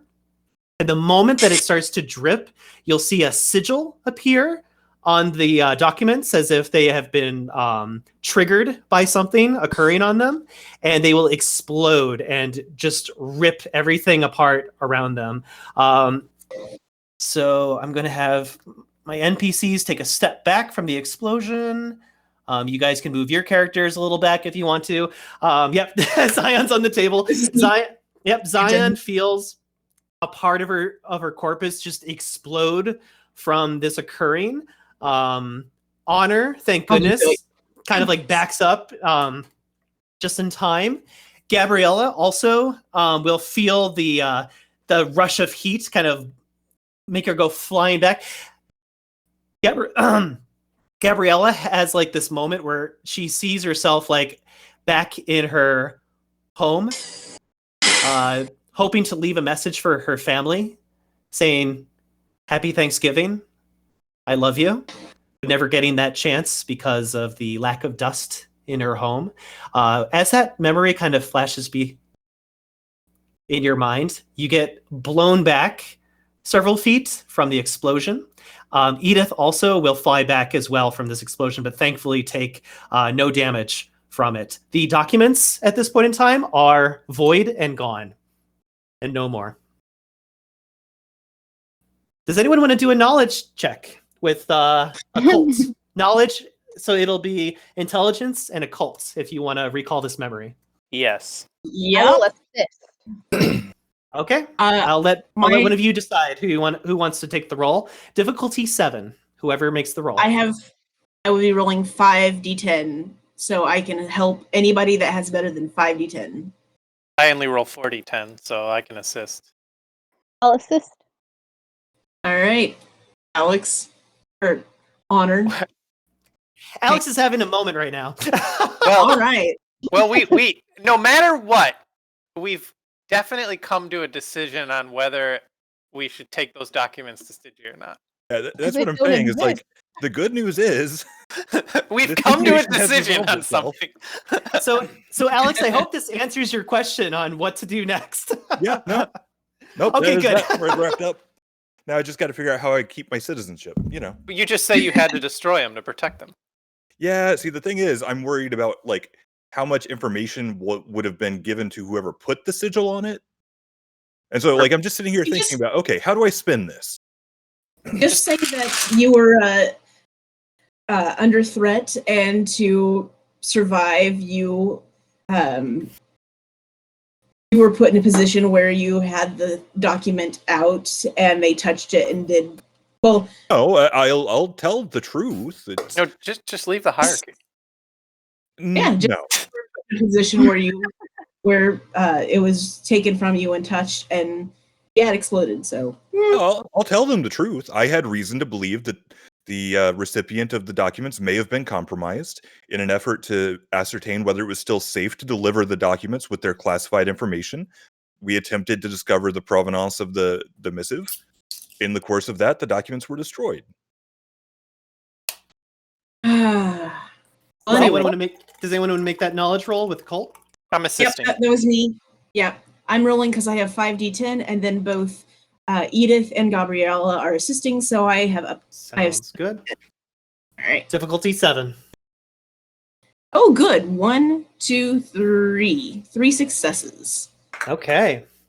So you will recall that in the encounter that occurred with Cowrie, the renegade, and a mishap with a member of the Armada appearing suddenly and fighting you guys, Cowrie had mentioned out loud to Honor that if he wishes to see the information inside of the dossier, he could use the power of Castigate to remove the seal around it and get to the contents. But anything else might cause the materials to go kaput. So nobody used Castigation to remove the seal first before manipulating the contents or the documents. So unfortunately, that led to its destruction. But thankfully, not the destruction of any characters, thanks to a horrible GM roll. Yep, I only rolled so little damage for you guys. Yeah, and the other players blocked it pretty easily. So I do think it's hilarious that the two people in physical contact with the exploding package are the two who didn't take damage from it. I think we panicked and threw it at well, I mean, Zion. clearly. Yeah. Speaking of which, Uriah will look to Zion and be like, "Well, that was interesting. Help! Please help!" I'm gonna step away for like 5 seconds. I'll be right back. Wait, can you like give me 5 minutes before we start doing the healing thing? Can we do that? Oh yeah, I'll be like, certainly. It's a minute. Zion will explain the whole thing to you. I say that to her mentor. Yes. Yeah. I'll be like, I will explain things, but help! I have so much damage. You and your circle mates look pretty worse for wear. So let's get that fixed first, shall we? Yeah. Why don't you come take a seat over here, and I will explain things while Gabriela talks to her. Wait, is it a mentor or is it just a contact? A friend. Friend. Okay. Oh, that's right. For circle mate. While she talks to her friend, yes, I'll pretend I'm sitting at the table. Okay. And she disappeared. So she'll sit at the table. She'll actually look at you and say, "I've actually heard more than you think I have for obvious reasons." Would you like to go first, and then I can tell you what doesn't overlap with what you already know? Okay. So I'm gonna let Gabriela go with her former circle mate to somewhere private to speak. Sure. But just to give you the information, Jay, it sounds like your mentor walked in just as you guys started your meeting, and was possibly under in shroud when you had your meeting. Aha. Well, just like before. Well, I appreciate the lack of knives in my neck. She's like, there is a knife in your neck. I'm just kidding. but it does give you an impression that you could use Enshroud to spy on meetings that are occurring from other wraiths or other individuals. So it kind of gives you an idea of how to use that power passively. So I am switching this for one day. Okay. I'm switching the scene over to the workshop for Gabriela and her former circle mate. Give me 1 second.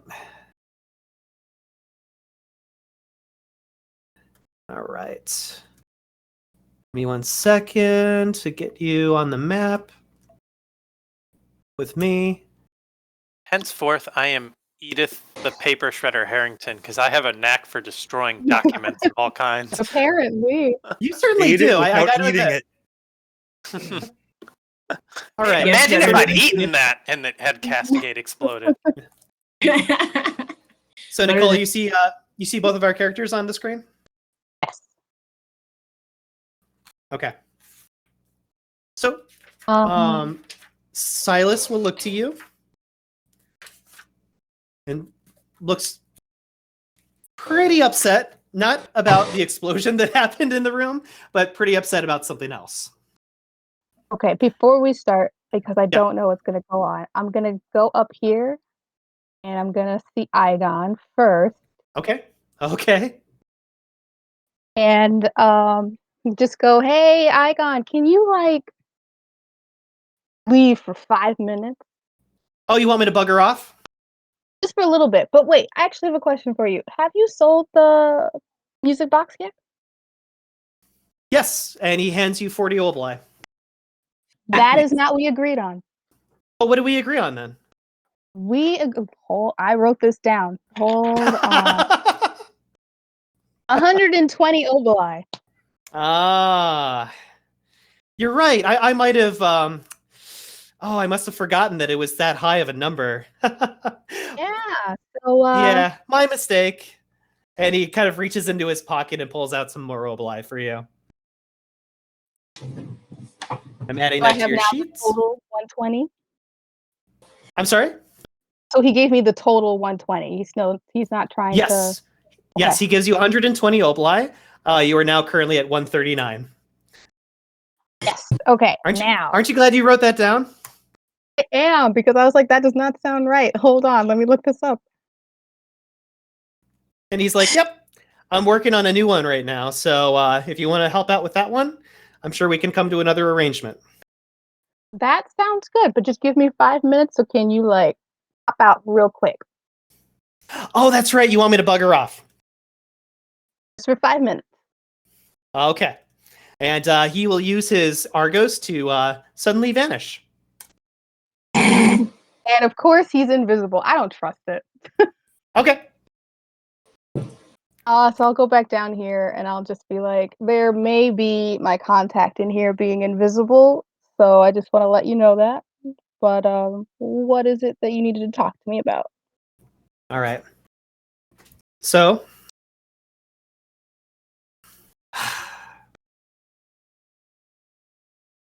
you need to know that it's Perna, Gab. She's been captured. What? By who? Just recently, in fact. Well, I'll get to that. She hasn't been taken to the Citadel for processing quite yet. They're holding her hostage in a hierarchy casino in the underworld. That place is crawling with soldiers. The Reaper that took her away was wearing a crimson red armor. She had an emerald sigil on her helmet, and she carried a long cigarette holder, which she smoked profusely. Do you know who that might have been? Do I know who that could have been? It doesn't. You want to do a knowledge? Do you want to do a knowledge roll? So intelligence. You said crimson red armor, and you said an emerald. Emerald Legion sigil.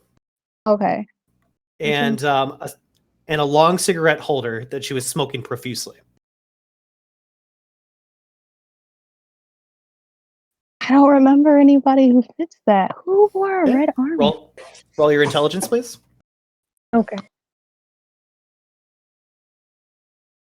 It was Cowrie. Just kidding. No success. It Okay. was Cowrie. Nobody comes to mind.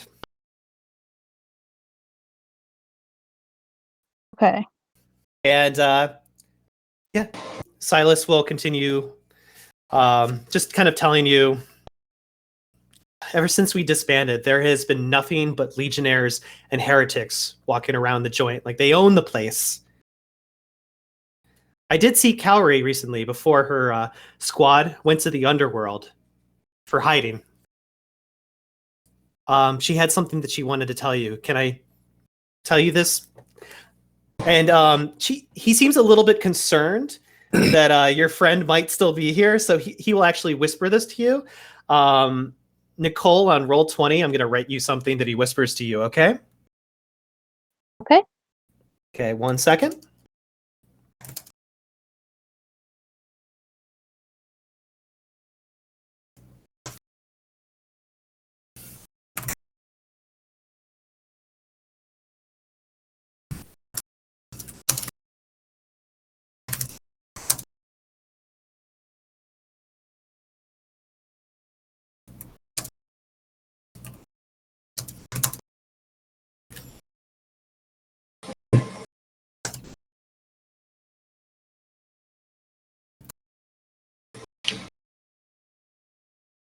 Oh, wait. I do know who it is. Oh, wow, that sucks. Okay. Do you want to say it out loud? Do you want to say it out loud? How do you pronounce it? The Reaper who got me out. It's Rois? Something like that. Roeus? Yes. That's unfortunate. Okay. I'm almost done with my message to you.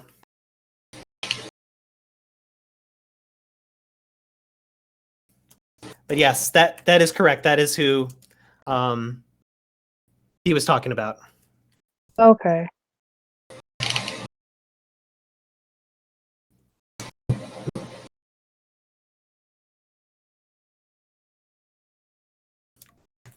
All right. I'm going to be sending this to you. It'll appear on roll 20 for you.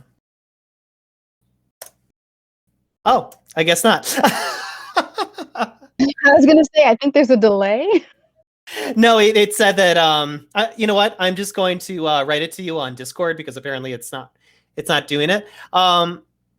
So you know what? I'm just gonna state it out loud. And just a GM warning for the rest of the players: no metagaming, please. So Nicole, he will whisper to you. She's done considering your proposal with enough time.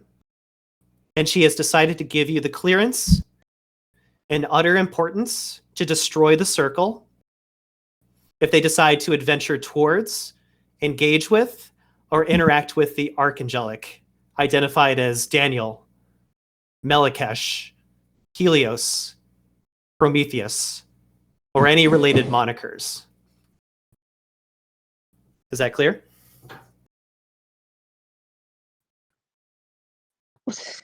Wow. So remember when you asked Cowrie, do you want me to do this?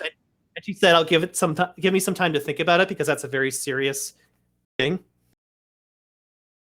So that's her answer. That is her answer. Okay. Mm-hmm.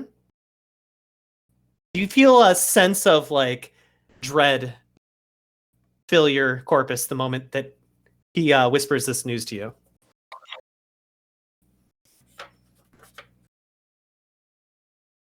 Yeah, me and Gabriela. Oh man, okay. Yeah. Silas will look to you and say, Cowrie trusts that you will accomplish this with efficiency if you still value the whereabouts of your heretic sister.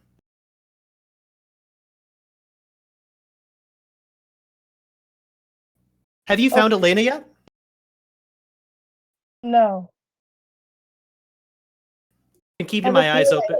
I know I've been keeping my eyes open every chance I get in case she were to cross paths with me.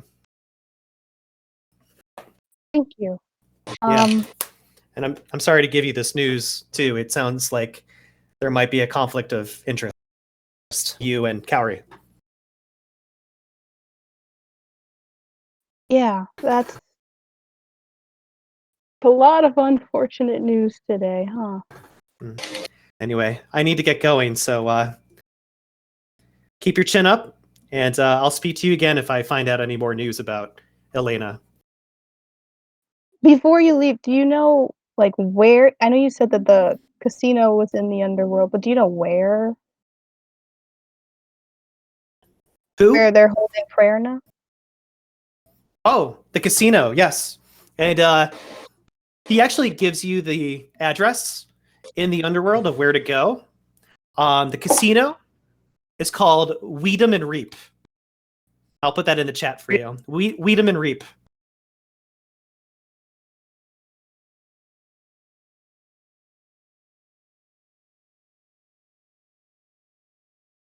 There you go. Okay. And he looks to you and says, I gotta get going. Hopefully you can use this information somehow. But it was good to see you. It was good to see you too. Yeah. And he will depart. Looks like he's got a lot to do. This game really is just an opportunity for you to make puns, isn't it? How is Gabriela feeling before she leaves the workshop? Pretty miserable. She's Okay. having to now decide between saving her sister, saving one of her closest friends, and saving her circle mate. Yeah. You want me to teleport you back to the bar? Yeah, that's it. There's Okay. nothing else I need to do here. Okay, I'll do that. So now that we are back to the bar scene with everybody, oh, do you want to go back inside the bar with the rest of the people, Nicole? Yes. Okay. Do you want to disguise your emotions so that people don't see that you are distraught? Or do you want to just No. be, you want to be as is? Okay. I'll be as is. Okay, that's fine. I'll allow that to occur. So, in this scene, after I'm trying to remember her name. Not Cowrie. This one? I'm pulling her up right now so that I can remember her name. Uriah, thank you.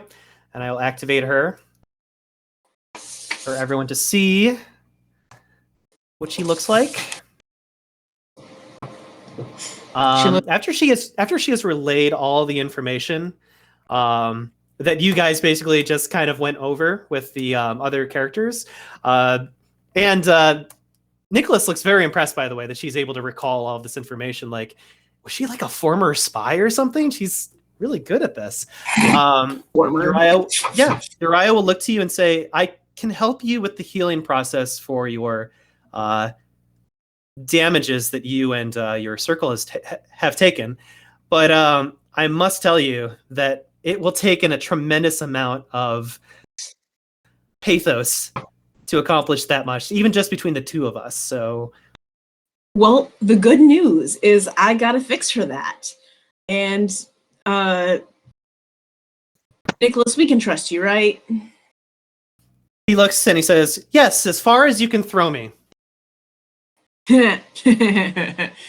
Well, this really makes me want to throw him, but I won't.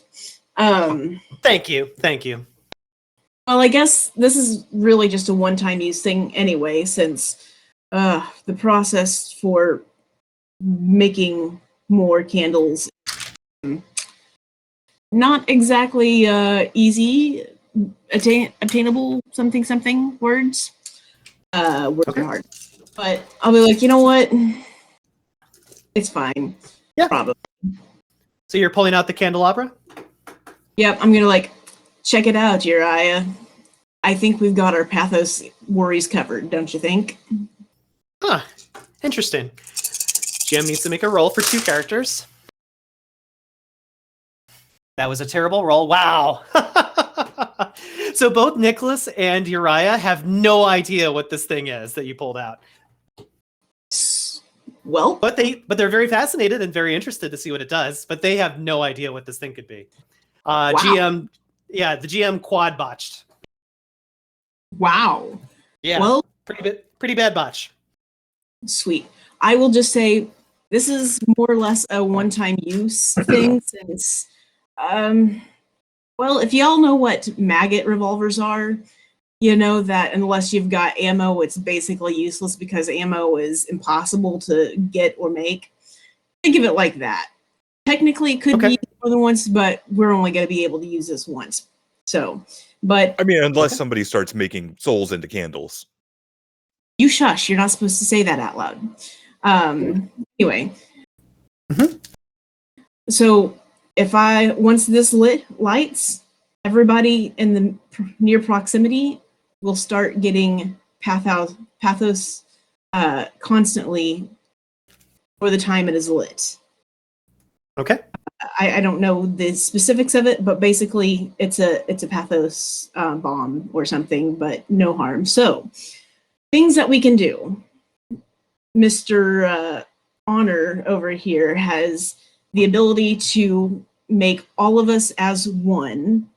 So I'm hoping that if he casts that, we can select all of us as one, and then you healing me will also begin to heal everybody else, if I'm understanding how that works.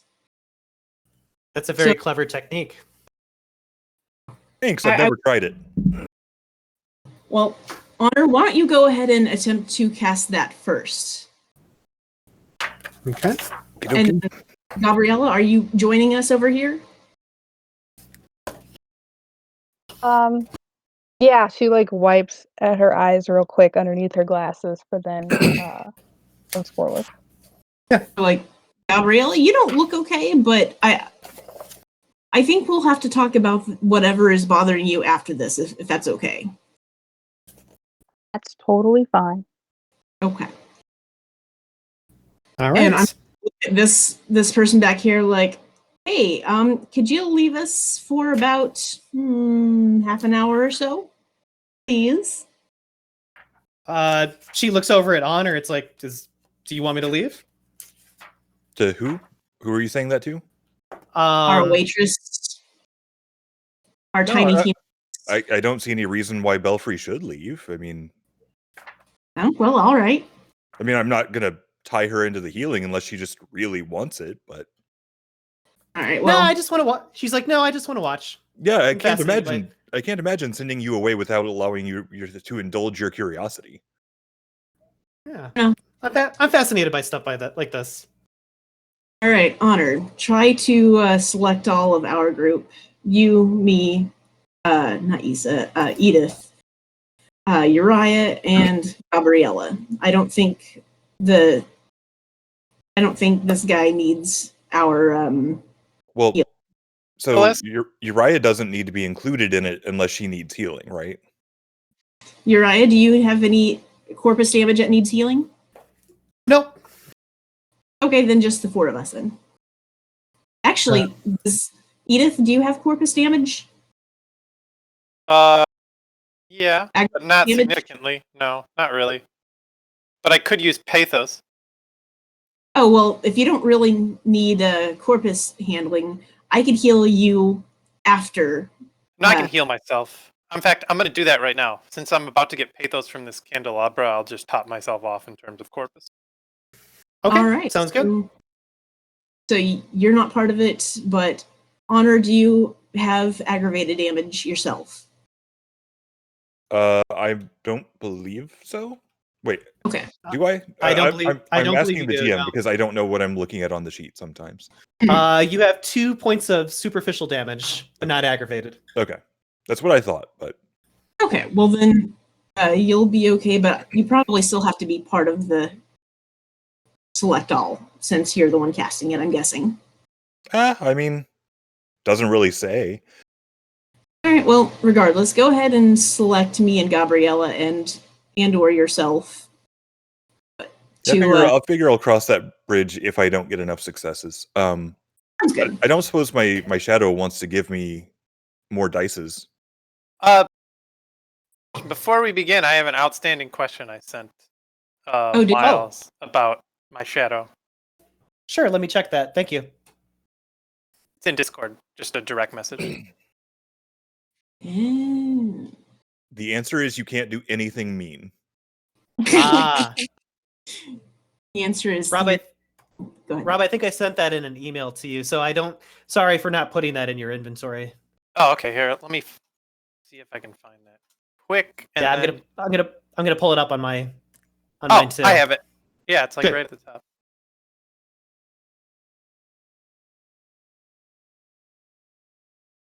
Hold on. Yep. I'm looking that up as well.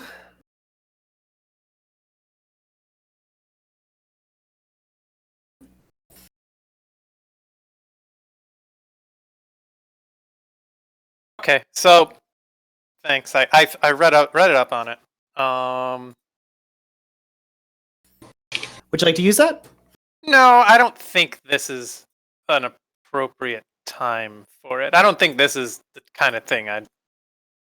So Okay. You want helping these people out? I mean, what's the point? You're all gonna die anyway. We're all doomed. I mean, we're a little doomed, but we could be less doomed. We're a lot doomed. You should just accept that.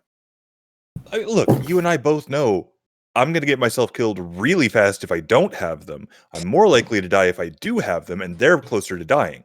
So really, it's in your best interest to help me stay alive so I can die sooner.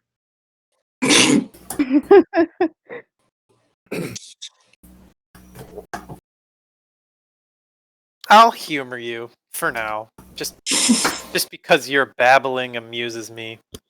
See, I wouldn't want to deprive you of that. I'll give you 3. I will take them. Alex, roll your manipulation plus life web plus 3 shadow dice. Difficulty is actually going to be -2, so difficulty 7 because you're on haunt grounds. Yep. Where's manipulation? I know it's on here somewhere. There it is. Okay.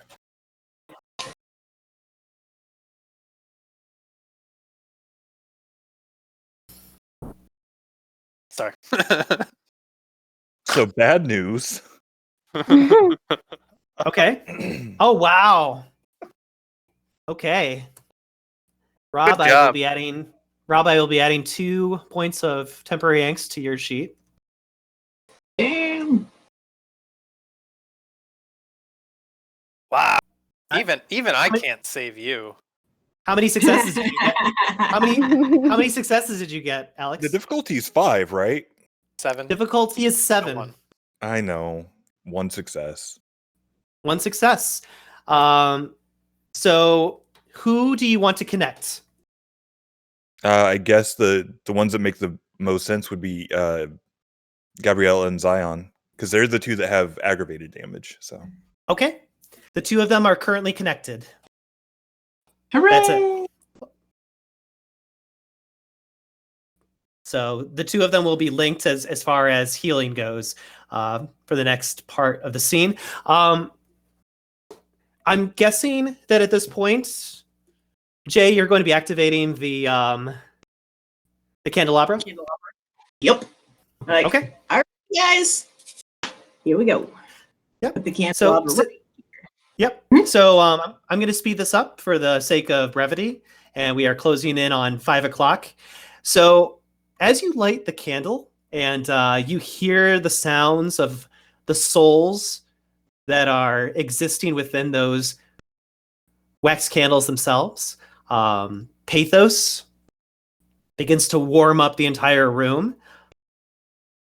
And using that pathos, you and Uriah are able to use your powers of Moliate to heal yourselves, both you and Gabriela, of all aggravated damage. And using the pathos that is still in the room, everyone is also able to use their own pathos, as Rob had described earlier to heal any superficial damage. So this candelabra allows you to keep recovering your pathos again and again every second. So even if you were to fail at your Moliate roll, you could still try it again and just keep trying until you have enough pathos to procure the results that you wanted. Plus, on haunt grounds, the difficulty is significantly lower, so it makes it easier for you to perform the Arcanos between you and Uriah. So, at the end of this scene, everyone will have all of their damage healed and recovered. Everyone will be at full pathos. And because of the group effort, everyone's going to gain a willpower back to their character sheet as well. So everyone gets +1 willpower back, and you'll have all your corpus back and all of your pathos back when you return from our supper break. So yes, with this in mind, the last thing that you guys witness and experience are the wicks of these candles burning out, and you hear the hush and whisper of the souls that were once inside of these candles just kind of drown out with a and you can tell that the candles have been used and spent and can never be used again unless replaced on this candelabra for a future time of use. And with that, we will be taking our dinner break, and we will be reconvening in 1 hour. I will be ceasing Mr. Craig. Hello. Hello. Hey, Hello. hi. I said hi already, but I was muted. Wonderful.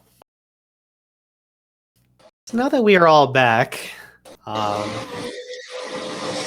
will give you guys some mental notes to keep in mind. It is now currently in game 11 a.m. After all the healing has been done, it's 11 a.m. You get a sense that the ground below you, the earth itself, is starting to feel unsettled and unsteady. There is a sense that people across the country are dying. People are perishing from state to state, either from drinking a little bit too early on this holiday or for other reasons. But the very bowels of oblivion are beginning to overfill. And the power of an entity deep below the surface, next to the labyrinth, is beginning to make his move. So, with that in mind, we are back at Zion's Haunt. Everyone is healed up. Everyone has their pathos back. A little bit of will has kicked back in. And now we need to discuss where we go from here.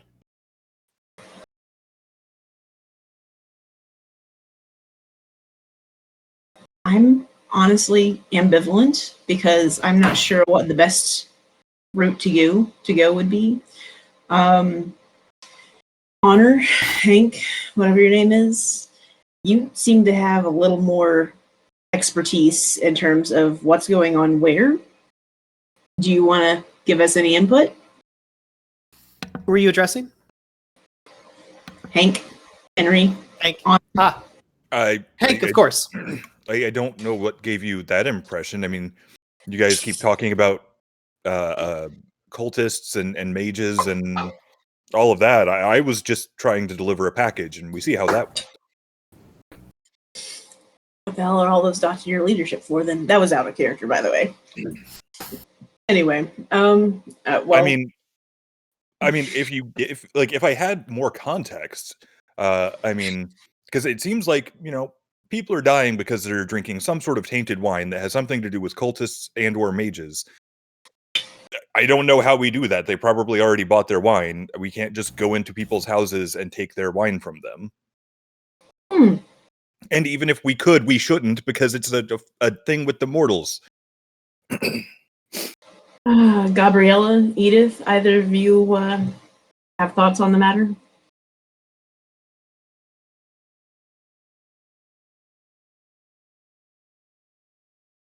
Would say something first.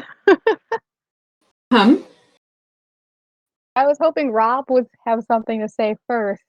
What's going on? I had to untangle my cable. Something tainted wine, people dying, that's all Henri Honor knows. Well, basically trying to figure out where do we go from here. Where do we go?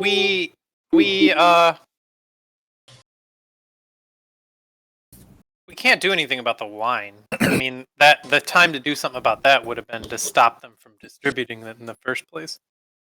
So really, we're down to running for Stygia or finding something we can do about the Malfian. Oh, we don't have a weapon, so I think that we should avoid that one at all costs. So I'm thinking Stygia. I mean, are we talking about going to Stygia just because everything's about to get all splody here, or? I mean, even if we go to Stygia, that's not a guarantee it won't spread there as well. I mean, Yeah, it's gotta be stopped. And don't most of you have fetters here? I don't. What are we stopping here, though? We're stopping Helios. But is that the mages and Helios, or is that just Helios? Well, my guess is, I mean, it's a little coincidence that people are dropping dead from wine, and it happens to be the day Helios decides to show up. My guess is this is part of what the heretics wanted to happen. So in a sense, if we find a way to deal with Helios, there's a good chance we're working against the mages or heretics' goals, at least for now.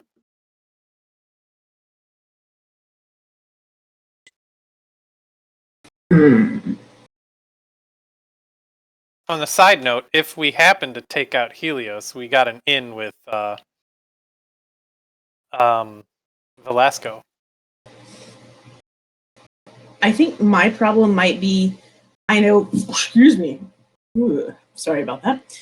My problem is I have all these collections of interesting factoids and I'm not seeing the bigger picture at all.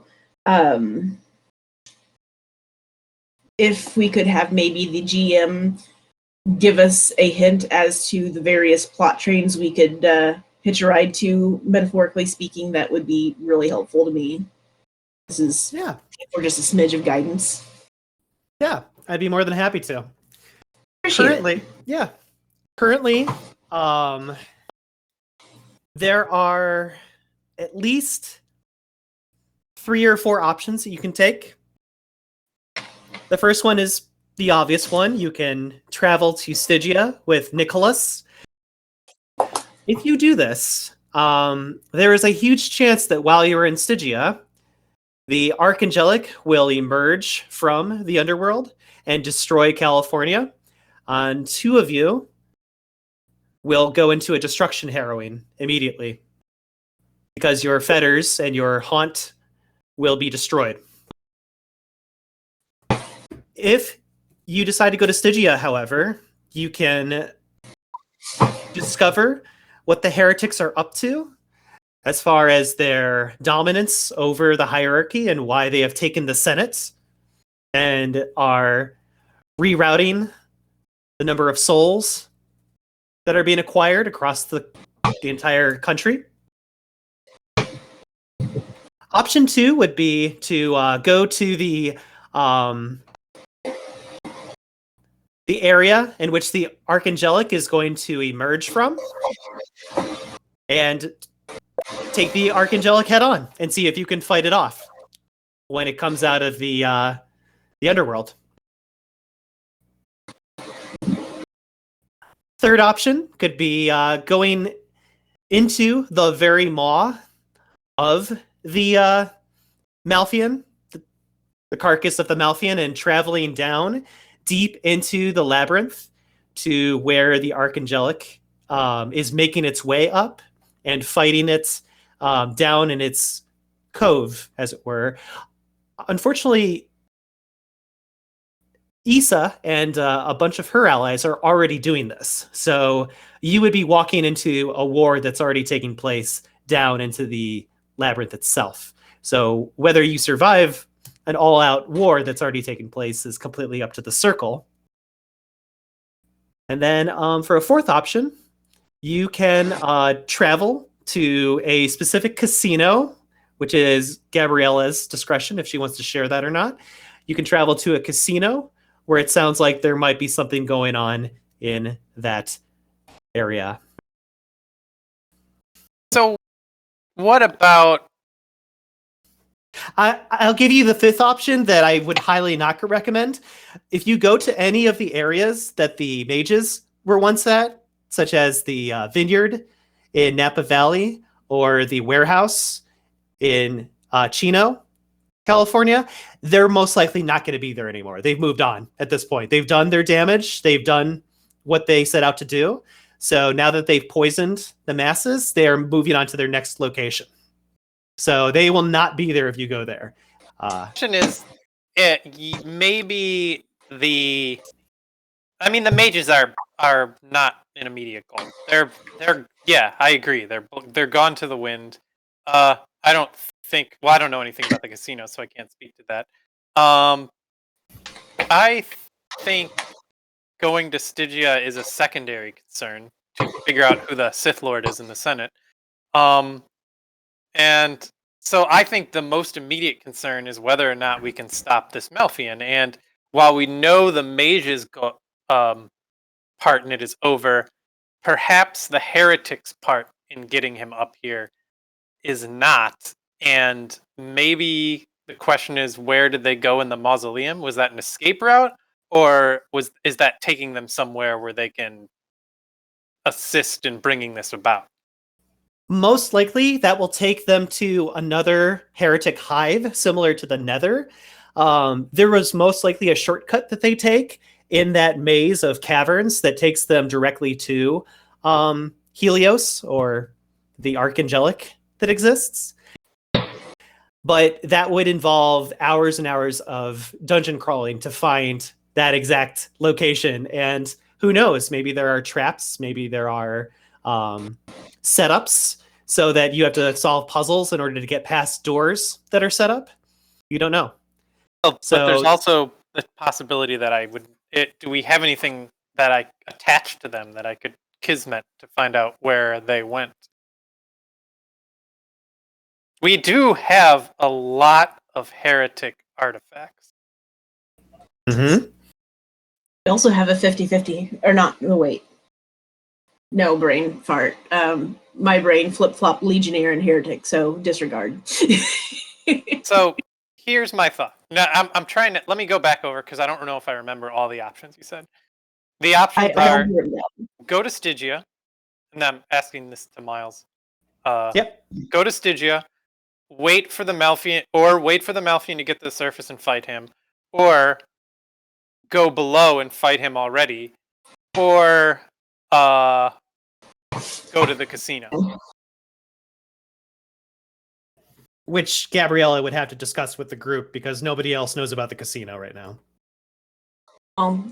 I will give Gabriela a pointed look and be like, I know you are looking pretty upset.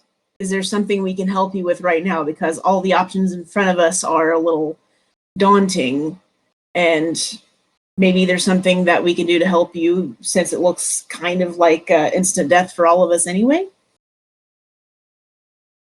I mean, I don't see you guys choosing this option. But do you remember my friend Prerna? Yeah, she was She's at this bar. Yeah, she was taken by a Reaper to a casino and controlled by the hierarchy in the underworld, and the Reaper happened to be an ally of mine. And so I'm a little out of sorts. I don't know what to do because it's kind of also a suicide mission to go there. So I don't know what to do right now. This reminds me of something. 2 seconds, game loading while I search through my notes. Let's see. So while she's looking that up, I have a question. So I have Lifeline as one of my Arcanoi. Okay. And it basically, the way I'm reading it, lets me create basically like a pseudo fetter connecting two wraiths. Okay. And so it says, this link allows the wraiths to share their strength to resist the assaults of the Maelstrom and assist rescue attempts if the subject is swallowed by a nihil or carried off by a specter. So if, and I hope this doesn't happen, but if all of California evaporates, like it looks like it might, and two of our people lose their fetters and haunts, would establishing a lifeline ahead of time give them like bonuses in their harrowing? I don't really know how that works. It would not give them bonuses in their harrowing. Unfortunately, no. Okay. Apologies. Go ahead. If they have Eidolon as a background, that will assist them in their destruction harrowing. Okay.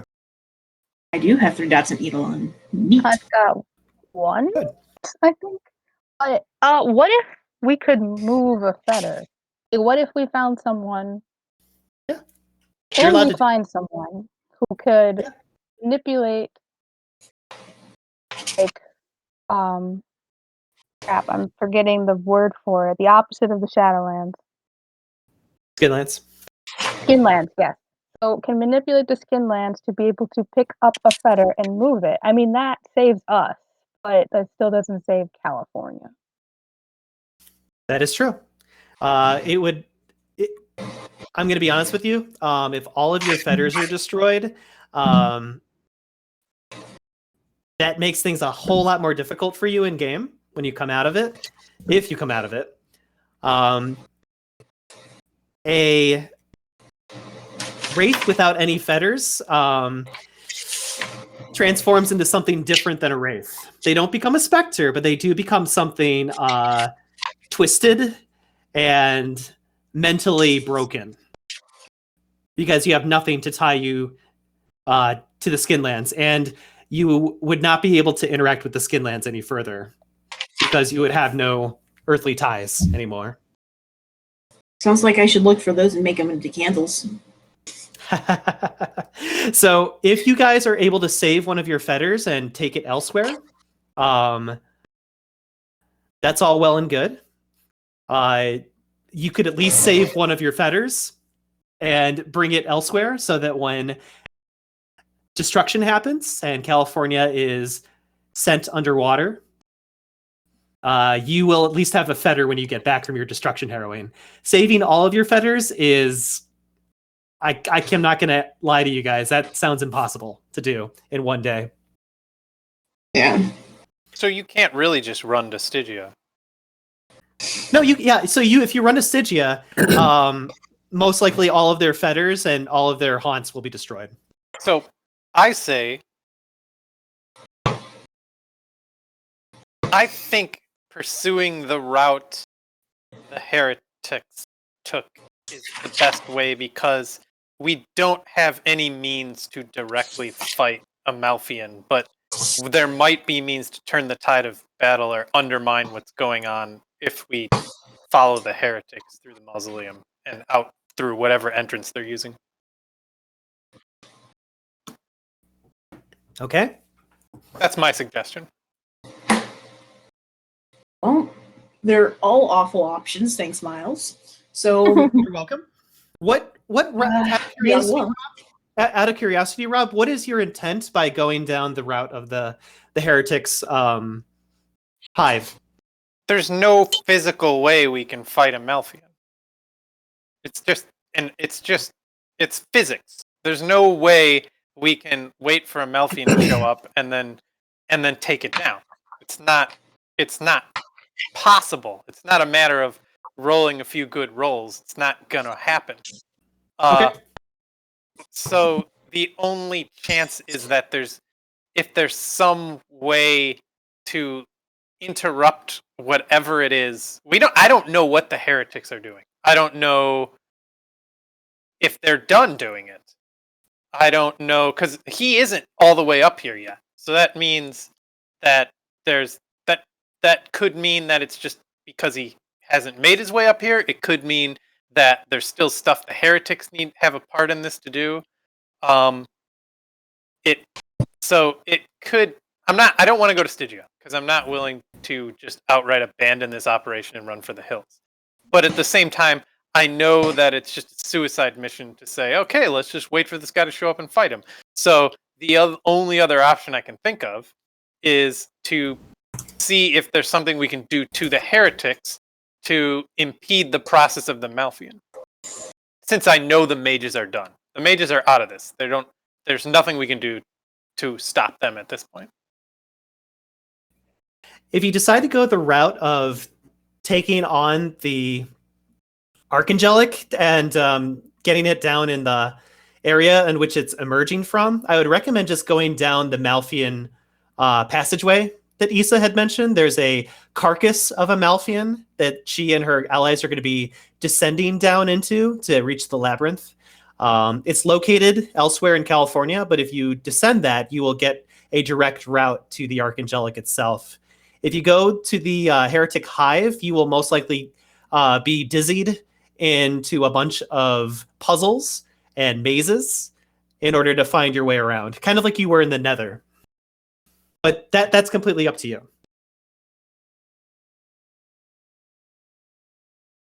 Point of going down into the labyrinth. Yes. What's the point of going into to fight the Archangelic? Well, that's where I'm trying to figure out what the point is to go into the Heretics Hive area. Like you're looking to interfere with the heretics while they're worshiping the deity that's being emerging. I mean, do I know that there's nothing that can be done with the heretics to stop? I don't even know what exactly they did to bring him about, except kill a bunch of people with wine. Mm-hmm. I know that's on the Earth side or the Skinland side of things. I don't know what the heretics did on the Shadowlands side of things.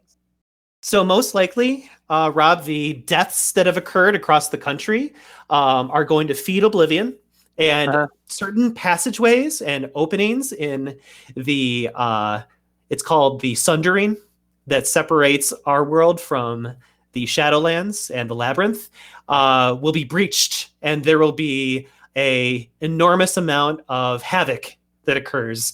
The Archangelic plans to use this havoc to press itself out from the labyrinth where it is being kept in captivity, and will emerge out and break the veil, break the gauntlets, break the shroud that separates reality from the mystical. And in doing so, the Archangelic will finally be revered for what it is. The heretics most likely are just giving it energy, giving it powers, giving it more souls, giving it more passions, pathos, whatever they can by worshiping this entity to make it more powerful. They are basically kind of creating armor, as it were, or artifacts for this entity to wield and use. If you interfere with the heretics at this point, you'll most likely just be interfering with sentries and guards that are protecting the hive itself. Most of the worshippers have made their way down into the labyrinth to watch their deity emerge from the labyrinth itself. If we can't fight it directly, can we attack the passage it's using? And I don't know that this might not be literally what it is, but it's like if something's coming out of a cave, you dynamite the entrance. So what are these passages it's coming out of? And can we try to destroy those? Okay. You could try to do that. Most likely you will be trapping Issa and all of her allies, quote unquote, on the inside. Well, I mean, can we set it up as a fail-safe? And what if we set... okay, so what are these things it's coming through? Is it a literal passage? It is a passageway from the labyrinth up through the underworld. It is going to be traveling through the carcass and body of a Malfian, so a dead creature, a dead specter called a Malfian. It's going to be traveling up the body of this Malfian, and then through the mouth of the Malfian to walk out of. Rob, do you remember in Guardians of the Galaxy Nowhere? No. It was like a dead floating carcass of a being that. Yeah. So imagine that only in our world. So this Malfian, this high being specter that existed in the underworld, they're using its body as a passageway to get from the labyrinth all the way up to the Skinlands and emerging from the surface. There was an earthquake that occurred in early January of 1994, which is actually historically accurate, that caused this rupture. And when Issa went investigating this location, the epicenter of the earthquake, she discovered that a Malfian specter was trying to emerge from the earth itself and failed and died. So now the Archangelic is using this dead carcass to emerge out of on the other end. So it is a passageway, but it is also just a dead creature's body that it's traveling through. I'll look around the table, specifically towards Nicholas, because I get a sense that he's a lot wiser than any of us. I'll say, so is this carcass or passage something that we could physically destroy? Say, for example, with barrow bombs and whatnot. Could we collapse it? You can make an attempt to do so, but the Archangelic, what I've read and studied, will most likely use any of its own plasmics or creatures that have been given manifestation because of belief and strong faith from the heretics. It will use those entities to break its way out. It's still a great idea. It's a good idea to collapse the tunnel or the passageway, but this is a very powerful being. Most likely it's going to use an alternative pathway, such as the heretic hive, to escape through the graveyard, and will come out through the graveyard if you choose that. So if you're going to do this, you have to blow up both the carcass of the Malfian in one part of the state, and then another group would have to stay here and blow up the graveyard passageway that the Archangelic could use. And that's not to say that there might be other passages that the Archangelic uses to escape from the underworld. I personally have not been down there. I've only been through the Nether, like you guys have.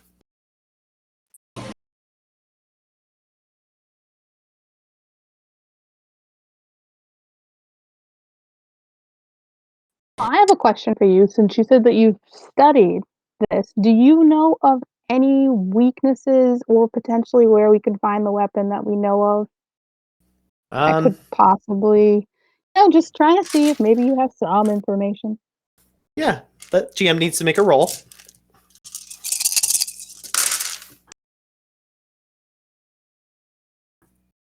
Oh, wow. That's a good roll. So Nicholas will kind of stroke his beard a few times, and he'll look at you and say, yes, it is my firm belief that belief can be also a weakness towards these creatures of spirituality and religious belief. So if you can think of the weapons that an angel or an archangel would use in battle, fighting the powers of evil, most likely those weapons that the angel or archangel uses can harm the angel itself. So what comes to mind when you think of what an angel possesses when it goes to war against the forces of evil? Mistletoe. Flaming Yeah, swords. like a flaming sword. Heretic weapons, perhaps? Oh, an arrow, maybe. Arrow from a sun? Okay, Is that it? crazy idea. Yeah. I have a crazy thought. I just want to Well, ask. Do you want me to finish my thought, or? Sure. Okay. Sure. I know of one wraith who carried a flaming sword with him, but he's no longer with us. His name was Fisher, the renegade.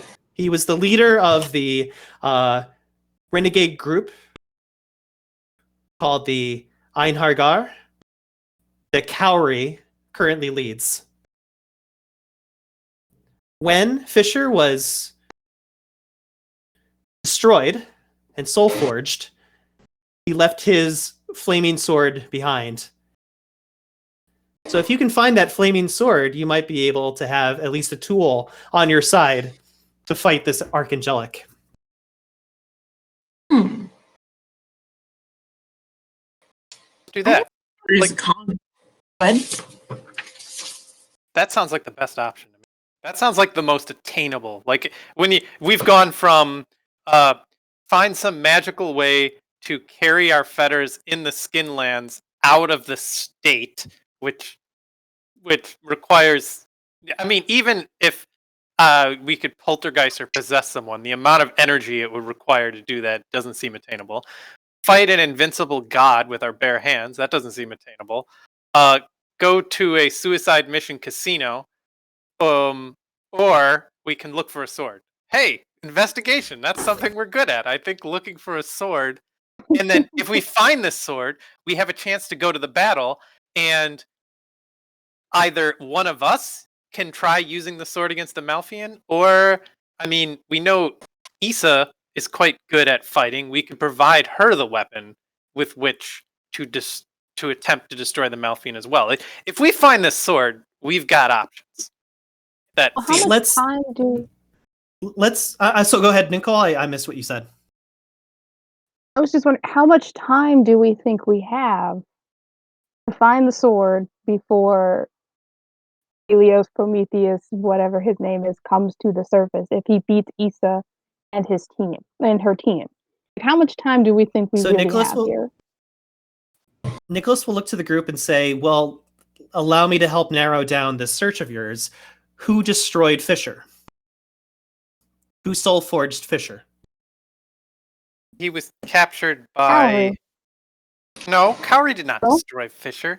He was captured by one of the members. What's her name? The one I'm after, actually. I wrote it down. Hold on. Now I got to go through my notes. I have Cowrie as a contact. So one of the bounty hunters. It's not. He was destroyed by from Stygia. I'll come up with her name in a second, but I'll just say describe her to Nicholas. She, the phantasm expert who hunts down wraiths to whatchamacallem, get them registered. So you speak of the Primaria Comandante Alvarez. Alvarez, Alvarez, yes, thank you. the holder of the Armada. Alvarez turned Fisher into a coin during our mission to, well, I think I was the only one there, an earlier mission to a casino. So it is most likely that Alvarez has taken this flaming sword as a souvenir or trinket after her dominance over the renegades. So if you can find this Armada leader, you'll probably find the flaming sword as well. You might not need to fight her, Edith, if you are capable of persuading her about the real threat that is happening to the Shadowlands right now. Even more importantly, the Skinlands. Remember that the hierarchy is very much so about the protection of the Skinlands and the victim mortem. So if she were to find out that a entity is going to be bursting through the ground, she might even assist you guys as an ally. But it sounds like you two have a bad history. You had to put money on her being somewhere, and I'm not saying this is a prediction we're going to follow up on, but more just given the knowledge you have about them that we don't. Would you put it on Stygia? That she's there right now, or do you think that's likely not? I think she's at the casino. Why do you say that? You just mentioned that Gabriela's friend was taken capture down in the casino. Uh-huh. Why do you think that was done? Because she's unregistered or against the hierarchy? Not just that, but she hasn't been taken to the Citadel yet. So she's being used as bait to lure Gabriela and her circle, or renegades, down to the casino, which means that she is most likely there waiting for you with a trap. Trap. Oh, okay. So- Out of character, when he said casino, I was like, I was thinking, is he saying that because I said that whole thing happened at a casino? Because it's a different casino. Damn it, Nicholas, keep up here. But now I get in character. So, I mean, if that's the case, then maybe the casino's our best path forward. And Nicholas will look to Gabriela. Thoughts? I mean, I am more than happy to hear that that's a good option, because I clearly don't want to abandon a friend, but I understand. I mean, if this is our only option and we need the sword, I mean, if it's there, then I guess we go there. Right? Yeah. To me, this seems like the best case scenario because you get to protect your friend. I get to hopefully get that sword and protect my friend. And we hopefully don't have to go through the logistics of carrying a bunch of fetters across state lines. Or go head to head with something that we don't really have the means to defeat right now. So, yeah, I'm at this point. I'm ready to definitively throw my vote into the casino, and I'm curious as to what the rest of you want to do. I am A-okay with the casino as well. Seems like our best. Okay with it. And then she looked at Anna. I've got nothing better to do since, my last job kind of blew up in my face. Golf claps.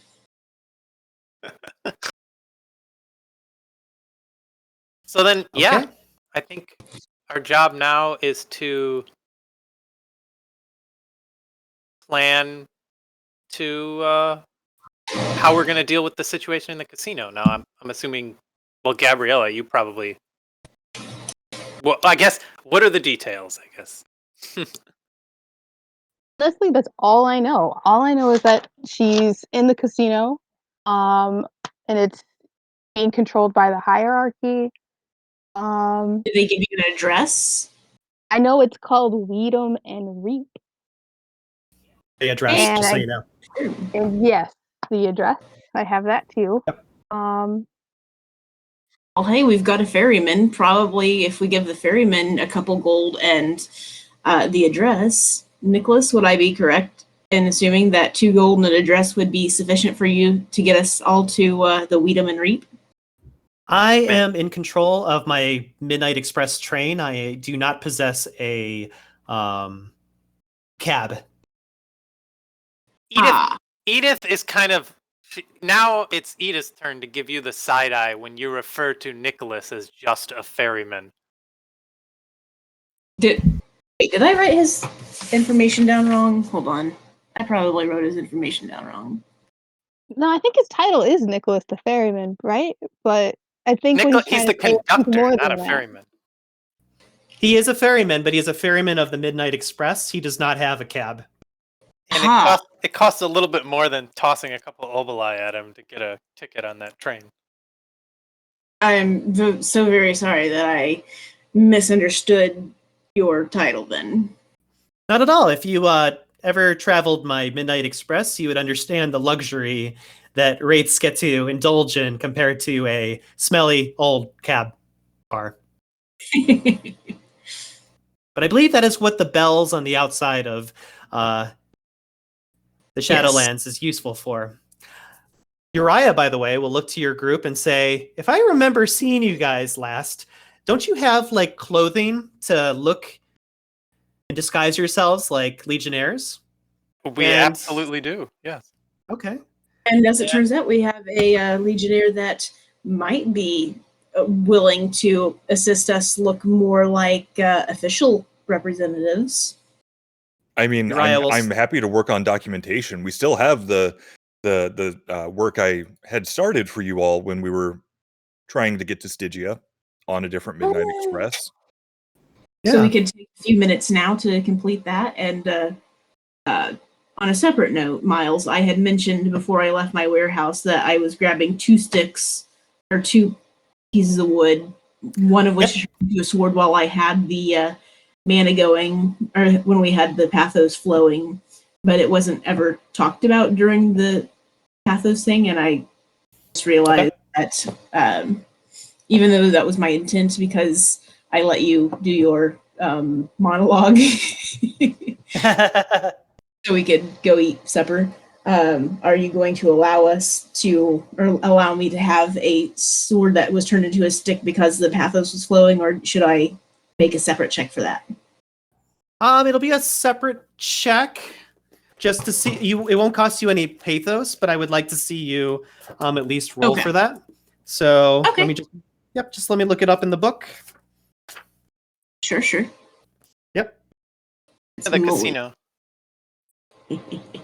Is it read it and weep? Weed and reap. Weedum, like a plant, a weed.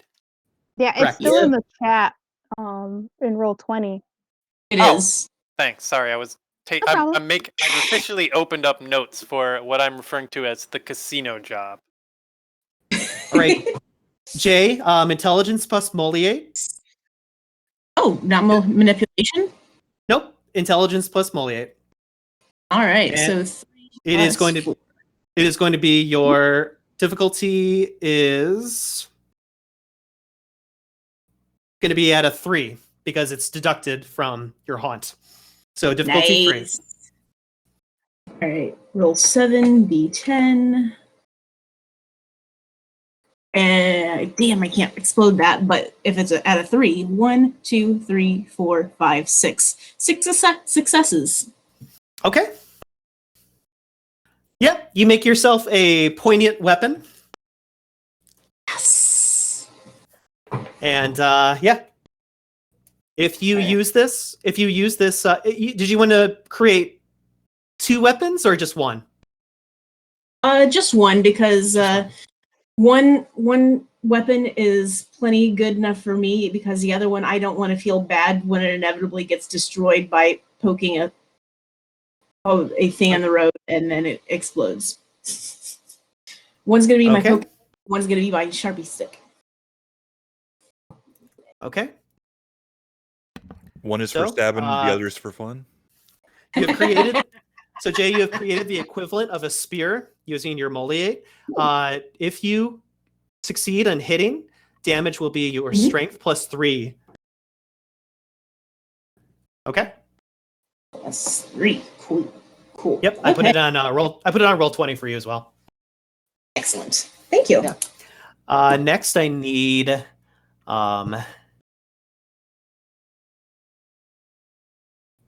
the plan that we had ahead of time. Oh yes, honor. I need honor to please roll. It's going to be your dexterity and your larceny. Is this for the documentation? Yes, you only need 1 success, by the way. Difficulty 6. Dexterity and larceny. I'm gonna have a step away for like 5 seconds. Be right back. Okay. In 5 seconds. What's the difficulty on that? 6. Then 1, 2, 3, 4. All right. Oh wait, no. So, 4, 3. How many successes? 3 successes? 4, I think. 4? All right.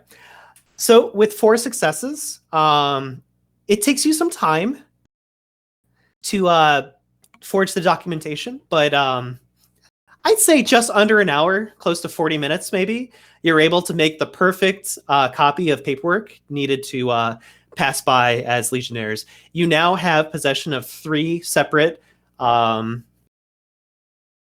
Legionnaire information that you can pass out to players if you wish. So you already, you as honor automatically have your own paperwork, right? And now you have 3 appendices that you can hand out to these players. I'll go ahead and give them out. Okay. Everyone will receive Stygian paperwork. If you just decide to put your equipment on to look like Legionnaires, that will complete the facade. And that'll be an additional difficulty for any of my Legionnaires trying to call you out. And do memorize the details. The last time I procured documentation for someone, they forgot what their name was supposed to be. The funny thing is, it was actually their name. They just couldn't be bothered. Okay. Well, wait, did you put our names on it, or did you put fake names on it? I'm assuming I put whatever names you guys would have wanted. So if you wanted an alias, you would have an alias. If you wanted your actual name, you would have your actual name. Zion, yes, I will have my own name because... Yeah, it's just my name. Yeah. And I'll put on my Legionnaire outfit. Okay. Sounds good. How do we want to transport ourselves to the casino? Do we want to take a ferryman's cab, or do we want to take your fire steed and wagon?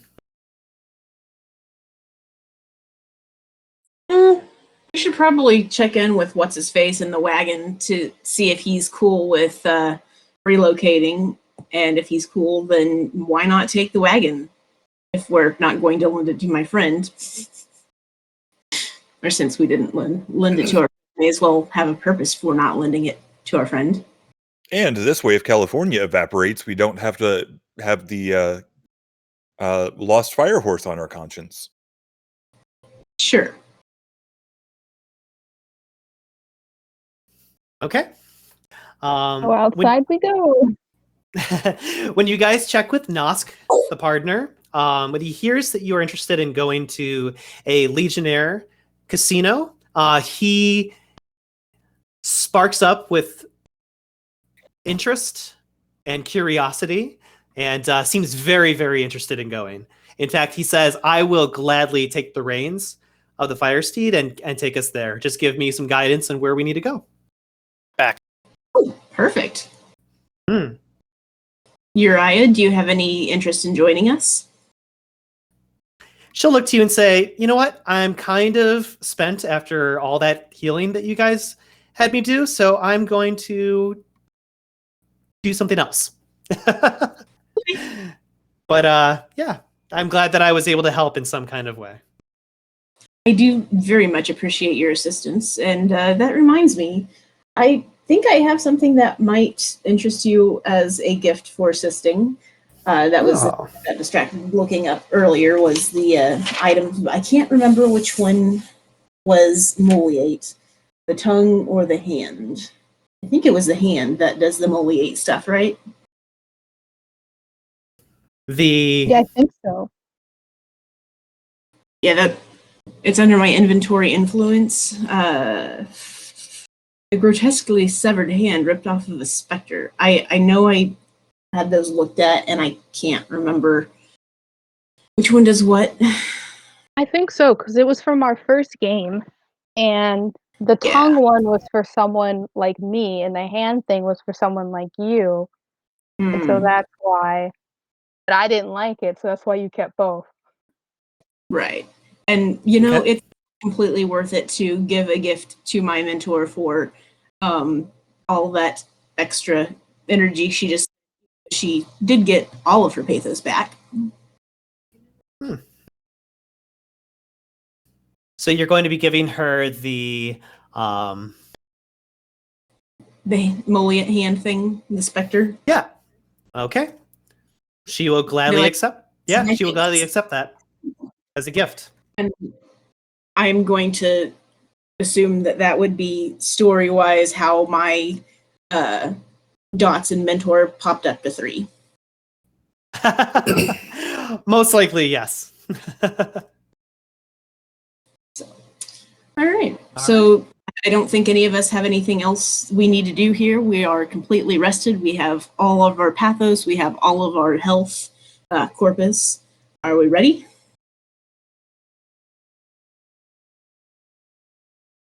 Yeah.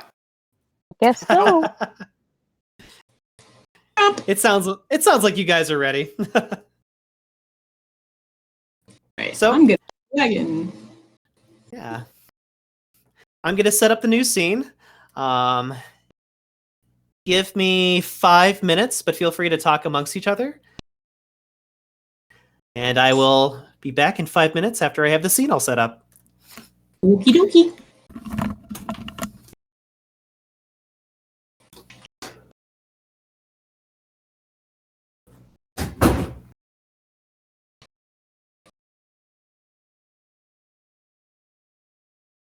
Now is a good time for anybody that needs to run to the bathroom.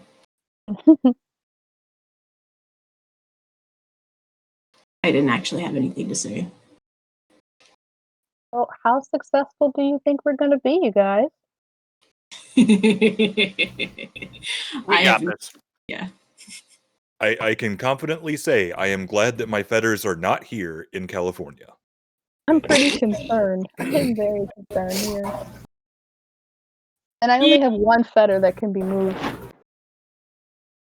I actually, maybe I should see about, let's see. I have one fetter that I am 99% certain that can be moved. I just don't know how easy it would be to move. My special mug.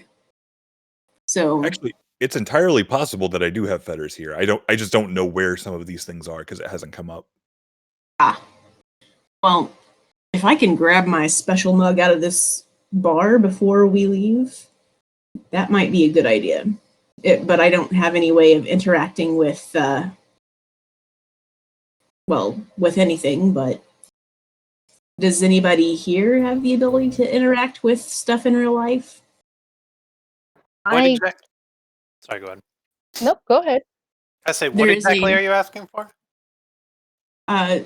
In this bar, somewhere, it's never been stated explicitly, but I would assume somewhere in the kitchen area, there is a special mug that is one of my fetters. So if I could grab that mug with me, that would prevent me pretty easily from going into immediate harrowing if we could take it with us and get it out of California. But I don't have any way of interacting with the real world right now. I mean, it's possible. Okay, the question is how much I could... The amount of... The logistics for me to move it are both timely and quite expensive. Ha. And By the way, Sorry. Jay, your no, it's okay. By the way, Jay, your mug is located over here. Aha. So Yep. you were hearing our conversation. So I just came on. So Okay. So I will say, if we had more time, I know a guy who's really, really good with embody. Mm-hmm. Downside, kind of a junkie. Kind of. Okay. Well, it sounds like the only person here in our circle that knows how to embody is Edith, but it'd be extremely expensive to grab my special mug, which is kind of a shame because this is the perfect time to grab it since, there's nobody here. It's Thanksgiving, and also my bar is closed. But moving, I think in order to move your mug, I would have to possess someone, throw a lot of willpower into it, which I'm not even sure I have enough, and then get them to carry it somewhere. oh, gotcha. There's nobody here to possess anyway. this is true. Hey, So Myles. Oh, go ahead. no, go ahead. Well, this is just a kind of question for myself. My sister, not Elena, but the youngest sister, has the pearl necklace.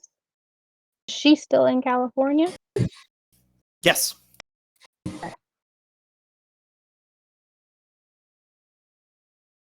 That's my movable fetter, so that's why I was wondering. Are we ready to go to the casino? I do have one question. So I have Yeah. 3 points in embody. Would I be able to move it? Let me check. I don't know how embody works, really.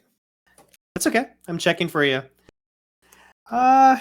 Nope. You would be able to stand in place though and appear very solid. Okay. Mm-hmm. Yeah. But not actually interact with things. No, unfortunately not. Okay. We ready for the casino? Just write a note, please, make Yep. Portland. Anyway. Express mail, get this thing out of here in the next 2.5 hours. Right? All right. No, I think there's nothing we can do really in a timely manner, so may as well just try to save ourselves. Period. The end. Time seems to be of the essence. Yep. So if everyone is boarding the wagon that is attached to the fire steed, along with Nosk the partner, he will extend his very grotesque pale blue arms out to the reins and bonds attached to the nightmare itself, and with a few good pulls and tugs is able to get the fire steed to move along the trail itself. The travel through the Tempest is not an easy one, but thankfully, through some use of Argos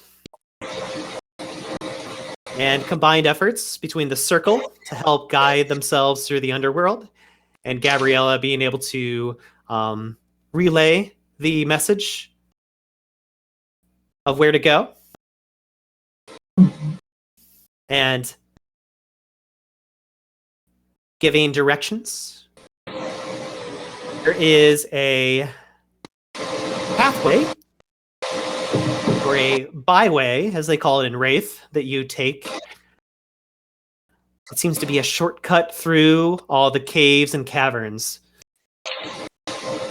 of this desolate, tempest-ridden area.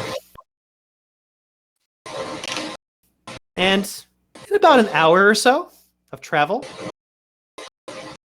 right across noon, everyone will arrive in the casino.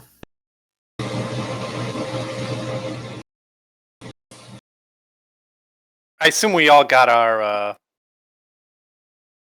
hierarchy outfits together, right? Yes. Okay. We totally changed in the van because we're wraiths and reasons. As you arrive at the casino, it appears to be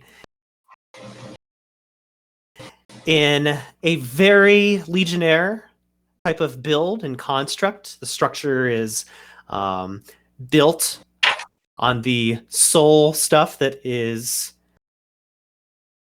forged souls and entities that have been structured and reformed into the ground, the walls. Everything that you see is most likely made out of the soul of what was once a wraith.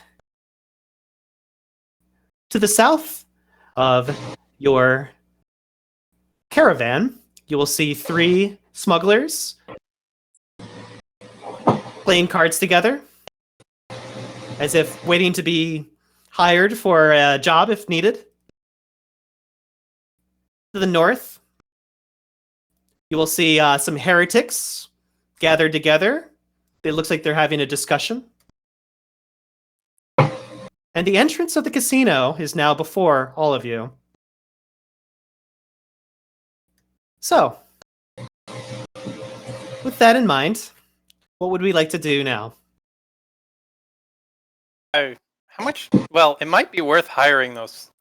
As much as I hate the smugglers, at least one of the 3 is good at his job. And depending on how much oboli we have, it might be nice to have a few extra guns in our corner, so to speak. I can't believe I'm arguing for hiring these jokers. We can hear you! Okay, well, do we want to? Should I tell them to come on over? I mean, I'm a little light on oboli. That explosion really hurt my bottom line. Okay, everyone turn away from the smugglers and quietly mouth to each other. No offense, guys, but we need to work out pricing here. How much oboli we have? No problem. Understandable. But why don't we ask them how much? Let's don't know. walk over to the smugglers. Well, and just say, so, say we were interested in employing your services. What's your going rate these days? And Myles, out of character, how sturdy is the sign above the front entrance of this casino? How sturdy is the sign? Above the giant sign above the front entrance of this casino. Oh, quite sturdy. I don't know if you remember what we did to the last sign above the entrance of a casino. Oh, yes. Thank you for reminding me. Yes. Thankfully, you don't have any barrel bombs to make that decision a second time. Yeah, thankfully we can't murder a bunch of people this time. Yeah. So, No, never. Me? To be fair, that was more Vic, I think. But anyway, let's talk to these. Sure. Smuggler folk. Carver, the leader of the group, will look to Edith and say, "Well, hello there. Greetings. Don't know if you heard, but the end of the world is coming. The end of the Shadowlands. The end of, well, the once known as Sundering that separated both worlds. So our going rate has decreased significantly because of this. Only because we want to survive to see the next day. So if you have work for us, we'll gladly work for you. I myself am at 13. Crumb. And Crumb will look at you and he'll say, I'm at 12. And Ripley will also look to your group, kind of like smile a little bit, a little smirk on her face, and she says, 11. I'll pay that myself. I Okay. think I can afford that. I have 54 oboli. I'll give them. I'll All take of out them? whatever those. Yeah. Yeah. Why not? So 35 oboli to hire the smugglers? Yeah. Welcome aboard. It's the end of the world. Why not make it rain? I would rather have 2 teammates and California than 35 oboli. That's a point. Yeah, that's a pretty good point. The smugglers will look to you and say, what is our purpose? What would you like us to do? What's our job? Well, and I'll look around. Is this a safe place to go over our plans? Yeah, as safe as ever. Okay, well It's then safer, it's safer now that you hired them. let's just fill. Well, I'll fill them in on the details. There's this. Okay. There's a casino. Someone here. someone inside has. Is it kidnapped? Gabriela, a friend of yours? A Reaper brought her in here. Yes. The Reaper is.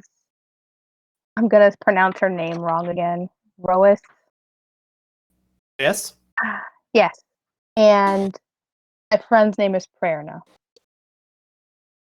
And we have one Okay. more important goal. We need the flaming sword that Alvarez carries. Or her assistants in... No, I'm not going to say that. I'm just going to say I'll scratch that. I'm going to do an etiquette on that. I'm not even in my mind going to consider working with Alvarez. I'm going to say we need to get Alvarez's flaming sword. That's the mission. Help her friend take care of that Reaper and get the flaming sword of Alvarez, who we suspect is here as part of a trap. Wait, don't kill the Reaper. Oh, sorry. Don't kill the Reaper. Oh, don't kill the Reaper. Oh, okay. I'm glad you specified don't that. kill the Reaper might help you find her Oh, and tell her that she's my friend. That's because the Reaper's my friend too. So don't kill her. It was a misunderstanding. I'm sorry. But Alvarez definitely can kill.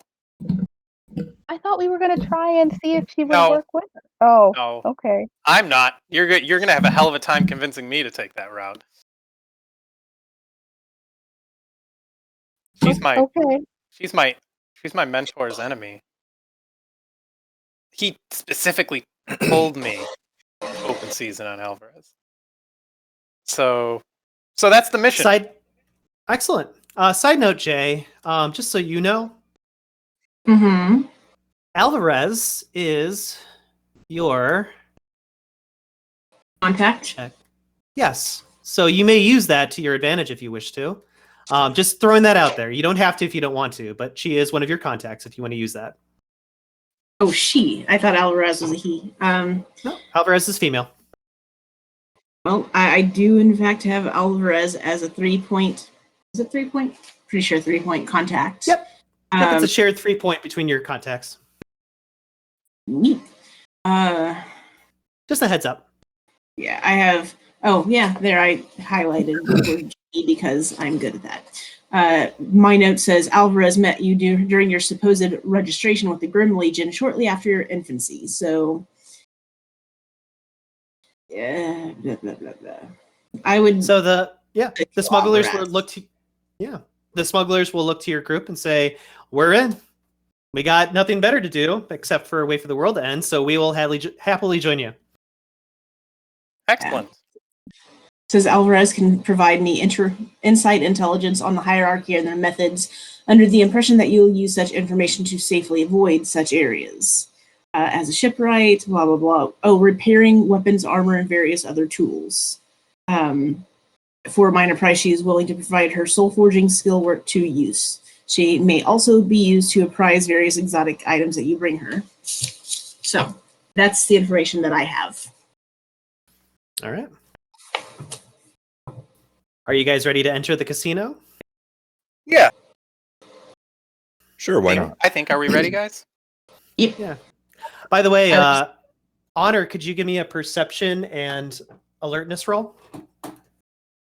Can it be something I have more dots in? No. No. Hey, it never hurts to ask. I have a quick question. Was what Zion said, was that in or out of character? Which part? About Alvarez. Pretend I said that in a much more conversational way, but yeah, all the information I gave you was in character. So you basically said Alvarez is a contact of yours and you know her. Yes. Okay, well, that's good to know. And when you walk off, I'm just gonna look at the smugglers and say, "Remember who paid you," and then wink at them. So, Alex, you will notice in the northern, northeast corner, a very familiar looking ally of yours seems to be talking with the heretics, or not talking since he doesn't really speak. You do not need to follow up on that if you don't want to. I just wanted to let you know that you see that. I mean, I'll kind of not go up to them because, heretics. Yeah. But it looks like they're just having a conversation. Well, I'll see if I can kind of catch Skulk's eye and motion for him to come over. If I can't catch his eye without being like, "Hey, over here, look at me," then that's fine. Yeah. No, he notices you and makes his way over to you. The heretics look like they're about to depart the moment that he separates from them. So he is just such an enthralling conversationalist. Of course he is. Yeah, I guess I'll there's no reason why he wouldn't be allowed in the casino, right? No. Okay, although he is a free rate, so he will be looked down upon. Well, I mean, he's super weird. He'd get looked down upon anyway. Point taken. But no, I'll just kind of motion for him. That we're trying to bring someone out of the casino and invite him to come along. With the body language. Okay. He makes a motion with his fingers, which indicates payment. I'll shrug and kind of make a weighing gesture, how much, Okay. He kind of gestures with a little bit of body language that he is looking for 30. I'll just kind of taken aback, whoa, that's a lot. I'll just kind of put up two fingers and then cut it down to one. So I'll give him half. He puts his thumb up to indicate 35. I'll just shrug and just kind of sorry, I don't have enough to pay you. Yeah, okay. No harm. How about 34? He shrugs and just kind of motions towards the exit and makes his way out.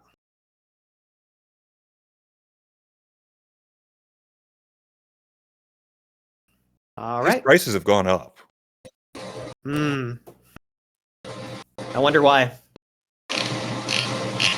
Forget. So, did we do something to screw him over?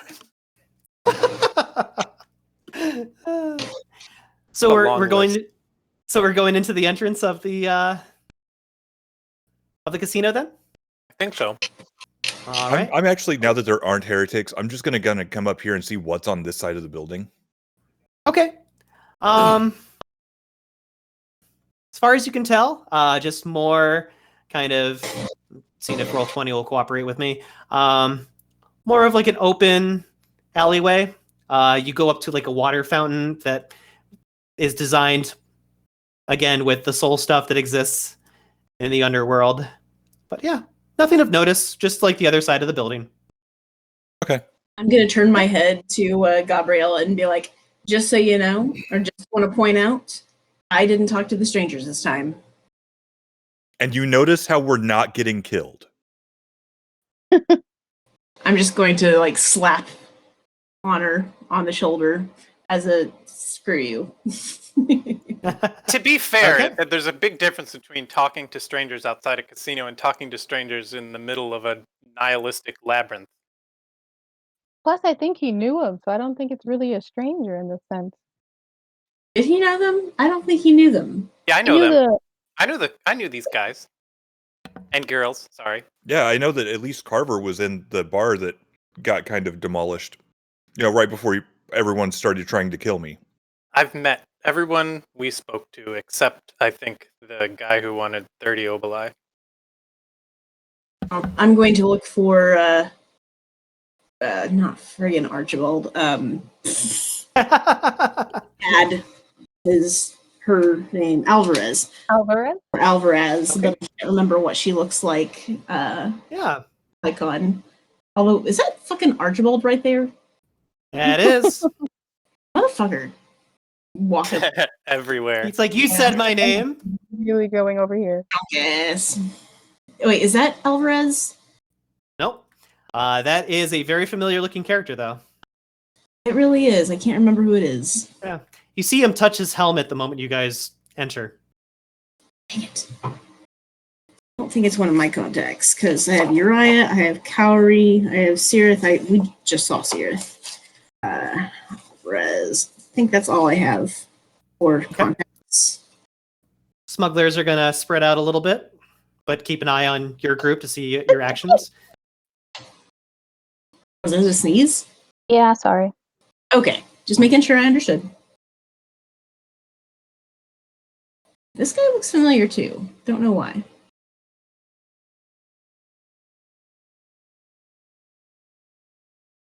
Unless I just wasn't paying attention and that's actually Crumb. Actually Crumb. All right. So, with everyone in a certain placement, I'm actually going to put my smuggler here. With everyone with their current placement, who would like to go first with their action? I see that Gabriela has made her way over to her ally, Roeas, and who seems to have, by the way, Nicole, you'll notice that Roeas has Perna in chains and bonds clasped around her neck and wrists and legs. She is definitely a captive at this current moment. Mm-hmm. Perna just kind of looks a little nervous, but not completely like upset or discouraged when she sees you and your circle walk in. Okay. Does anyone Do you want to take me an to act? go first? Yeah. Do you want to start? Do we want to start with Nicole talking to her ally? I'll just give you this, Jay. You do not see Alvarez in this room. Okay, thank you. That's all I wanted to know. No I'll worries. fucking Archibald with my his, ribs, watching Gabriela only a little bit subtly, not Okay. super subtly. Hey, we got to stop meeting up like this.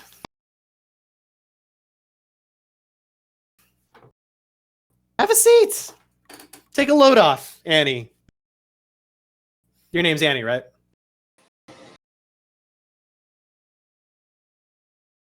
You're talking to Gabriela, right? No, this was Archibald to Zion. Oh, sorry. I That's okay. definitely you're talking about like. Yeah, sure, Archibald. My name's Annie. So is your name. Your name is also Annie. Hi, Annie. The Wonderful. second. Wonderful, wonderful. Have a seat. Relax. We're in good company, after all. Are we really? I will hope so.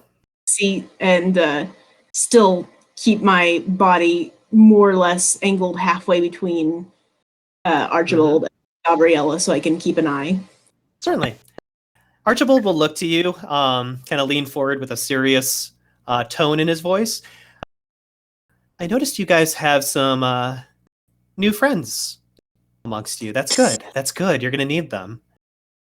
If you're willing to hire me, I'd also be willing to lend you another hand in this crazy location that we're in. Why don't you tell me about more why I need you before I actually hire you? Oh. Well, as a fellow Reaper, I have very neutral thoughts to who I am hired by, and if I am already hired by someone who might be located in this building, I might just conduct my business from what they've hired me for. However, if someone offers me a little bit more oboli, I might just double cross them and just follow your lead instead. And he leans in a little. And he leans in a little closer. And he's like, basically, what I'm telling you is that someone hired me to deal harm to you guys. And if you pay me money, maybe I'll join your side instead. Well, in that I'm trying case, to be subtle. I hope I'm subtle enough. Oh, you're about as subtle as a cement sandwich. How much oboli are you wanting, hun? Oh, just 50.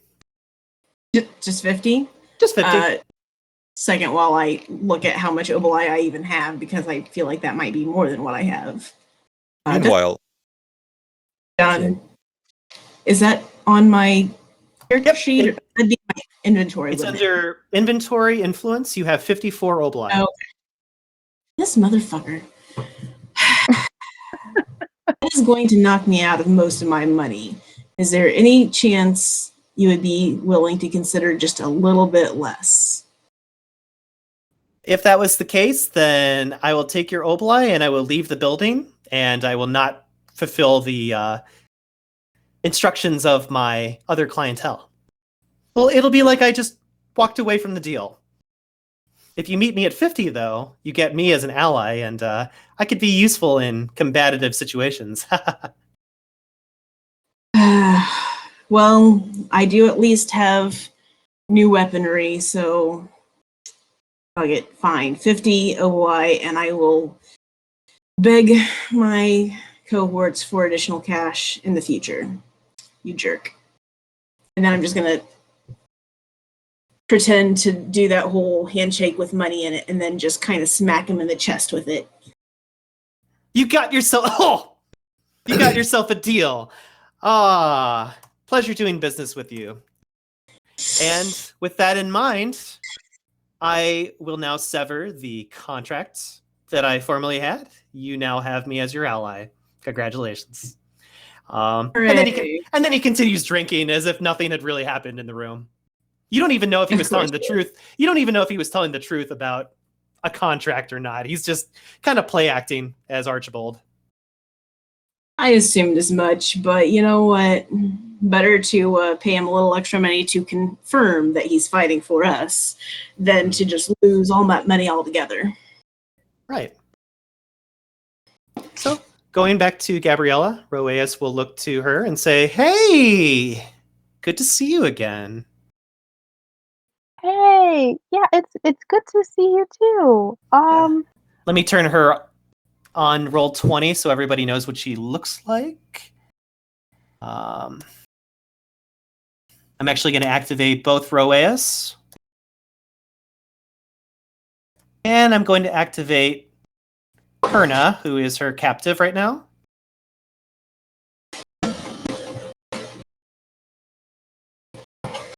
All right.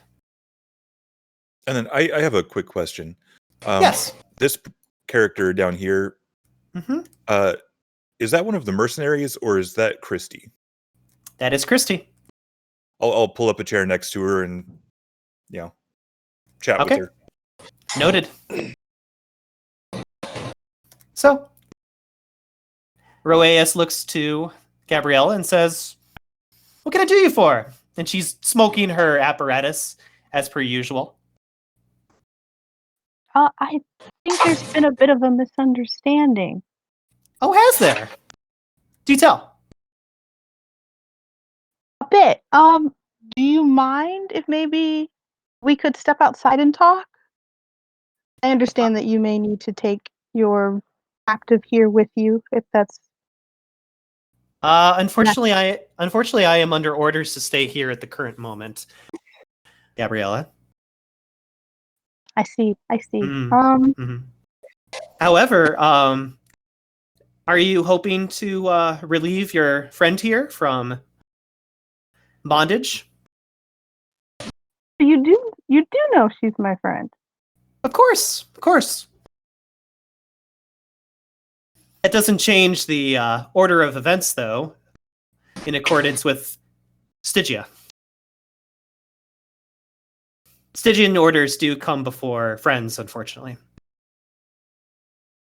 And there's no way that you could give her a second chance to I'll tell you what. do it on her own instead of being a captive? Why don't you talk to my leading officer who has ordered this to be in place, and I'll let her go afterwards, after you have your meeting. That Who's your seems to leading be- officer? She's in the room to the east. Her name's Alvarez. I figured. Okay. So, Uh, why don't you go okay. have that conversation? Take a couple friends of yours with you. I would not try to show yourself as being forceful against Alvarez. Just a heads up. I don't know if you've ever seen her in combat, but it would be an unwise decision to try to threaten her with any anguish. It was never my plan. Fantastic. See, we're already off to a good start. She pats you on the shoulder. It's like, you're doing a great job, Gabriela. I'm very proud of you. Look at all the influence you have been able to cover over a small period of time in your afterlife. She kind of like breathes some of the smoke from her cigarette into Perna's face, and Perna kind of like winces at this, and she's like, I trust you won't take very long then. Good luck with your meeting. Thank you. And I kind of give Prerna like a I'll be back kind of look, and I'm gonna go to Zion. I'm not going over here. That's fine. Alex, you will speak to Chrissy. Yeah. And she'll look to you. It looks like she is also smoking her own cigaretto in her mouth. And it's enjoying some of the beverages that are here. It looks like she's also playing cards with another Legionnaire at the table. Looks like they're just kind of playing a simple game of poker. And she looks over to you and says like, oh, hey there. Now, what is a nice girl like you doing in a place like this? Well, I had to go to the most badass place I could. Oh, fair enough. You see, us good girls are attracted to bad things. So, here I am. Yeah, I've heard that. Hmm. I'll make a mental note of which person in the card game seems to be winning. Like, who has the most chips in front of them, whatever. Yeah. Here is Chrissy's image for anybody who has not seen her before. Yeah, and she kind of like looks to you and says, so, what brings you here? Anything I can do to help? Not that I'm aware of at this exact moment. Our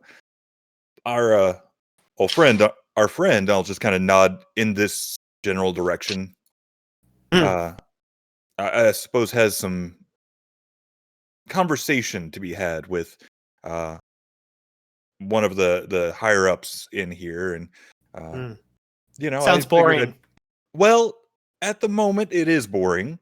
It, as with many things that I wind up involved in, has the potential to become rapidly less boring.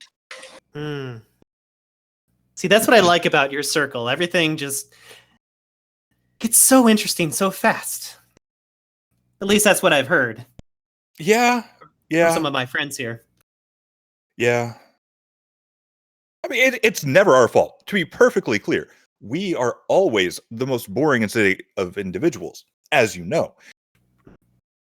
Things just escalate so fast around us. Honest to goodness, the fact that you guys didn't bring your Iron Legion friend helps change the scales dramatically. Let's just say that.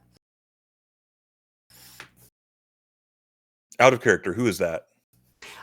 She appears to be referring to Issa of the Iron Legion, who is now currently making her way down into the Malfian carcass to engage the Archangel.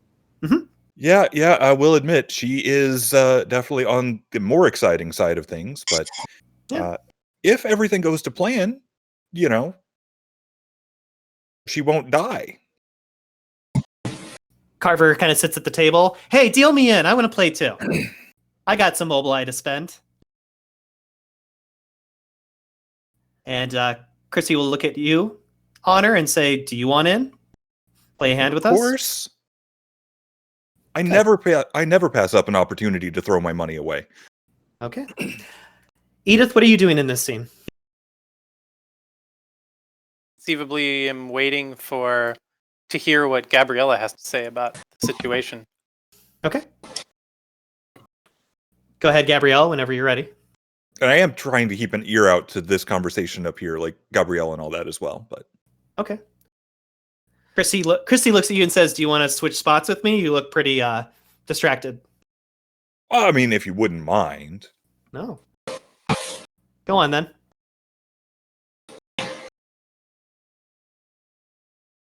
All right, take it away, Nicole, when you're ready. All right. I'm going to mainly look at Zion in this case and say, so I kind of need to have a chat.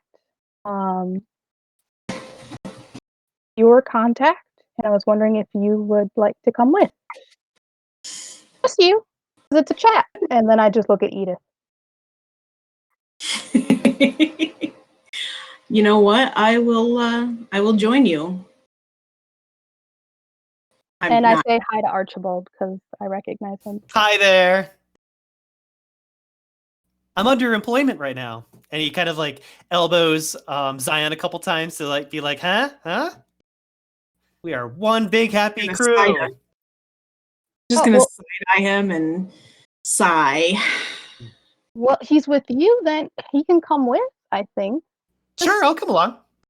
Just the three of us for right now. We'll come back. Might be a bad idea, but sure, why not? I may have been told to bring a couple people with me, but to only have a chat. As I look at Edith again, I'm gonna be like, Archibald, kindly keep your mouth shut and let Gabriela do the talking, please. I am under your employ, so if you want my mouth shut, it is shut. Although he kind of feels his death mask a little bit. I have more of a beak than a mouth, to be fair. Well, whatever it is that you use to pour your awful liquids into your face, keep it snapped shut. Unless I ask you. You got it. And he grabs a drink from the table. You got it. All right, Gabriela, lead the way. Wait, Edith, why are you up here? I'm with you. No, you're not. You even told us that you don't have the best relationship, so maybe it's best that we go first. We'll talk, and then we'll come back out.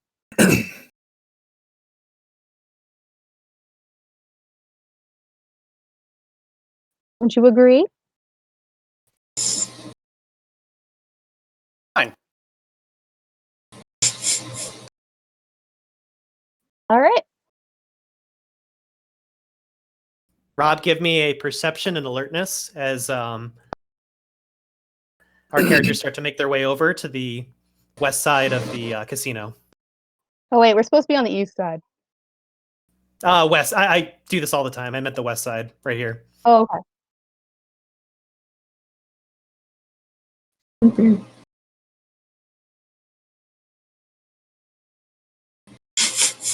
How'd you do?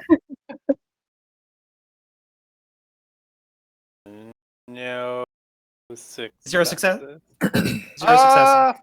Can I spend willpower? Yeah. Yeah, please do.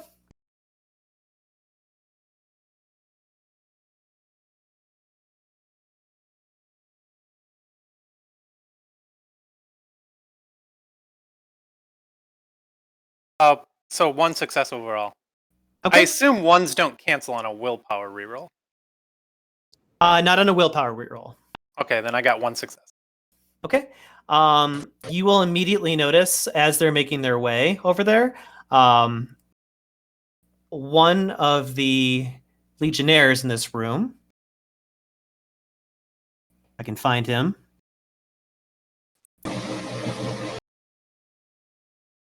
There he is. Which one? I'm activating him right now. Sidage, who is located in the upper corner. I know him. Yep. He will start to make his way down. Kind of like looks down at this teddy bear with a little bit of insecurity and keeps going. Like, what is this? Okay. Oh, I thought the bear was with me. Oh, okay. Yep. Bear follows you. You pick up the bear and put it back in your backpack? Yep. Done. So, yeah.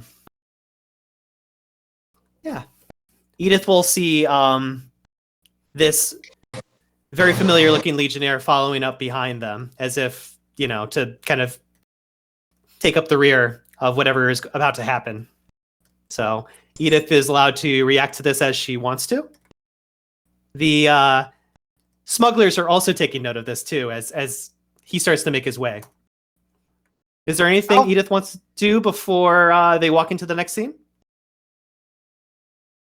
Wait, she's not going with them, is she? She is not, no. But she is watching this guy with suspicion. I am going to kind of make a little surreptitious sort of be ready look to the smugglers, but I'm going to make no indication to anyone on my team. Okay. Sounds good. Right. Yeah, I'm not trying to attract Sidage's attention, because I really don't want to have to explain that I blew up his letter. That would probably be a bad thing to do. Yeah. I'm going to keep that one to myself for just now. To be fair, you didn't blow it up yourself. Somebody else did it for you. Yeah, I know, but, did you see the size of his axe? All right. Everyone may enter the new scene who is participating in the conference. I'll be moving Archibald over here. Gabriela and Zion, you can make your way in when you're ready. I will look to Zion to point out who Alvarez is. Oh, there I am. I lost myself. That's okay. Such a trap, but I didn't know what else to do. We can't kill Alvarez. Maybe we need to talk to her first. Okay. Yeah, I just can't remember which one of these icons is Alvarez. Give me a intelligence roll, please. Hooray! Let's watch me fail. Also, I'm pretty sure that. Don't forget, you guys have shadows if you want to ask your shadows for help. Oh yeah, that's true. Hi, I'm here. Are you? Are you really? I am. You want some help? How many are you willing to offer? 4. 4? Well, sure, I'll give you some friggin' angst. So 70-10. Merry Angstmas. Ooh, I got one. What's the difficulty level? Standard 6. Okay, so 1, 2, 3, 3 successes. All right. Give me 1 second. I got to give your shadow a little bit of angst. Angst. Hooray. All right. Next, I will be activating your contact.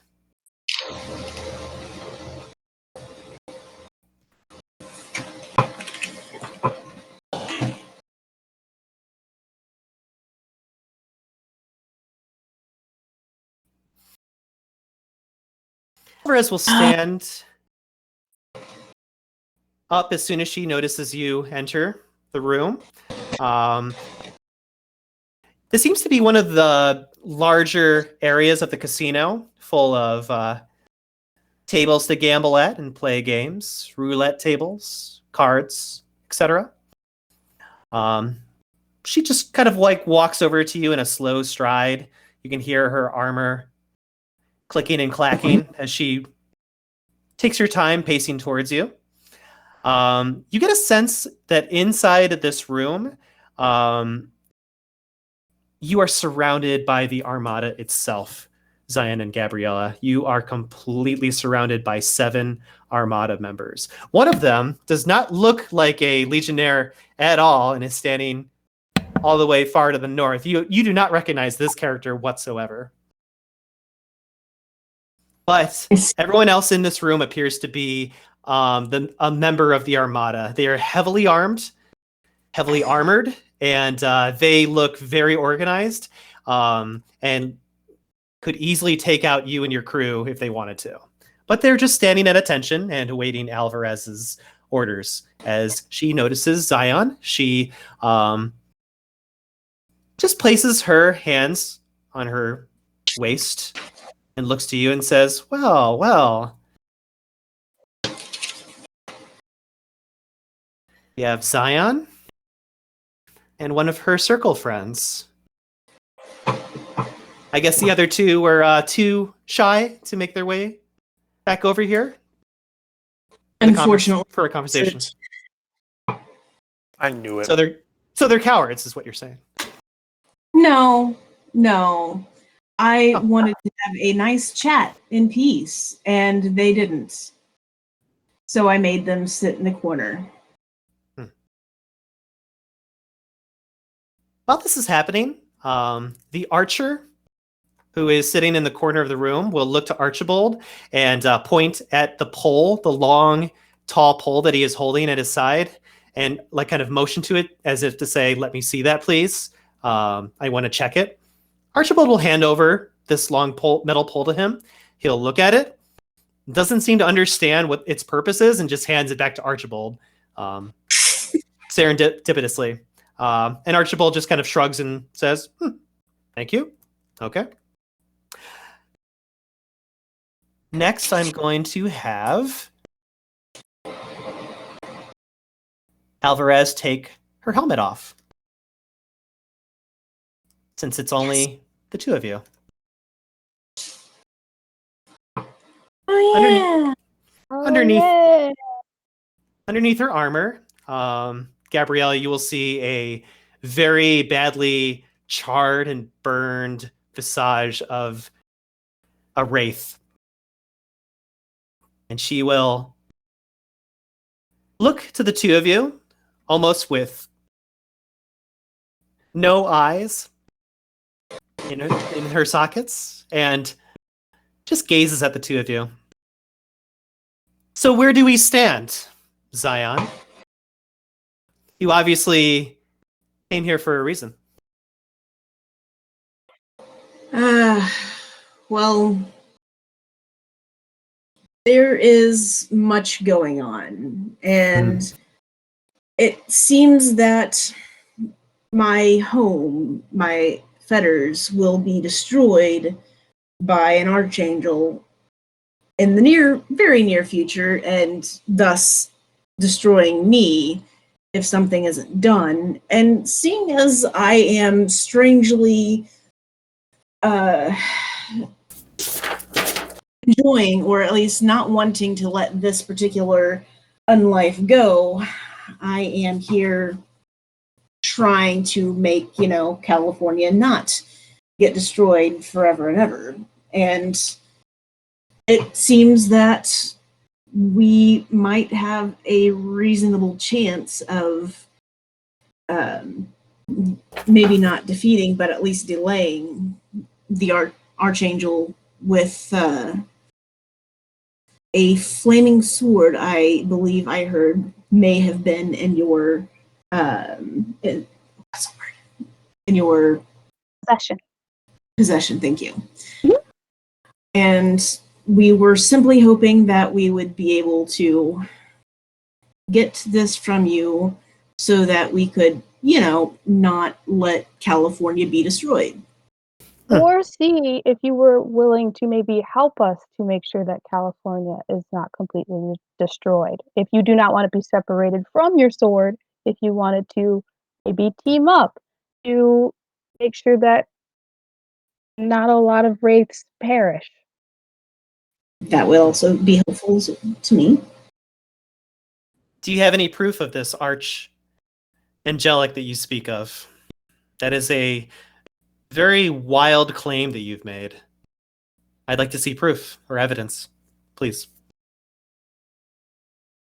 I don't think we have physical evidence. I mean, we can we take, this is I guess out of game, can we take her to where Issa went? Like to see I don't know, is there like evidence that there's a war going on by the carcass that they went down into?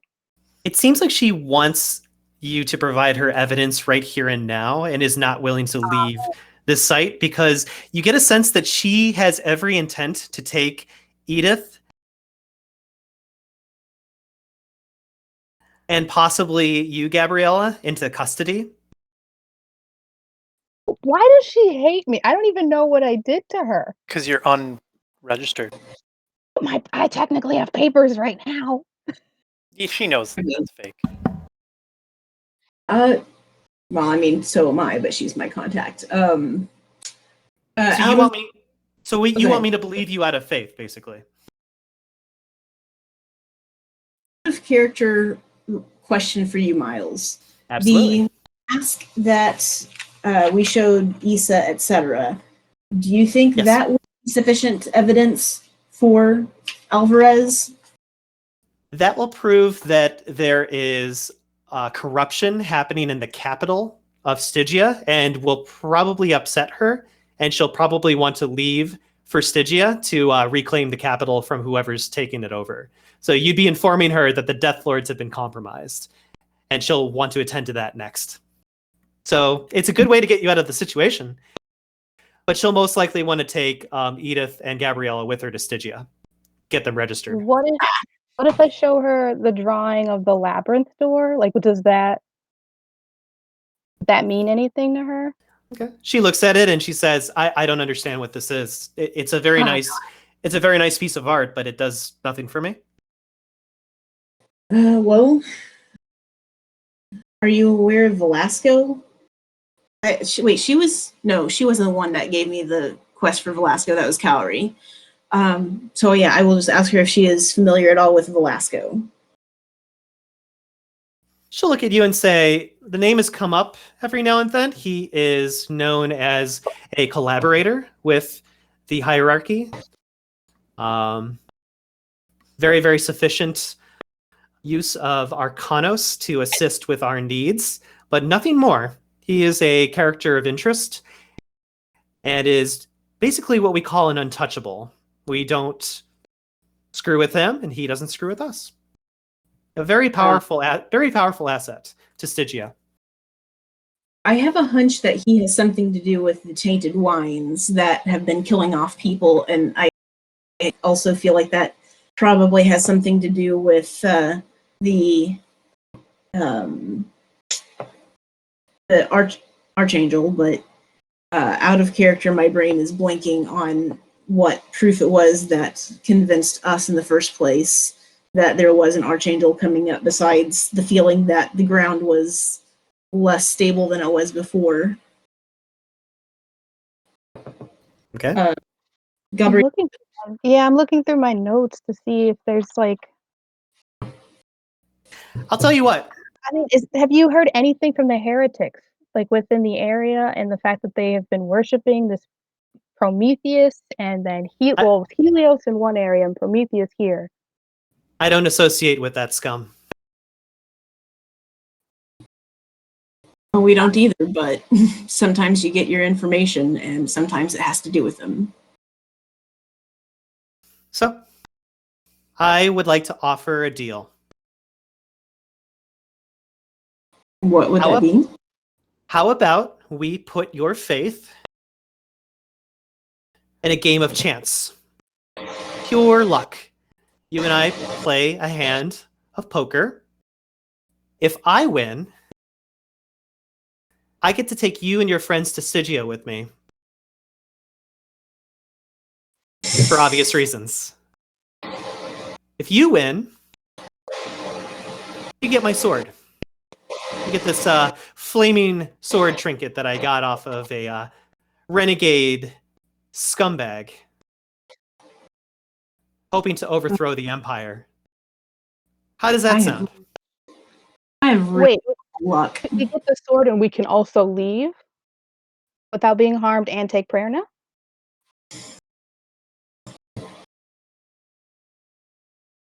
I just wanted to clarify, because if we're just getting the sword, but you're still taking us to Stygia, then I just want to clarify what's going on here. If you win against me, I will let you take the sword and you may leave from this place unharmed. A deal is a deal. If I win, I will expect you to cooperate. Otherwise, things are going to get a little dicey in here. And my armada has been itching for a good fight. So, do we have a deal, Zion? It'd just be one hand. That's it. One hand to decide your future. And the future of your circle. I feel like it would be unfair of me to bet on the entire future of my circle without, bringing the rest of my circle in to verify. I know you can. I would agree with you wholeheartedly. I would expect the rest of your circle to be in here, taking up the responsibility that is about to be unraveled. But if they, as I said before, are cowards. Oh, they're not cowards. They want to kill you, unfortunately. A lot of I people. have No desire to kill her. Thank you very much. Okay, sorry. So one of them wants to kill you. Talk to you personally first, and just have just a conversation. So that's why we left them outside. All right, I will go ahead and holler at Edith and Honor to come join us, since it's their asses on the line too, to see what they think. So Edith and Honor, you will hear the sound of Zion calling you. Alex, before you move, Chrissy will grab your jacket and pull you close to her and kind of whisper, "Hey, if you want a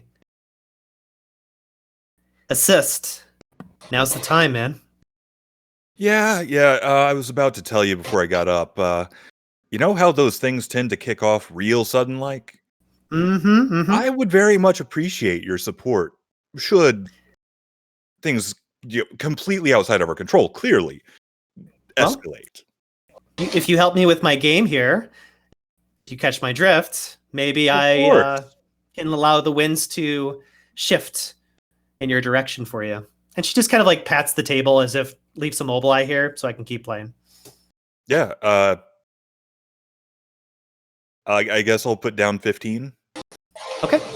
Well, I won't put 15 down. I will take 15 of my chips and move them over to her. Or if we're just playing with Obelai, do the same. But yeah, she's looking for actual Obelai from you.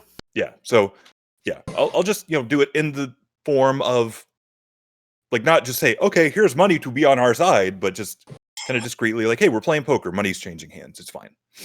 Okay. She'll look at the amount that you put down and she's like, oh, so you only want me to help you out for that much time, huh? I was getting the rest. Oh, okay. Good. Sorry, impatience kicks in every now and then. I know that you are better than that, my friend. Yeah, I'll pull out another 10. Okay. She'll nod her head and say, works for me.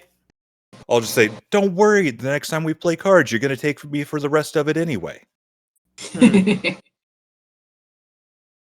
Very good. No. She smiles and smokes her cigaretto, and kind of nods her head approvingly towards you, as if to say that she will back you up if anything goes awry. Hooray! Oh, come on in. Let me mark your sheet. So, Rob, you are face to face with a old foe of yours. Give me your thoughts. My thoughts are, I mean,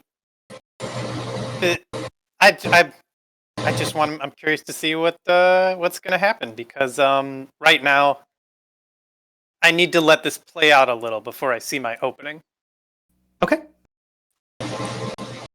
I have an idea of what I'm going to do. Okay. But I right now I'm just gonna let things play. Alvarez looks to your circle and says, Zion, do you want to update your circle mates on what is about to partake right now? So, long story short, she has a sword, and she is willing to play one round with us, and if she wins, she gets to take all of us to Stygia. And if we lose, if we lose, she takes us to Stygia. If we win, she gives us the flaming sword, and we all walk free, I think. Good. While Zion was saying that, Myles, I want to activate Soto voice. Okay. Let me take a look. Please roll your manipulation plus keening. Difficulty 6. Okay.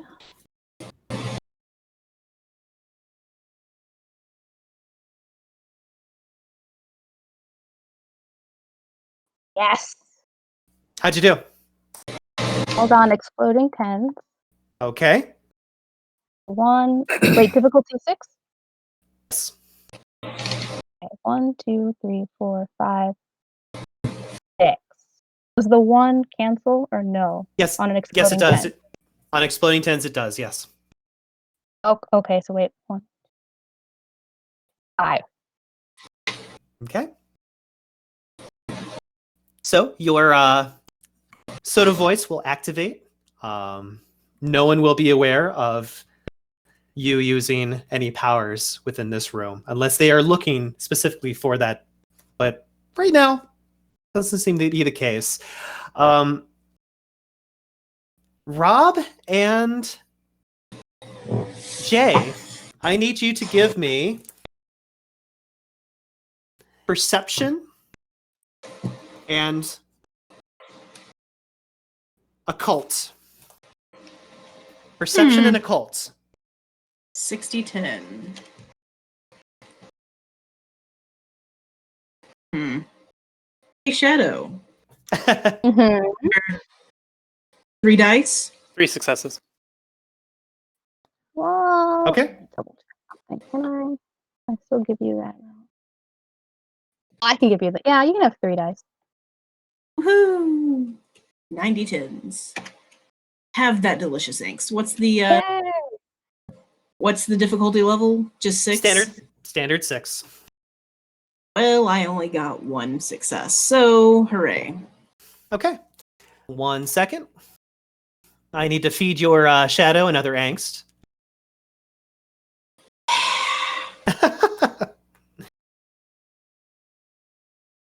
So, we'll start with the information that Zion will notice first. Zion, you will notice as you are kind of like discussing the terms, and you are noticing that everyone is getting ready to play a hand of cards.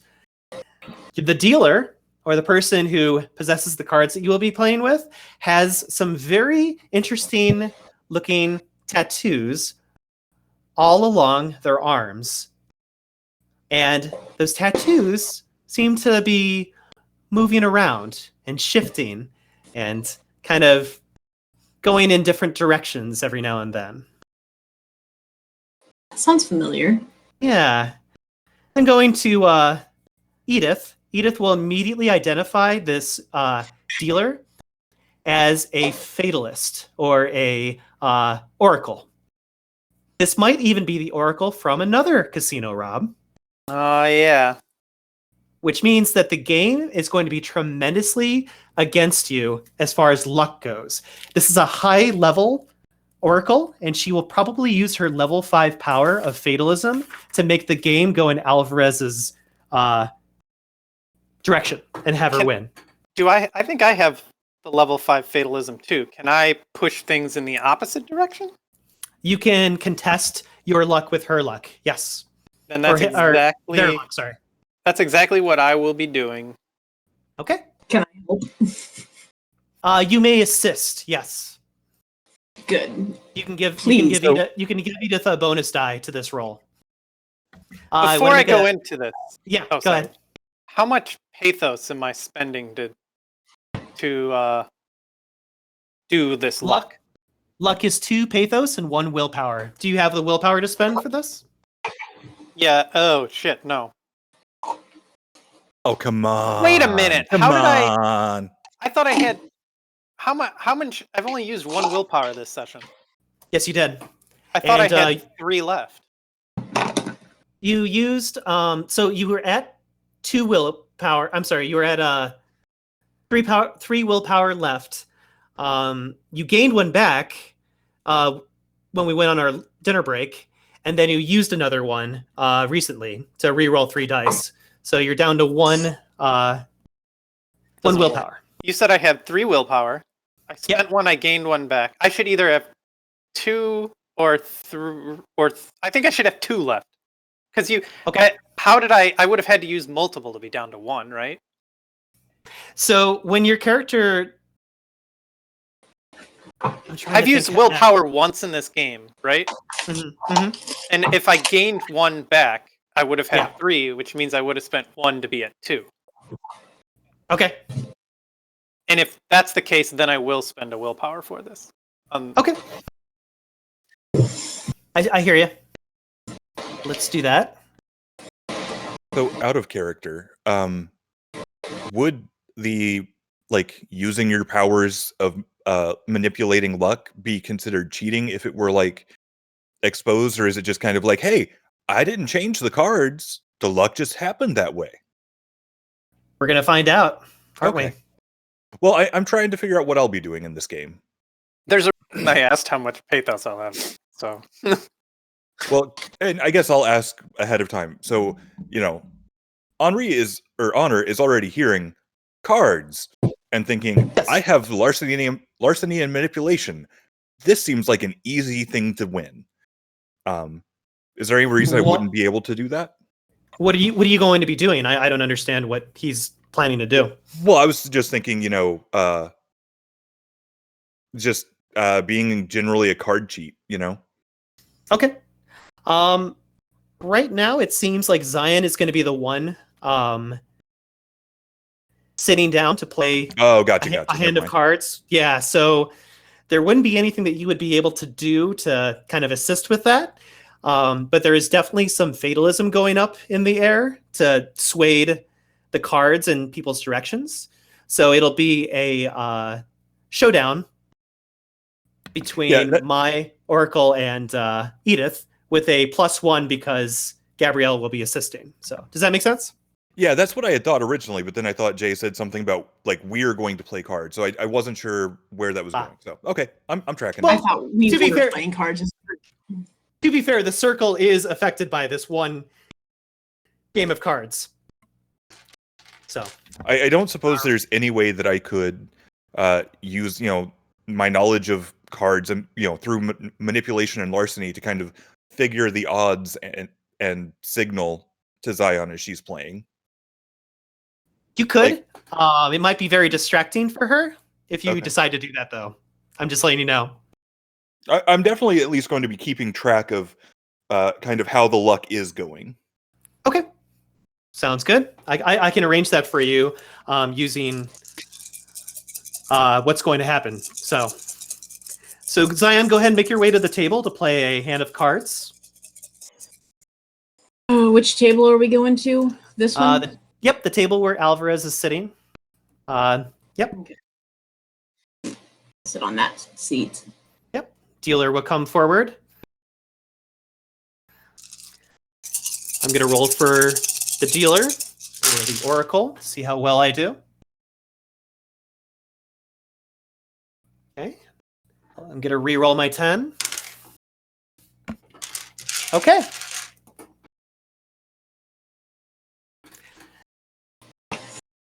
So, as the dealer is handing out the cards to Alvarez and Zion, Honor will notice that Alvarez currently has a slight advantage over Zion. So Alvarez is guaranteed to win right now because a fatalism power just went off.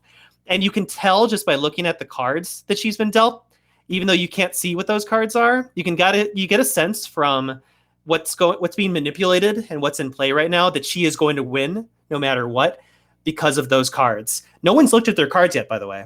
So it'll be up to Edith to at least change the luck just a little bit.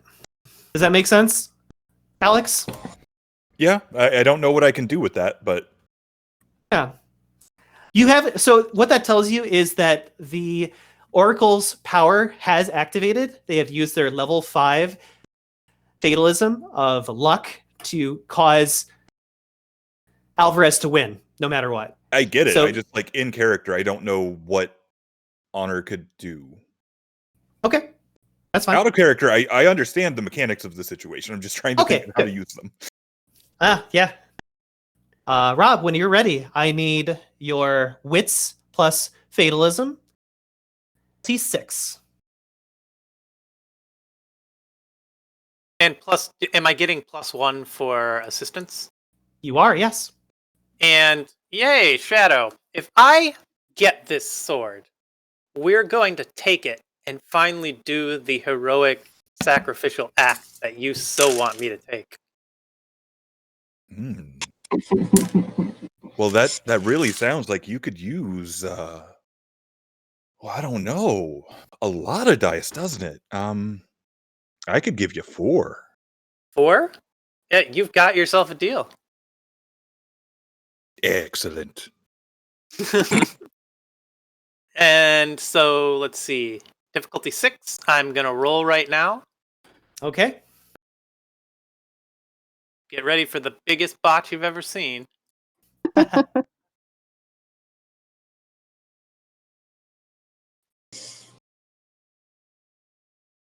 5, so -1, 4 successes.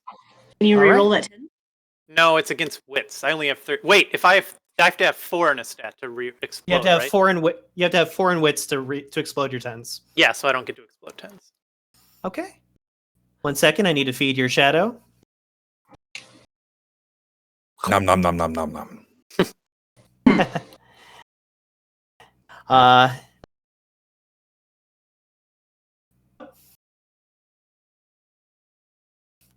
As well, the moment that the cards hit the table, and again, Honor will look at the cards that have gone in front of Zion, and he will get a sense that this game could go both ways. You're not actually sure who has the advantage because of this power.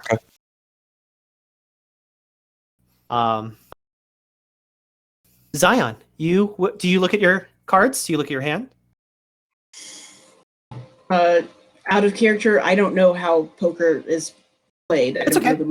Played, No worries. Yeah, you don't need to worry about it. And sure, I guess. Yeah. You look at your hand, and in combination with the cards that have been dealt by the dealer onto the table, you can tell that you currently have what is called a straight. So it's not bad. It's not bad. The dealer will look at you and say, "Would you like some more cards?" And you can basically give any cards in your hand. So you don't have to tell me how many cards. You can just say I would like 1 card or 2 cards, and I'll deal you those cards from the dealer. I don't even know what these cards are for, so I'm going to look at I should say out of character. I don't know what the cards are for, so I'm just going to take a side eye at Alex's character and Edith and see if they nod or shake their heads, because I don't know. Wait. So Honor and Edith, right? Yeah, Honor and Edith. Right now, she has a straight with her hand and the cards that are on the table from the dealer. So there's a chance. There's 2 cards on the table. She should have. Are you playing Texas Hold'em right now? That's where you have, because it sounds like if you have cards on the table, usually it's Texas Hold'em, which means you would start out with 2 cards that only you can see and 2 cards that only Alvarez could see, and then 3 on the table that either you can make your hand from. So how the game will progress is you kind of bet based on what you have on the table right now, and then they flip 1 more card, and then you bet based on that, and then they flip 1 more card, and you have 5 down, 2 in your hand. You make your final bets, and then the determination of who won the hand goes. Yeah. That's assuming this is Texas Hold'em. So that's just to give you an idea. Yeah. So right now, Edith and Honor will notice that Zion is going for a flush. A straight right now. She's got the cards for a regular straight. It's a really good hand. If she gives up, you think maybe one of her cards and trades it out, she might actually get a straight flush.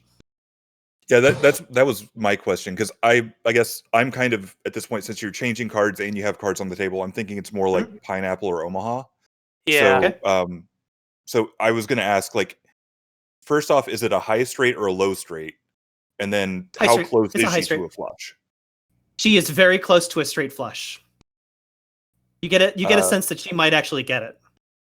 Yeah, I mean, and I'm aware that Edith used some luck wuju to help even the odds, right? Correct.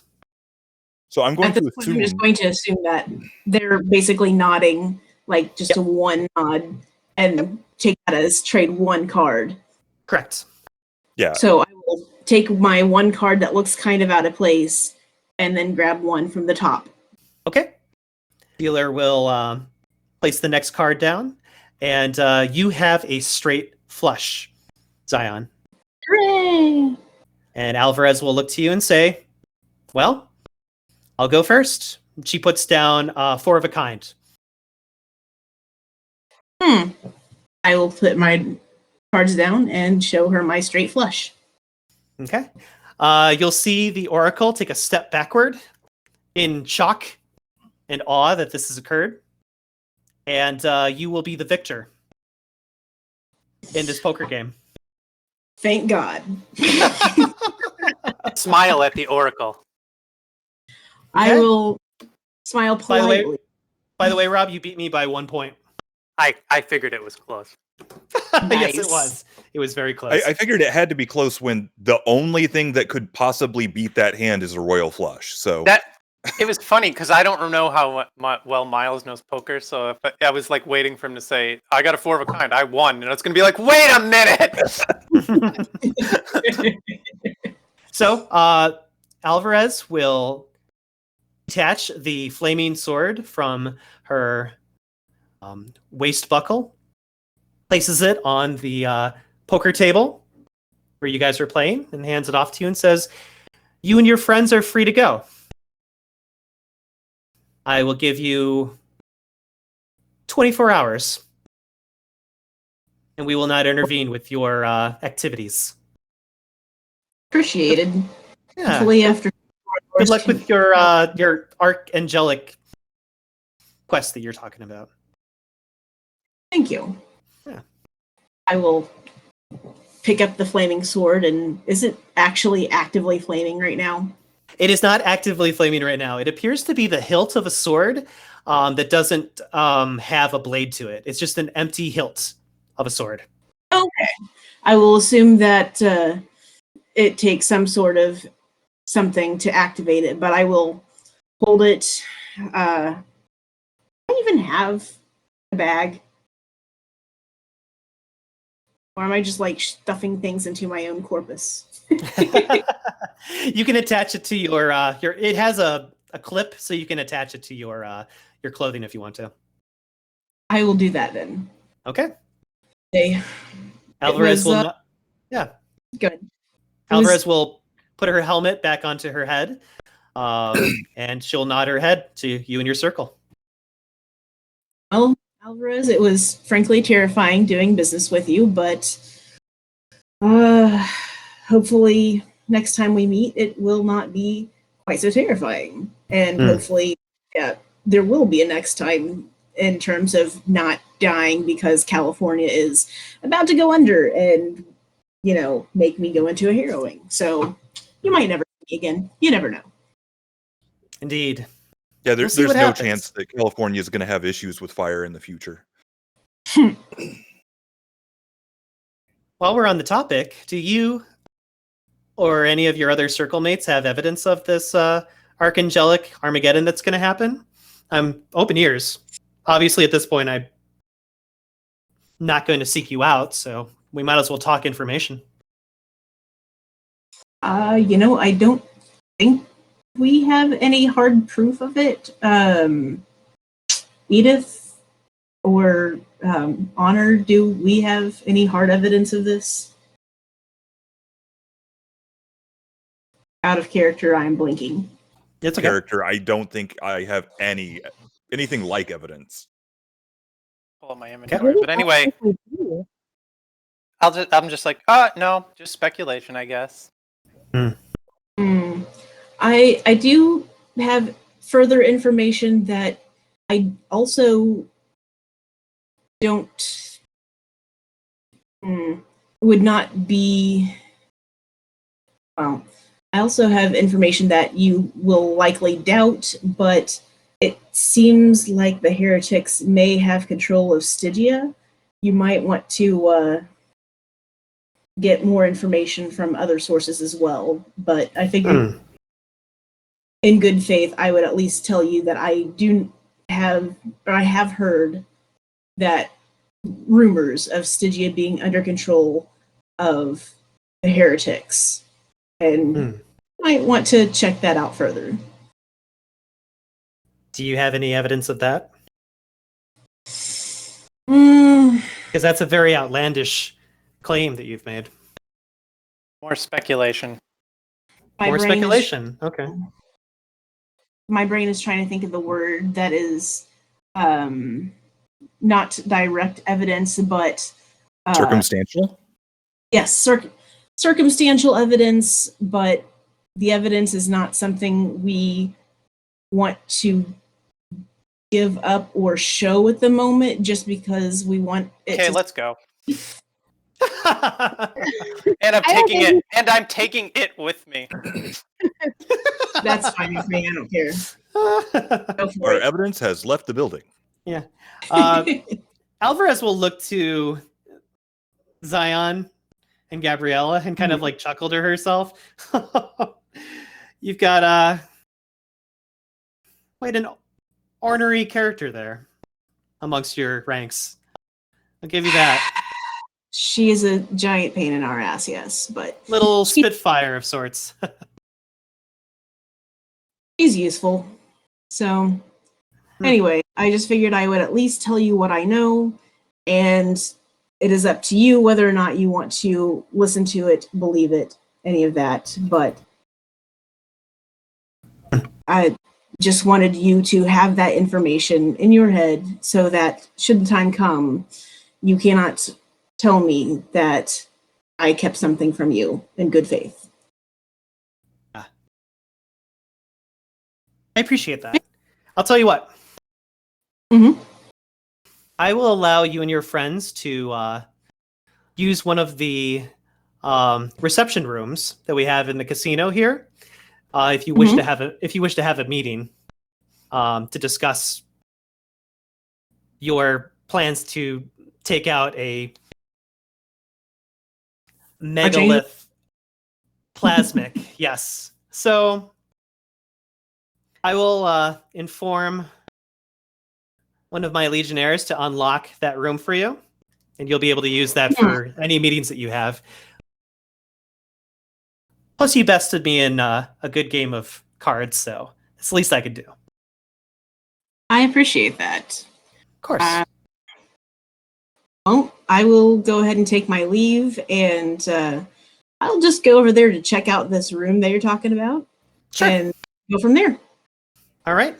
Archibald will join you guys. So entirely, Hmm? I was just going to say, so entirely out of character. Like, I'm assuming that Honor would know, like, the appropriate protocol for, hey, so you sent me to, either get this letter to the intended recipient or destroy it to keep it from falling into enemy hands. Would now be an appropriate time to tell Sadaje about the situation, or would that be something that we would address later? Probably wouldn't want to mention that to him at all. I mean, no news is good. Yeah, I figured no he news was is going to good find news. out eventually, but okay. Yeah, no news is good news right now. Okay. I have worked at companies like that. Okay. Yep. So Archibald will depart and follow you guys. I will ask Alvarez, is there anything that I need to say in order to have my friend released, or do I just... No, please. Oh. No, please take your friend and depart. We're all done here. Okay, thank you so much. Hope to see you soon. Hope to not. I just walk out. Roeas will look to you and say, like, yeah, your friend is it appears that Perna is already detached from all of her bonds and the chains have been removed. As if Roeas was expecting you to depart successfully. And she'll look to you and say, yeah. Still spick and span. Ring. Did you need anything? While we're here, did you need anything from me? A bit. You want to join our party? Yeah, I was gonna say, did you... She shrugs and she's like, sure, why not? I mean, I've pretty much finished my job here. If you want to hire me, I'm open for commission. How much is it? What do you got? I want to hear your price. Oh, see, you are learning. You are getting a lot smarter the longer you spend here. I learned from the best. Price and the worst. Price is 50. Ah, dang, that's high. Hmm.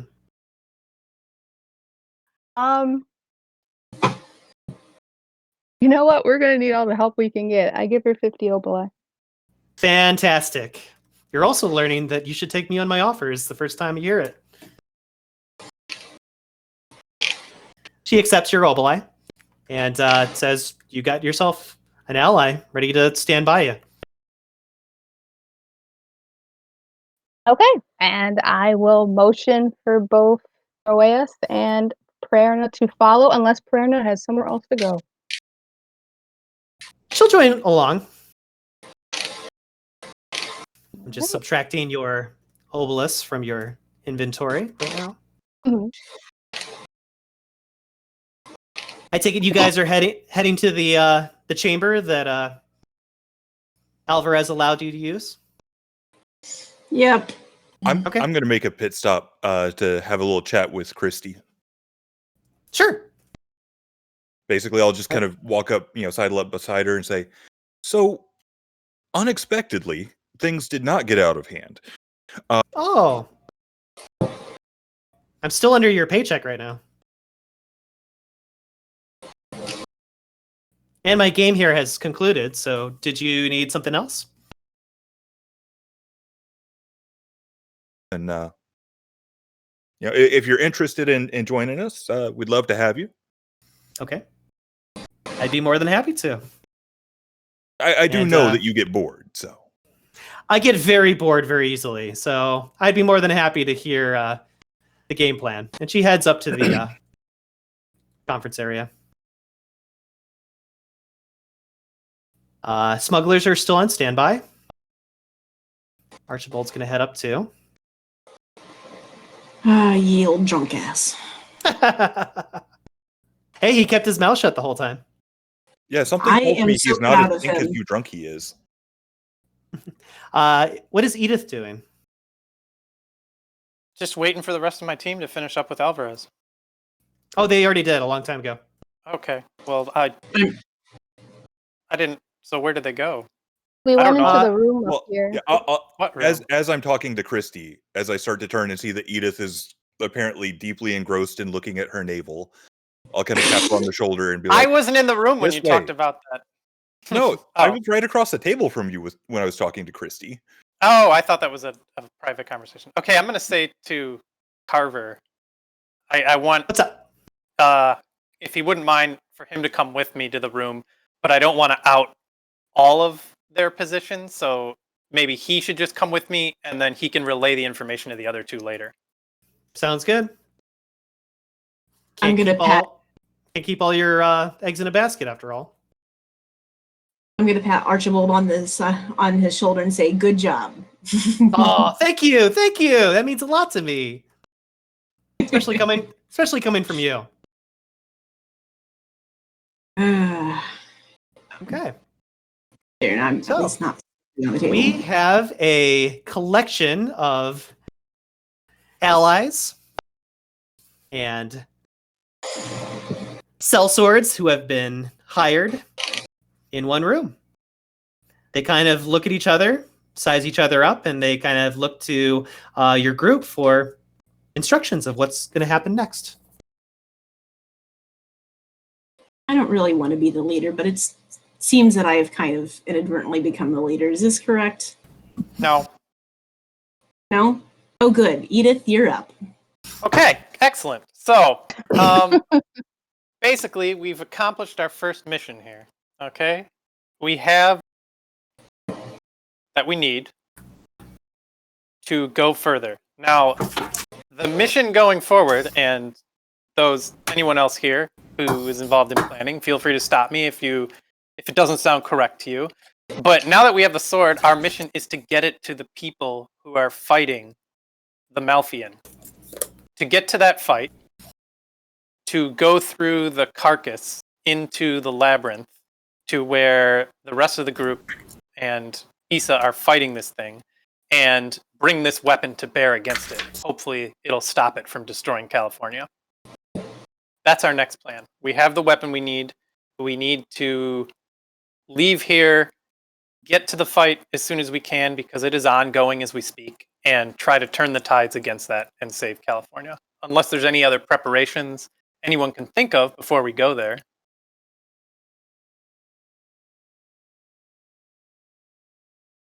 I don't think so. No, NPCs will shrug their shoulders. Yeah, no, I think crawling through the corpse of Malthian to deliver a magic weapon to a ragtag band of forces fighting an archangel sounds about right. Okay. So the group will kind of start talking about strategies and how to best approach this with their numbers. Eventually, Roeus will look to Edith and say, "Where's this located again? This Malfian carcass?" Where is it located? I don't think you ever told me specifically, other than the earthquake opened it up, and it's in California.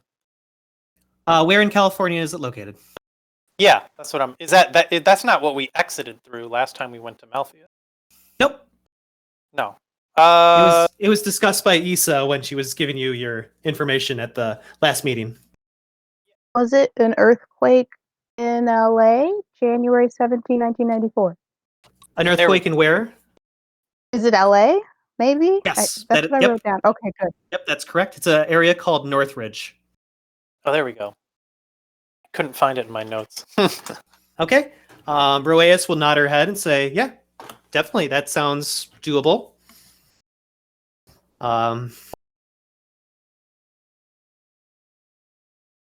Next, Archibald will look to you and say, "This all sounds well and good. Obviously, you're going to need some kind of commander or leader to lead the charge against this Archangelic if it comes down to that." I got it. Oh. And if his eyes could bulge out of his death mask, they would. And he just stares at Edith for like a weird, awkward moment of silence. Oh, you have this. Are we gonna roll? Are we gonna roll? Are we gonna roll? I think we are. Awesome. We are actually gonna roll. So Hey. Rob, that's gonna be your charisma plus your leadership against me. Hey, do you want some dice? We both know that you're the right guy the right person for the job.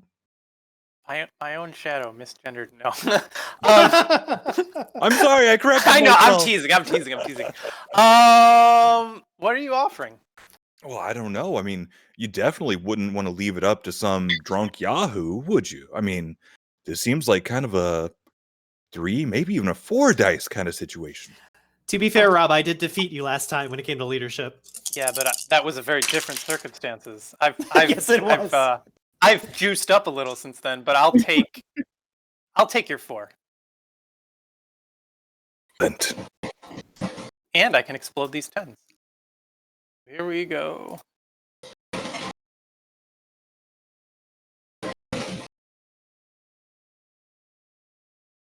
So that's going to be 5 successes minus 1 for 4 successes. Okay. Archibald will sit his ass down and he'll be like, "You know what? I like where this is going. Edith, you lead the charge." Okay. Mm-hmm. Next, the ally, Chrissy, will look over to Zion and say, "Do you know how to use that thing, just in case you have to, and we don't get it to your friend Isa?" The sword? Mm-hmm. I've never seen anything like that before. I haven't, but I'm going to pick it up and kind of feel around with my spirit or whatever, fatalism, something or another, to see if I can figure it out. Okay. Is there something I can roll to see if I can figure it out? If you had a specific ability that is used on objects, then yes. Unfortunately, you do not possess this fatalism skill to use on objects. I see. Mm-hmm. Does anyone here know how to activate this sword? Can we just go ask? Edith. That might not be a bad idea is to ask, but Edith, don't you have lots of fatalism? Lots of what? Fatalism? Gonna come out and say that, I guess. I have ways of analyzing things. Oh, I was thinking you had lots of fatalism. My bad. I guess Edith doesn't have the power to analyze items. I do. The question is, who in this room has familiarity with this object? Not me, apparently. Before we continue, I'm asking as a group, like everyone in this room. They are all kind of looking at you as if they're confused on what you're... I'm asking if anyone recognizes this sword. I'm trying to get it. I'm trying to gauge people's knowledge of this item before I pursue magical means. To say who in this room is most skilled with using this weapon, and if it's no one, then I can pursue figuring out how to use the weapon. I'll look at Roeus and ask, "Have you ever seen?" Roeus shrugs her shoulders. She's like, "I've never seen anything like this before." Archibald raises his hand. "I can use it. I'll use it." Okay, I'll use my fatalism ability on it. I'll raise, like, Honor will raise his hand. It's, you know, the person who carries it, like 2 rooms from here. You could go ask. Not enough. And they're not going to kill us. And they're probably not going to kill us. So why not Zion go ask? I'm gonna real take the quick? sword. Yeah, you hold the sword. Don't let any Yahoo steal it, I guess. I'll be right back. No. Don't go. We're gonna use the sword. Don't involve them if we don't have to. Okay, I will just point out, and no offense, the last time you tried to use Arcanos instead of, whatever, it exploded. Yes, and that's because you didn't warn me that they put a ward on the object. You were in the room when they said it.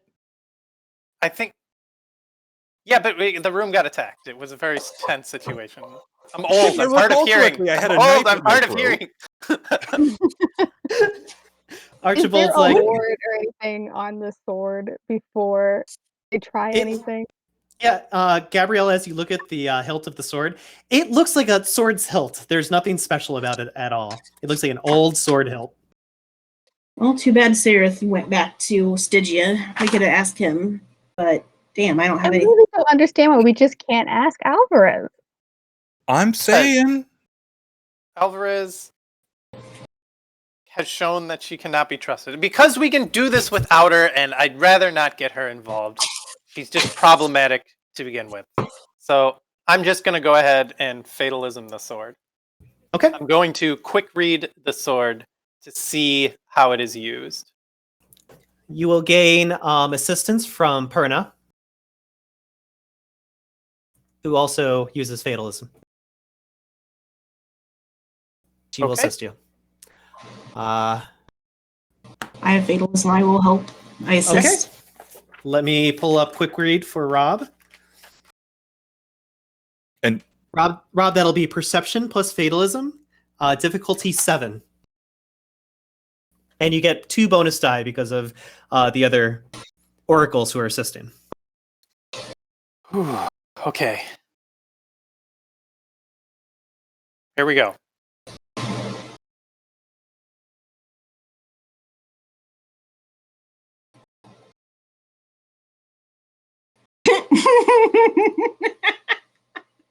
Wow. So the sword explodes. Wow.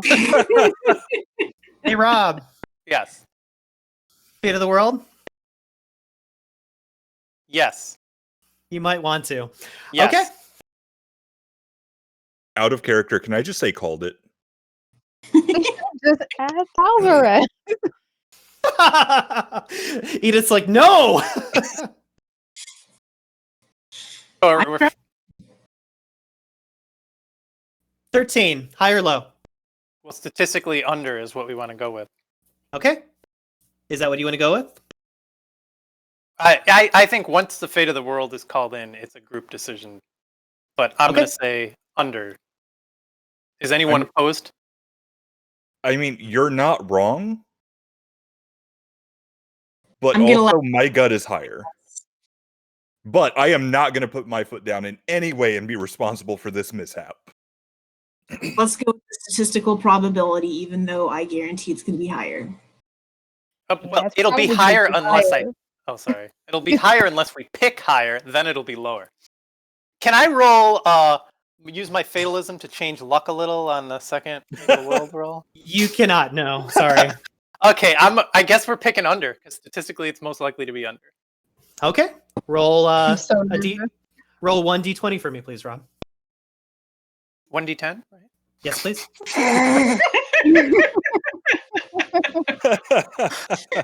Hey, whenever you're ready, Rob, that d20, please. Oh boy. This is the one time I don't want to roll well. This No is pressure. year one. Fucking shit! Oh my god. Hey, we're all on a heroin. We're going to die. Rob.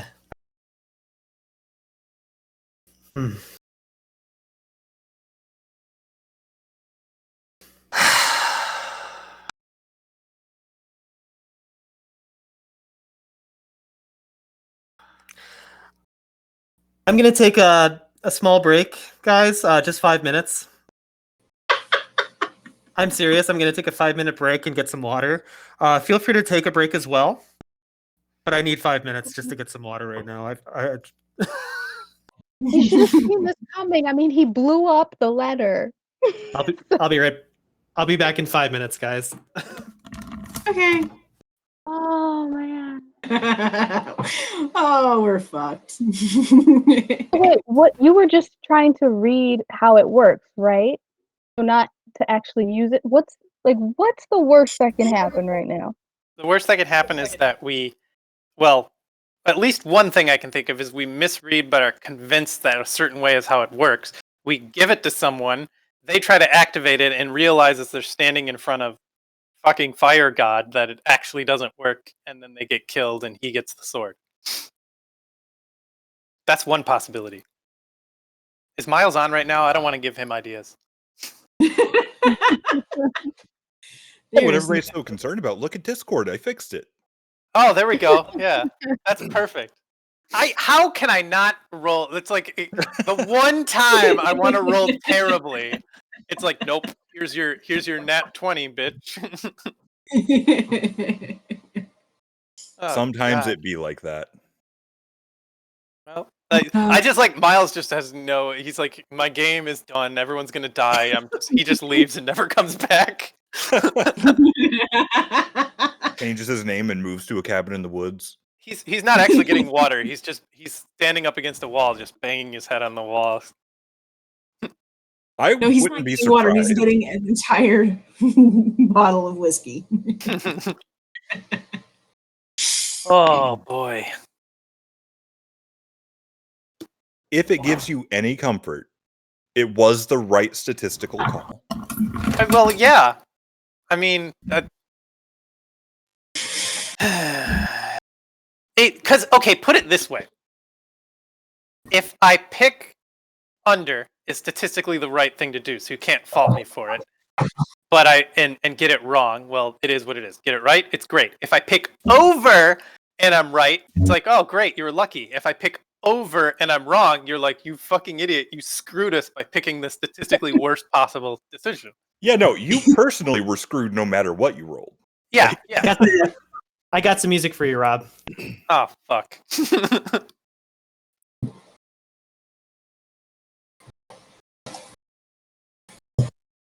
Okay.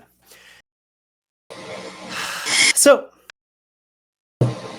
as Edith is holding this object within her hand, the leader of the circle will close her eyes, meditate very strongly on the object, and she will continue to hold it as long as she can. But she struggles, and her powers do not seem to unfold themselves as they usually do. So she tries harder, really focusing in on that hilt. And you'll notice that her grip on the handle starts to shake. And before you know it, you hear a strong crack No. as the hilt breaks itself into 3 separate pieces and falls down to the floor below you. We're fucked. We're fucked. We're super, super fucked.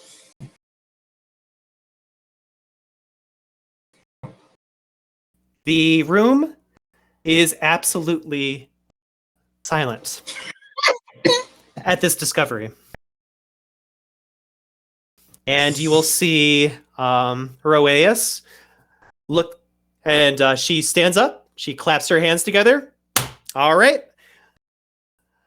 We're going to go take on the Archangelic. See you guys there. And she starts to make her way to the exit. She looks like she has a lot to say right now, but she does not want to say any of that at this moment. Like, she is holding back so much anger right now, and just decides to leave the room and start to make her way to the Malfian carcass, as she mentioned.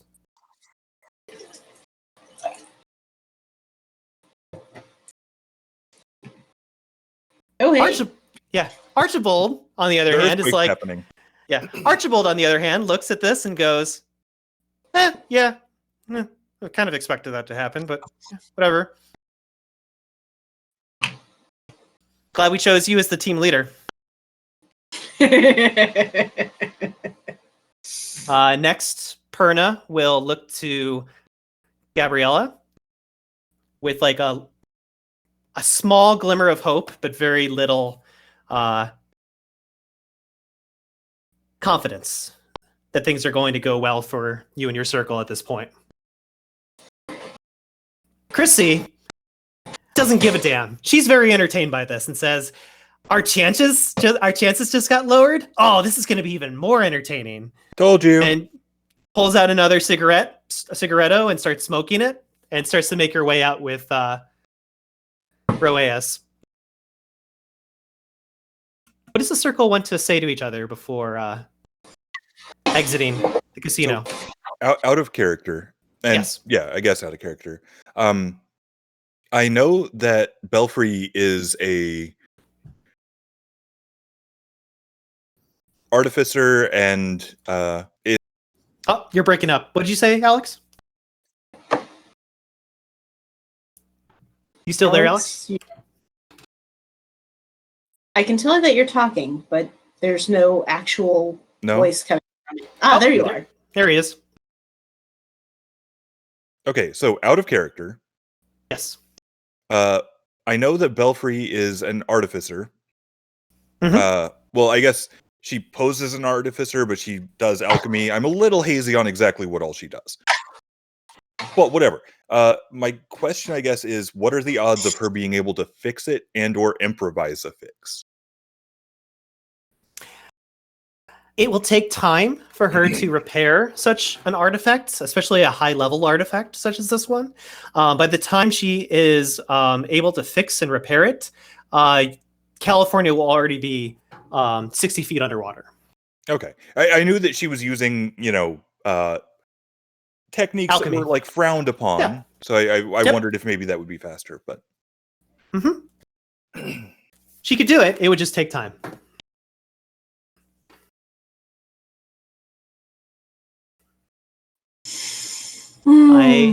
Do you and your circle want to discuss anything before I move us to Los Angeles? To store away the 3 pieces of the sword. I am going to put my hand on Edith's shoulder and just say, next time, I'm going to let Alvarez spank the fuck out of you. And then grab You're my older brother, and I love you, but don't ever take sides against the family again. What?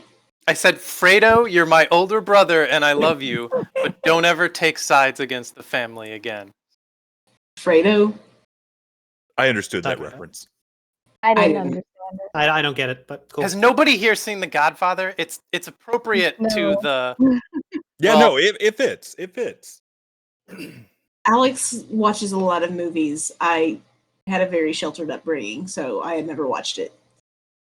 Anyway. Well, it's what I said, so you can do with that. I didn't say I was going to let her kill you or take you. I said I was going to let her spank you. As in embarrass you and cause physical harm upon your body, but not, anything permanent. It's a wonderful thing to say right before someone's going into battle with your back. Gabriela, he kind of hesitates to follow at this point.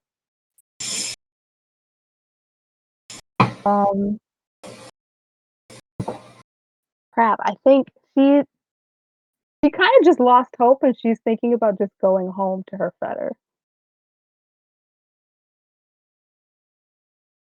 And she says that out loud. Say that again, Nicole, I missed it. As Gabriela, I will say, I think I just want to go home. Okay. Well, there's no guarantee that you won't die if you go home. You at least have the chance to fight before you die. Yeah, well. What do we don't have anything left. We still have us and these allies that we have paid for. Can I use my leadership skills to make a stirring motivational speech that, yeah, we're all totally screwed, but we should head into the meat grinder anyway? You certainly can. You certainly can, yeah. Because at this point, I'm serious. She is really thinking about just going home. Yeah, so I mean, I'll just, obviously I'll augment it with a roll because that's how dice work. Sure. And then I'll flub that roll, of course. But I'll just point out, look, yeah, things look really, really grim. We don't have the assets that we thought we did, but we do have is desperation and a desire to protect the things that we still care about. Gabrielle, you still care about your family. We don't pull this off, they're toast. I hate to point that out. It's wonderful to want to go home right now, and I understand. Hell, I want to just run to Stygia and not die. I'm a big fan of that. But I brought one of my friends into this situation, and she's already out there heading into what will undoubtedly be her death if we don't back her up. We have friends and acquaintances that are already down there fighting this. Yeah, this situation happened and it sucks. We don't have the tool that we thought we did. But we do have cojones the size of basketballs. So I say we go. I mean, worst case, we, stop living. Or stop not living.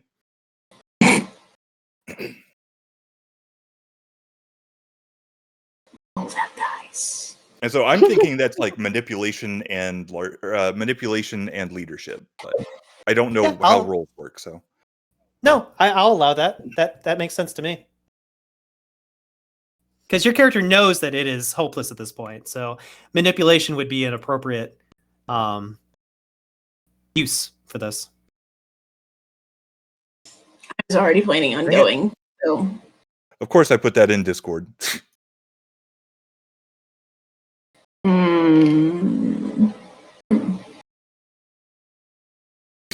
Fortunately, I'm not all that inspirational.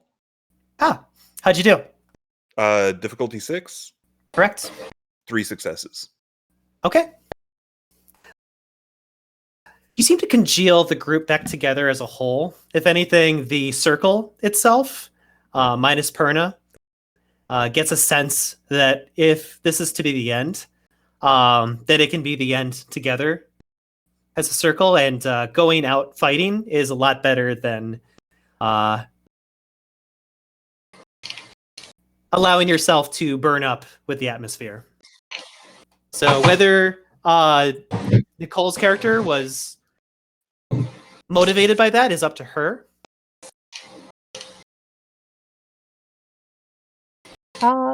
Sure. I mean, she still looks miserable, but she'll follow. Okay. I mean, out of character, that was a terrible speech. So I would totally understand if Gabrielle and or Nicole were like, yeah, no, that was bullshit. You mentioned us dying really like 5 times. So she's like, I'd rather just go home and then see my family one time before I die again. But she'll go. We've gotten this far, I guess. Yeah. And to be fair, you guys do have 7 allies who are going to be standing with you against this fight. So it will not just be the 4 of you. It'll actually be 11 people standing against this Archangelic. So. Hooray! So, I will make a quick narrative for you guys to get us to Los Angeles and to get you a feel of what is about to happen next. As everyone gathers inside of the wagon and is now kind of crowding Nosk, the partner. I'll go sit up front with Nosk the partner just so I'm not squished in with everybody for the time being. Certainly. The circle and all of your allies and hired hands will travel out from Carmel, away from the necropolis, and make your way to Los Angeles itself.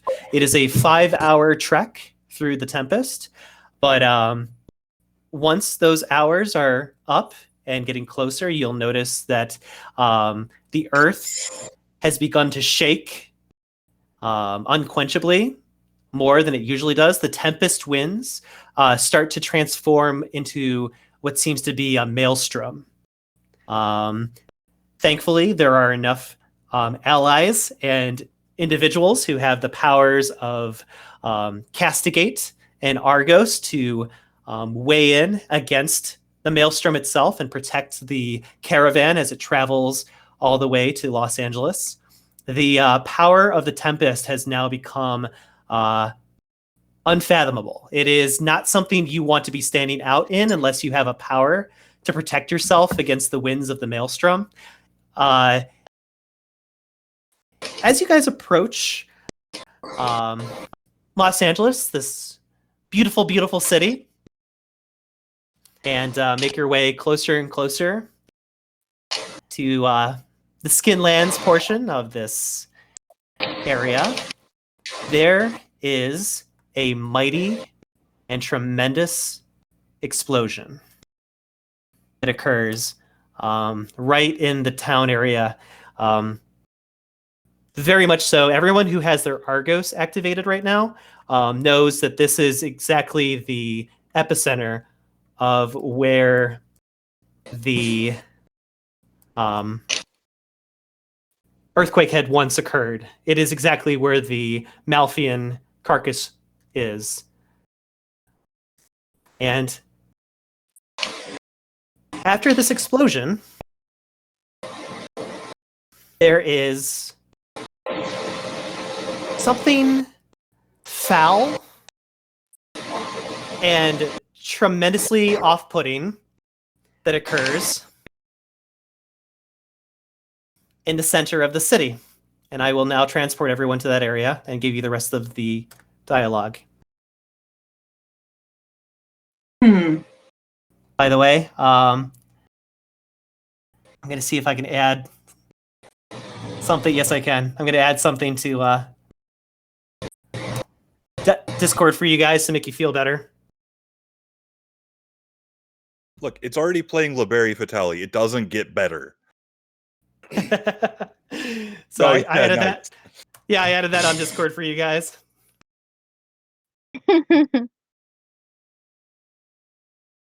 So, as your caravan comes to a halt,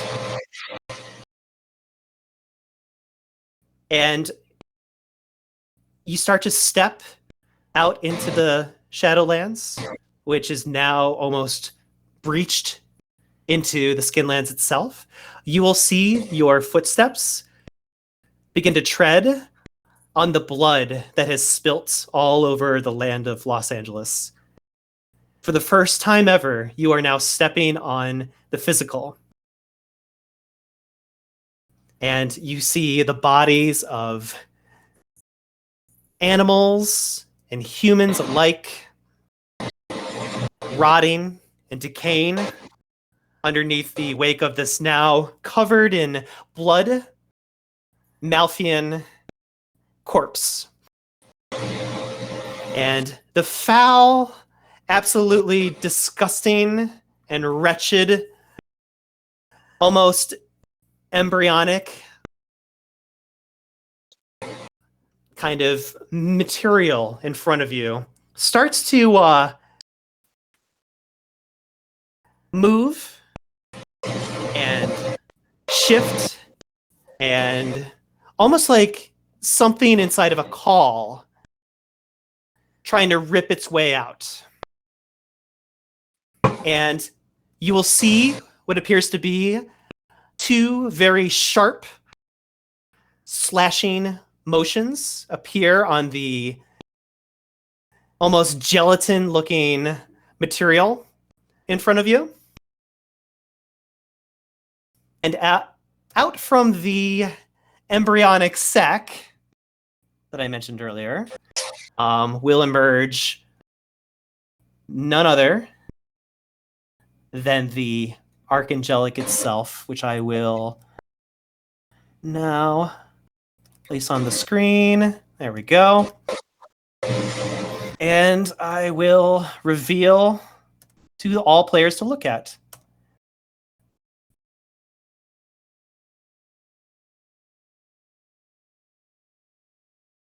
The Archangelic stands before you.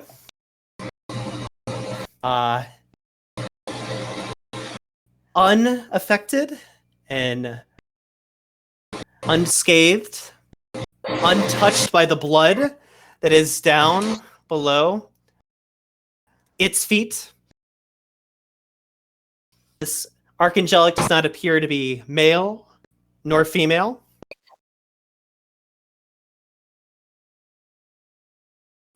At you and your small, puny, measly circle of wraiths and allies standing beside you as well. And it seems to be making a motion for conversation.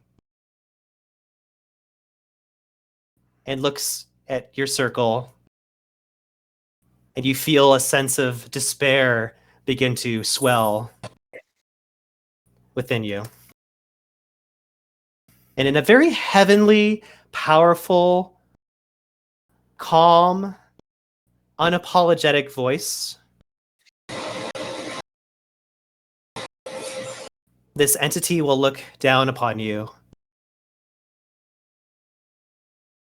and speak.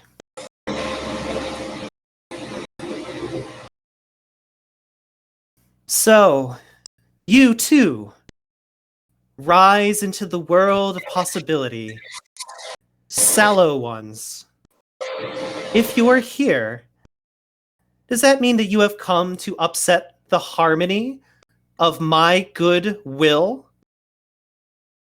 Surely, you must know already. Human suffering is what births the angst which trouble the world so. These weak humans need an absolute as a foundation of their faith. Something that can banish despair. And that is God. God wished for man to become the extensions of his order so that we need not harbor unnecessary anxieties. Why can you not see God's affection for us? Perhaps because you are nothing but infants, unborn, of common stock, after all. I am no longer the entities of man you know as Melekesh, Helios, or Prometheus. I am the Lord's watcher and torchbearer, the Seraph, Daniel. Foolish ones who churlishly refuse the hand of salvation that the Lord has extended to you. I shall reduce you to ash for the sake of a new millennium of order. Salvation is no longer open to you. The Lord has withdrawn mercy toward you for all eternity. Heathens and unclean ones, be sundered by the Lord Almighty's power and perish. And with that, you feel a strong tug within your corpus, and you feel your shadow begin to go into catharsis. And that will end today's game session. Everyone's psyche goes into catharsis. Hooray! Yay. Well, All time to go right. fight. So next game will obviously take place in front of the Battle of Los Angeles. That's a great album, by the way. Yeah. All right. So, how many character sheets should we create? As many as there are players participating in battle against an archangelic. Yeah, no, I'm definitely planning on creating a new character sheet. Same here, and it can't Hey. even be the twin because all her feathers would be in California, so she'd die too. I think we got this. We can do this. I mean, I'll be perfectly honest.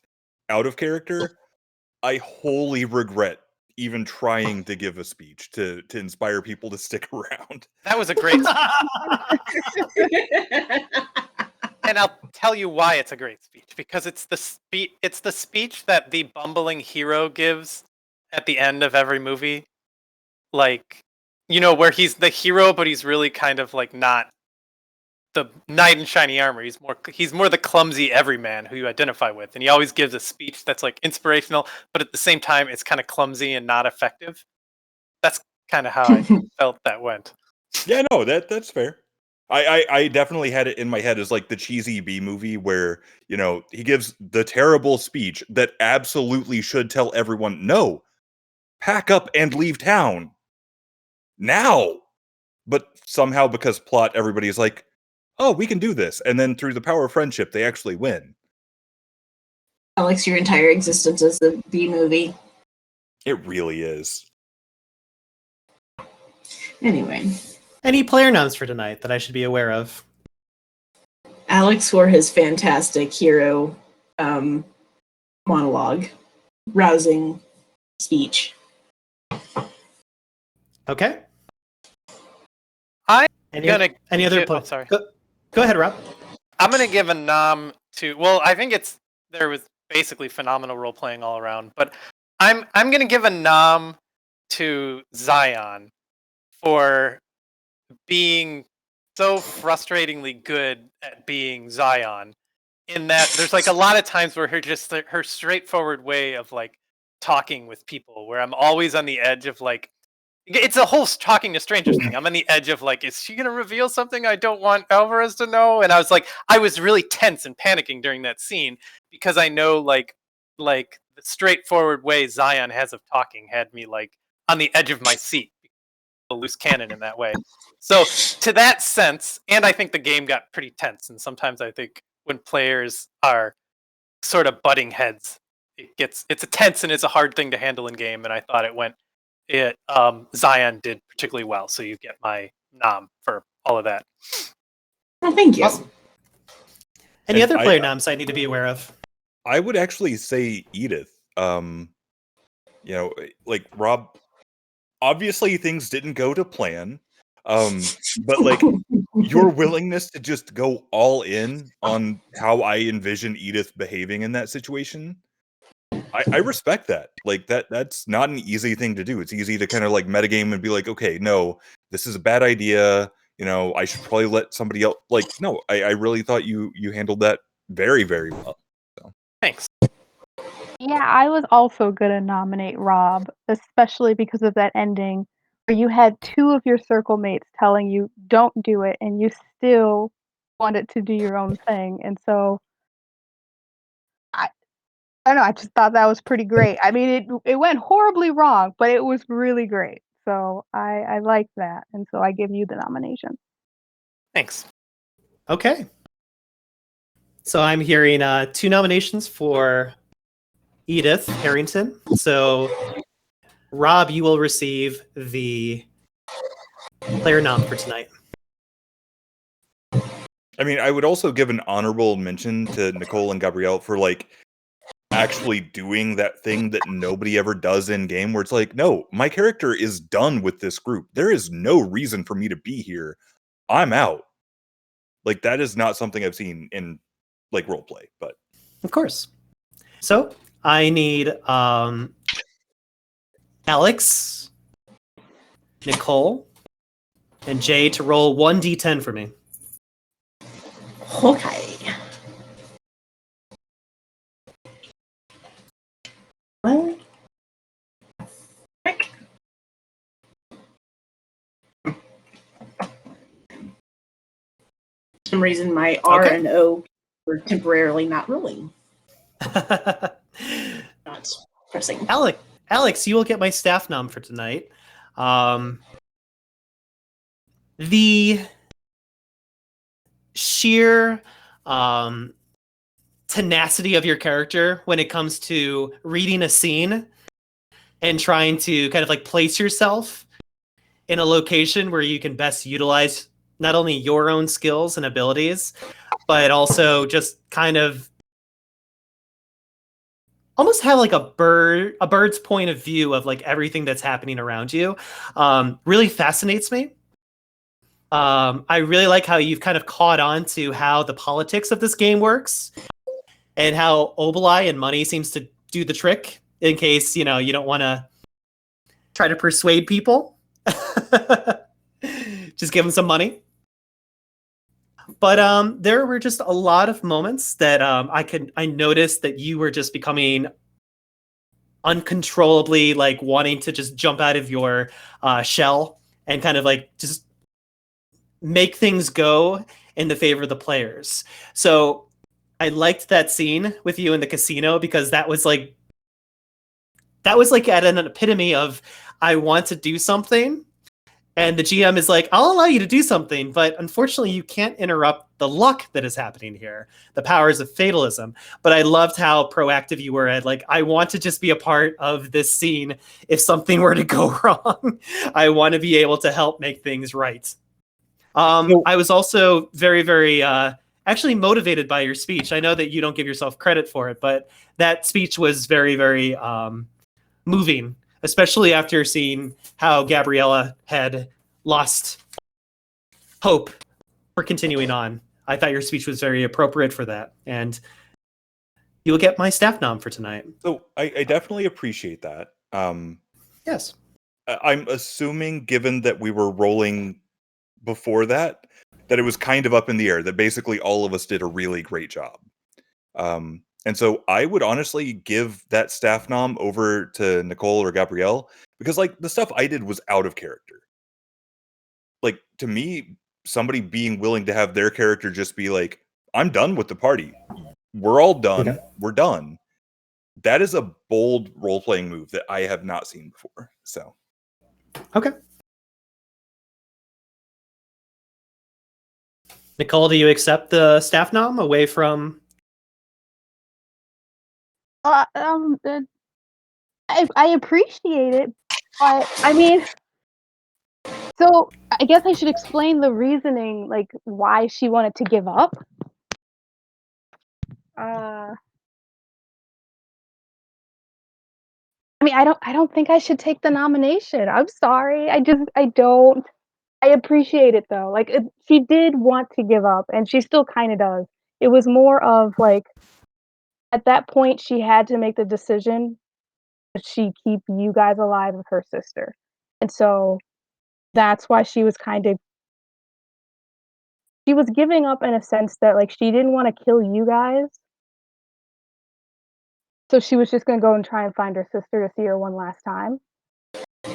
But she felt bad after your speech, if that makes sense. But yeah, no, like using the out of game knowledge that I have, I mean, it does put it in a different light. But no, like I don't know. I feel like I have a tendency to kind of choose scenery, and I want to get away from that. So I try to downplay anything I'm doing out of character. So if Alex, you don't want it, I'll take it. I mean, I'm not going to say no, but... Alex, your staff nom has been declined by Nicole, so it'll go back to you again.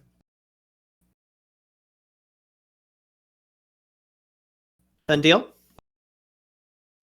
Sure. I mean, I appreciate the kudos, I guess. Yeah, absolutely. And to the credit of both Jay and Nicole, Jay, I loved the scene with you and Alvarez. I thought that went swimmingly. That was supposed to be a very tense scene. And the fact that she was one of your contacts made it a lot more breathable for that moment. If she was not a contact of yours, this could have gone terribly awry. Terribly awry. So that was much appreciated, especially accepting the terms of, well, let's just play a game of cards and see who wins. And then secondly, Nicole, I really, really enjoyed the fact that you were role playing your character terribly well after you had received that news from Cowrie.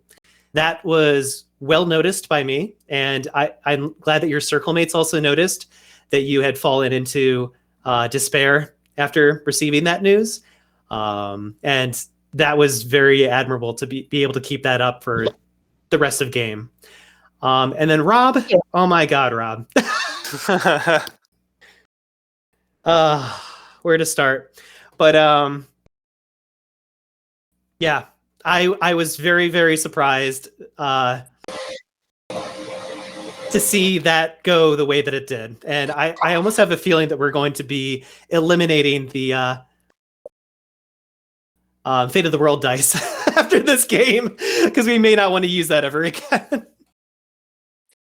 You mean you got to take the good with the bad? No, that's true. That is very true. Yeah. Yeah. So major kudos to everyone involved. I hope everybody had an enjoyable time, even though it was a very tense game. The stakes were very high. Obviously, we have an archangelic that has made its way to the surface and has undone the shroud that separates the Shadowlands from the Skinlands. And, what the heck? We are going to do everything in our power to fight that opposition. So next game will most likely be the battle against the Archangelic. It will not be easy, and it will not be pretty, unfortunately. Don't die. So please take this with a grain of salt from me. Instead of doing podcasts, what I would like to do is character creation moments with each of you to create a new character. That's my way of saying that most likely people are not going to survive this next conflict in game. And so it's nice to have a backup character ready to go to take over. Before we wrap things up, I just wanted to ask really quickly from you in the group, and I'll stop the recording with Greg so that we can discuss this briefly with you guys, just to kind of gain a gauge of where you guys are at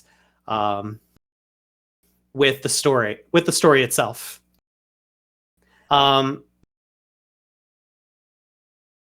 Next game will be taking place on February 27th. It is called Chapter 18, Tooth, Nail, and Bone. As if to put tooth, nail, and bone into this last fight to save California.